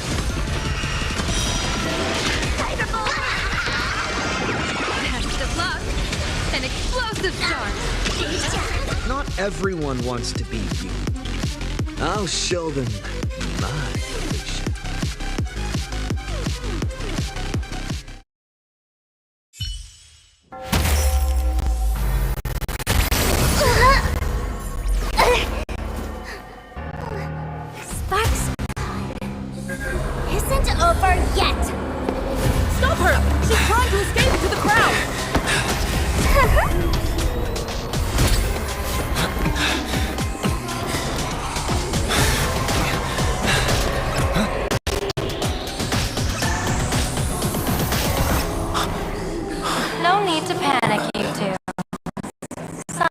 share my vision with you.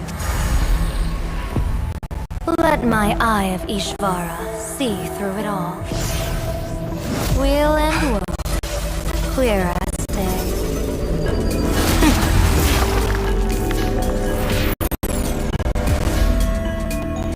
I see where the culprit is. On you.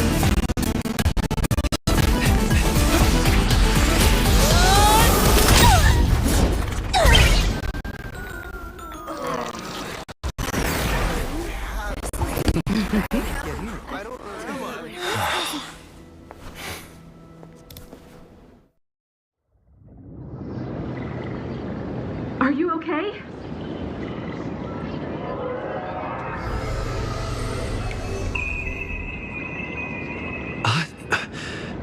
Where did everyone go?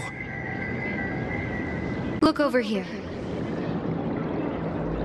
General Yao Guang? Am I seeing things? We're just attuned to each other, that's all. Feeling dizzy? Don't worry, it's just a minor side effect.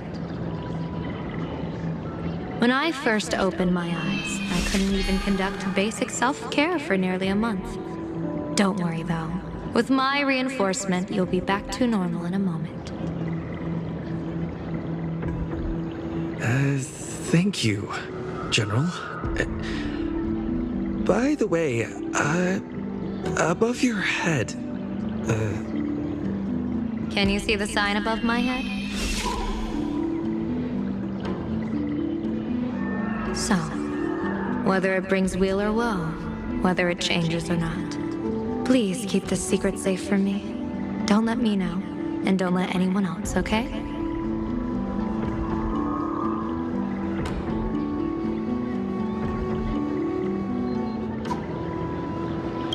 In that fleeting moment, your eyes gained insight into my destiny. For those who wish to defy their own destiny, the best approach is to avoid gazing too long into fate, especially not letting powerful observers do so.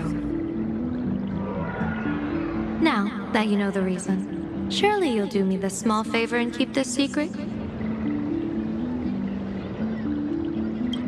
Thanks. And of course, be careful not to let it slip, or else. I'll tell everyone all about your true identity.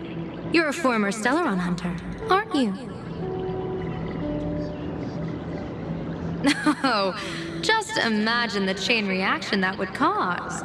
I don't even want to think about it. Doesn't this feel like the opening scene of a comedy? Two people who barely know each other, yet they're keeping each other's destiny a secret. I guess you could say we're now partners in fate. No surprise there. After all, both comedy and fortune-telling thrive on unexpected twists and turns of fate, don't they? All right, looks like the side effects have worn off. Time for us to say goodbye. And you? Are you okay?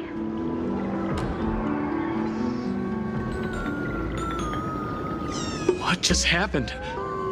I was so confused.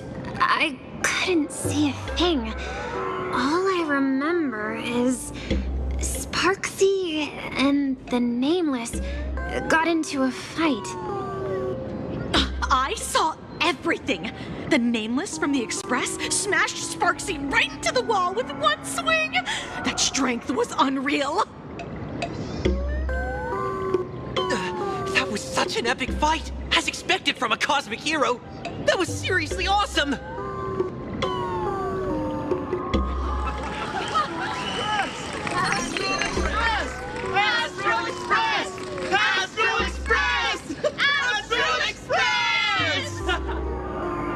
Looks like the students have all recovered from the contamination. Did they recover?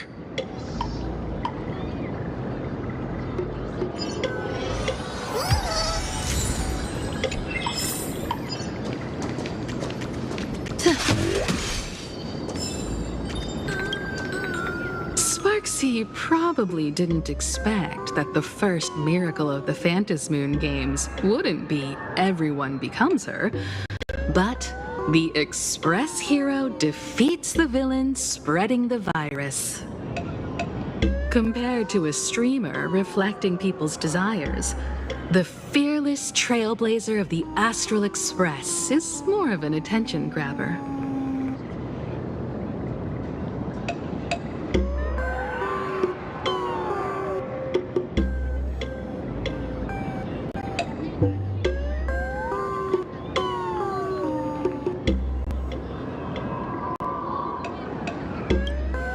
That's right.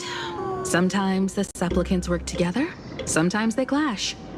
It's like a coin toss. No telling which side will land until the moment it hits the ground. At least this time, I hope it doesn't end in bloodshed. You're one step closer to an audience with Aha. Right now, all of Plain Arcadia is watching you, and all of their attention's flooding over you. And the mask you wear. Make the most of that attention. From now on, you'll represent the Trailblaze to show this world of elation what elation is. Show mercy. Or don't. No, I'm just kidding. Lower your bat. The audience in this Arcadia doesn't go easy on losers at the games.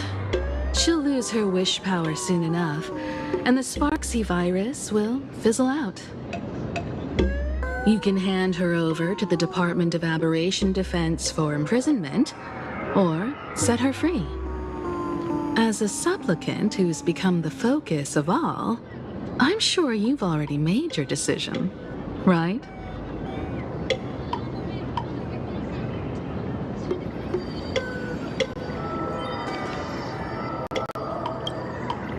When she absorbed me, I thought it was all over.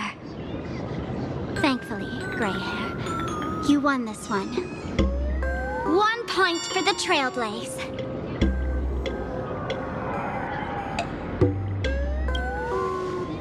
Who knows? But come on, doesn't that sound insanely cool? I'm totally adding this to Miss Sparkle's 132 origin stories.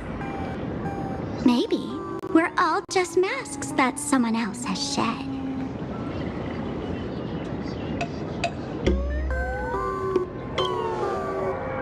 The tavern?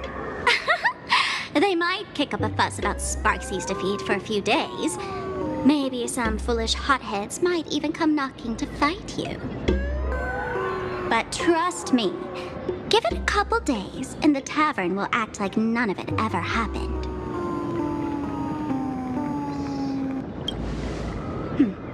If I really am a mask, then naturally I should return to my wearer's face. But if I'm not, then maybe I need to reclaim the mask I've lost. I understand.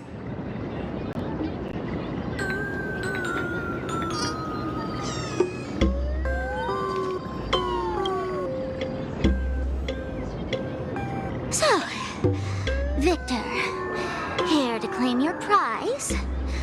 Very well. Sparksicle has no objections to that. So what'll it be? Gonna hand me off to the Department of Aberration Defense? Lock me up as a hardened criminal? But knowing you, you're not that heartless, are you? Or maybe you want to take away my streaming account as punishment. I'll livestream 24/7 and sing praises of your valor. All right. Let what belongs to the Graffia family return to the Graffia family. But don't let this little win get to your head. You've still got a long, long way to go before you meet the laughter. We can keep working together. Better to have a friend at the Phantom Moon Games than another enemy, right? What? No parting words.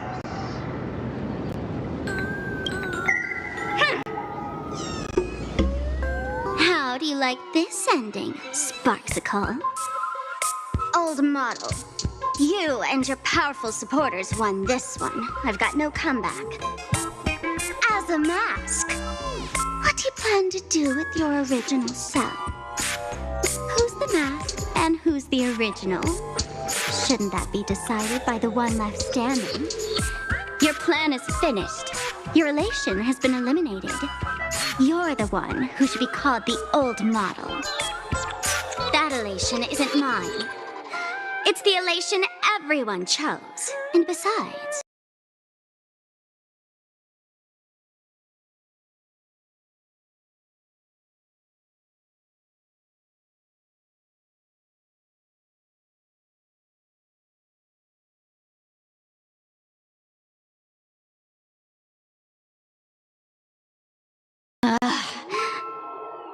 That's totally something Miss Sparkle would do.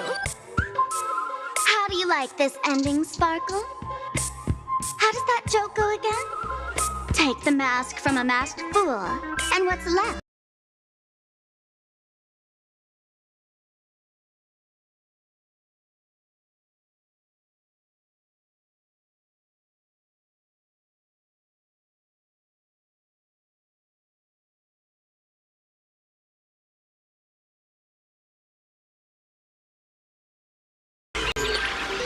Ladies and gentlemen, are you having fun? A friendly reminder from Miss Sparkle. Don't underestimate the fantasy.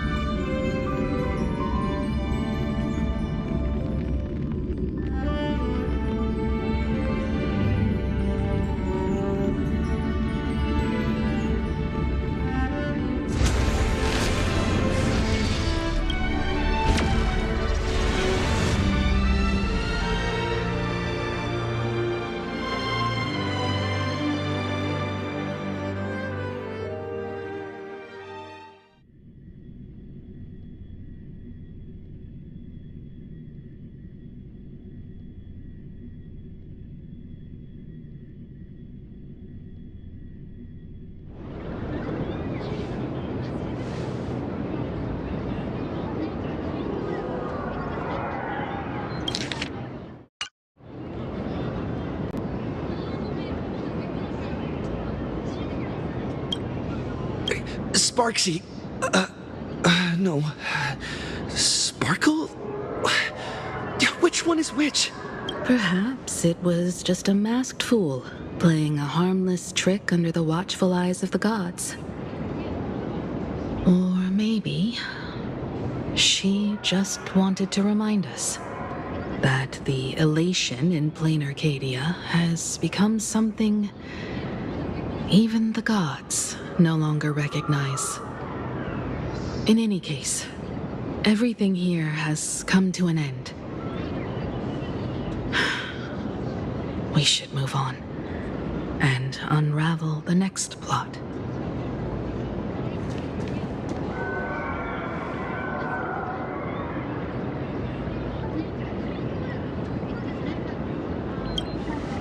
Let's go to that classroom where time froze 15 years ago.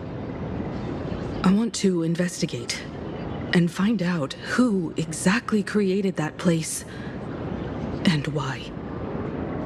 Let me know when you're ready to head out.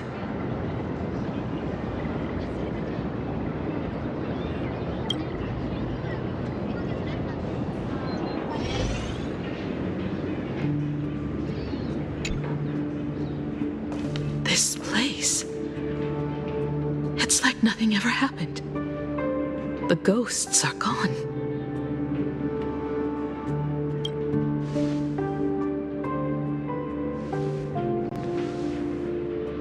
"15 years ago, during the last Phantom Moon Games, I participated as a supplicant. I once believed that all it took for a supplicant to win was to show the people a magnificent miracle. And then I'd have an audience with the Eon of Elation. How foolish. How naive I was. Not everyone wants to obtain everyone's wish power in a positive way. On July 22nd, year 1984 of the Arcadian calendar, a supplicant harboring immense malice stepped into Graphia Academy. He slaughtered 22 students who had stayed behind after school, then went on to Dovebrook District, where 146 innocent civilians were either killed or wounded. That killer moved like a deranged artist, leaving corpses, imprinting his signature mark, the Bloody Bloom. The media dubbed him the Herald of Death.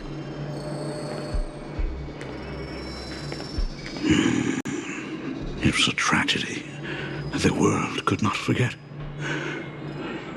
The Phantom Moon Games of that year came to be remembered as the Blood-Stained Games. So many parents lost their children. So many people lost those dearest to them. One of the victims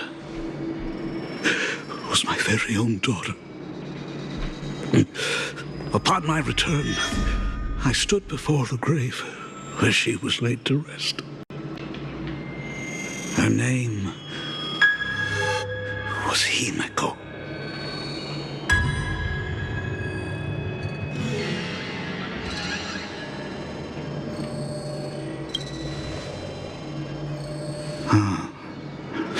Forgive me. Allow me to introduce myself. I am Ryusuke, the current dean of Graphia Academy. So, this lady who bears her name, who exactly are you?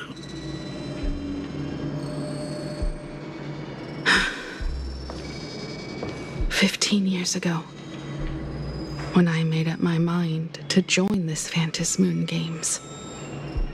My father wasn't with me. Even as I fought for my life against the Herald of Death, my father was still off somewhere, wandering the cosmos. Strictly speaking, ever since I can remember, his presence in my life has been as thin as the air in space. So, I would ask you, who bears his name?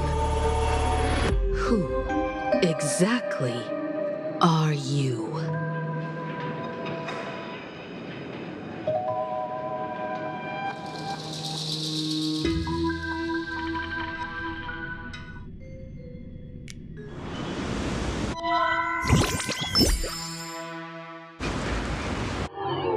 Welcome back to the Arcadian Morning Report Special Edition.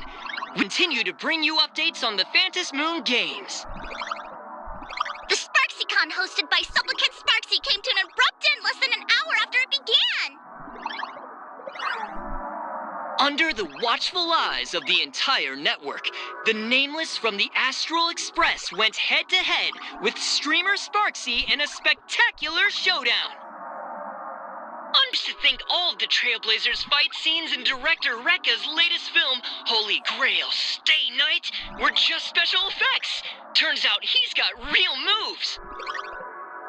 We'll continue following the Astro Express's activities and bring you... Breaking news! Around 4 p.m. today, the Security Bureau uncovered multiple corpses at the Sinwish Syndicate's headquarters in Dovebrook District. Initial reports suggest violent infighting among gang members as the cause. Even more shocking, an IPC employee was found dead at the scene. According to the investigation, the victim was identified as Lyndon Scott. Lyndon Scott, age 34, field operative in the Strategic Investment Department. Ring any bells, Mr. Ashvale? Never heard of him. What was someone from the IPC doing here? Word is, the Sinwish Syndicate recently got hold of a mask.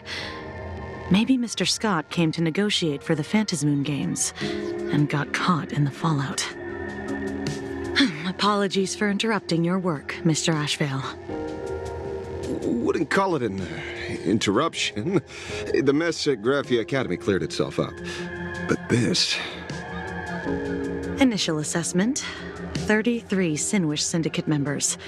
Leader Polwave included, along with second-in-command Costide, were murdered in the same time frame. Costide. The victims show clear signs of trauma and fractures, along with massive blood loss. Exact cause of death still pending further autopsy. These stylized handprints. We both know what they mean. Bloody Bloom. Only one person ever used that as their calling card. The Herald of Death is back. Your suspicion isn't without merit, but that guy was executed 5 years ago. Executed? Who witnessed it? Was the execution broadcast to the public? Who can prove he's dead? Who's to say you didn't let him out to rig this entire game? You've heard the rule, haven't you? No one can enter the Phantom Moon Games twice. So let me give you a piece of advice. Don't let rage gnaw away at your reason. It's bad for your health. The case's info is in the dossier. Get to work. The Department of Aberration Defense isn't paying us to bum around,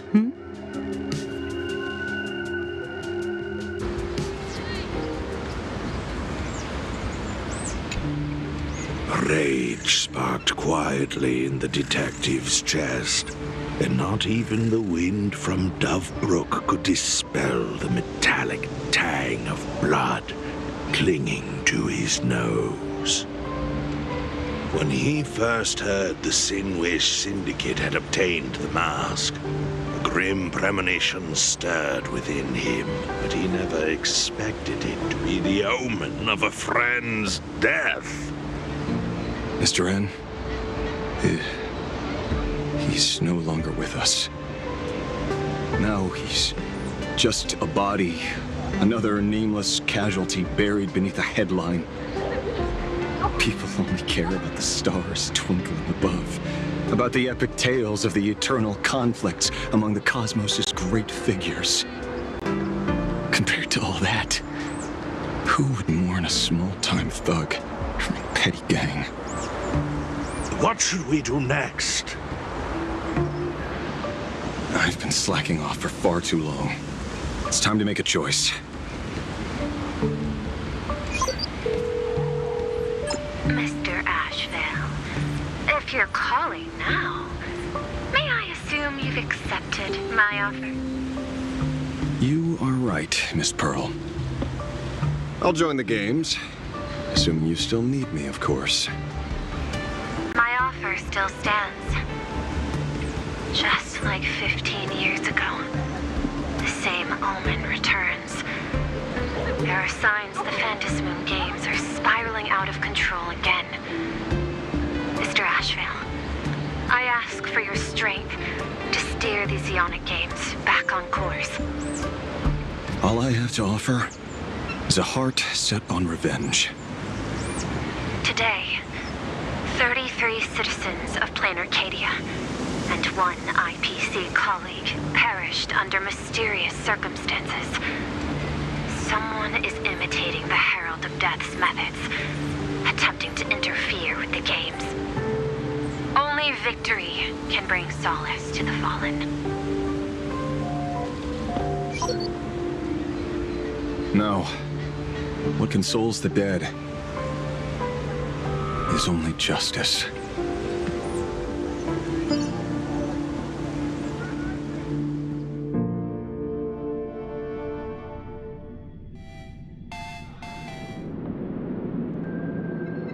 What's the matter? Found a better candidate? Don't I even make the shortlist? This is a game shaped by the most capricious Eon. Surprises and twists are its very nature. It's only right I choose the strongest players.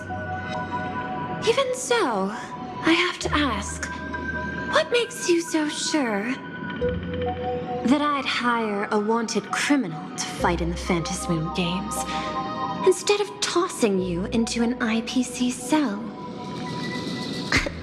Throw me in prison?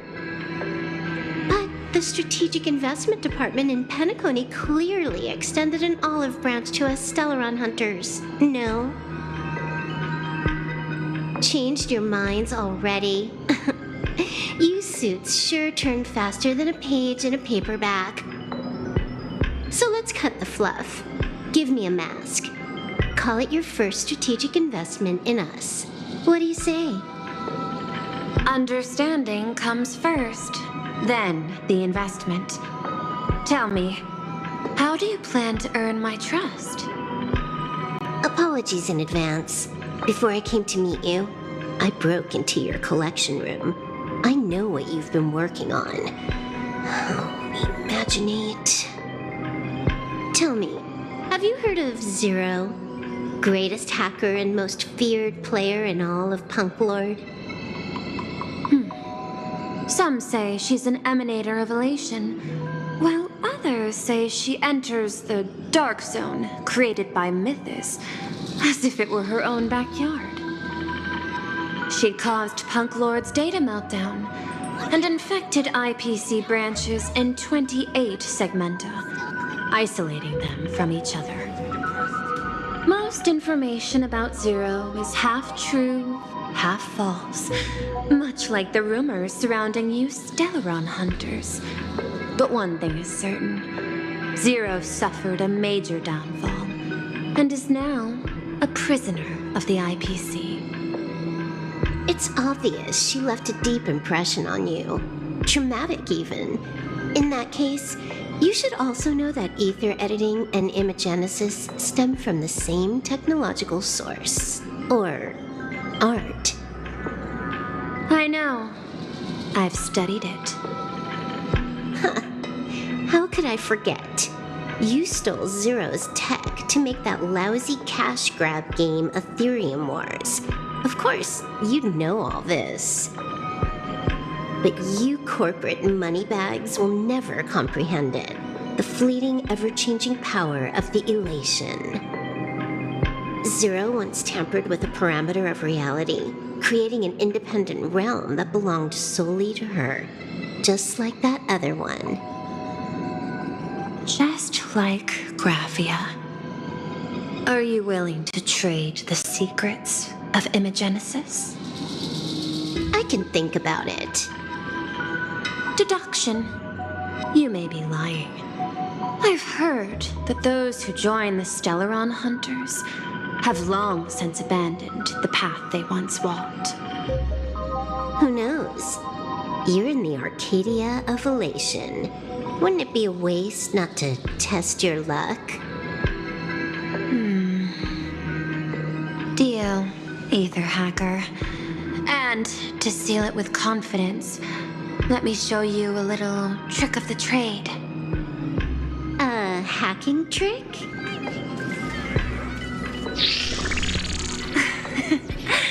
Not exactly professional. Negotiating while soaked in a bathtub. I took one of your data slices. This will help us have a more honest conversation. How did you do that? Because I've studied you, including that cyber battle between you and that genius Skrulum. I even logged into all 76 of those banned accounts. I scattered just enough data breadcrumbs online for you to sniff out, leading you to the Ashen Detective. I even let you stroll through my collection room to explore as you pleased. Miss Silverwolf, a word of advice. Don't treat that mask like some 10 Stonehearts investment in a Stellaron Hunter. Just think of this deal as something private, between you and me.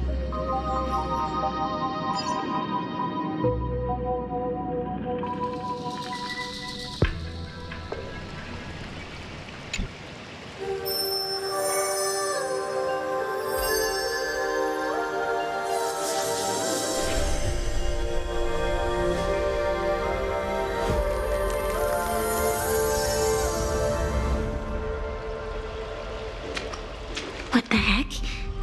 I just blinked and suddenly half the supplicants are wearing masks?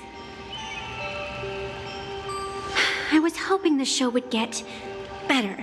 Streamers clashing with cosmic heroes. A flashy brawl without anyone getting hurt. Wouldn't that have been nice? But now we've got a crow, a shell, a cat, a wolf. How many more mystery guests are crashing the stage? And this thing? When did it sneak in?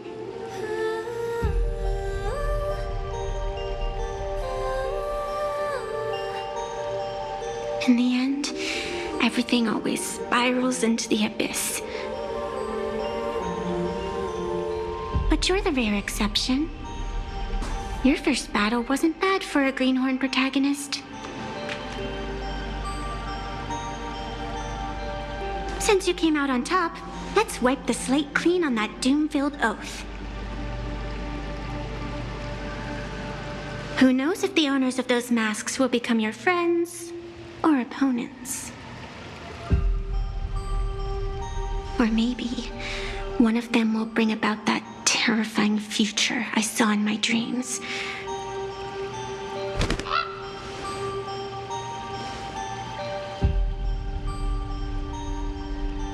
Little one, how'd you find your way here? The supplicants in this Phantasmoon Games really caught me by surprise.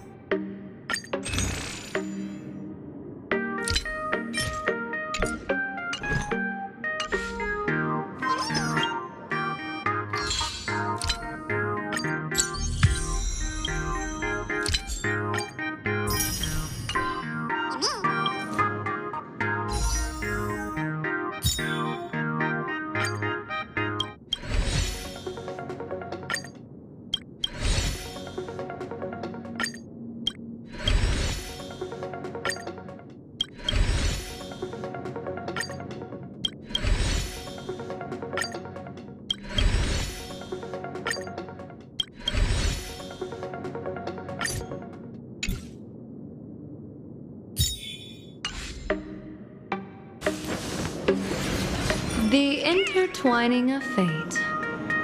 Quite amusing.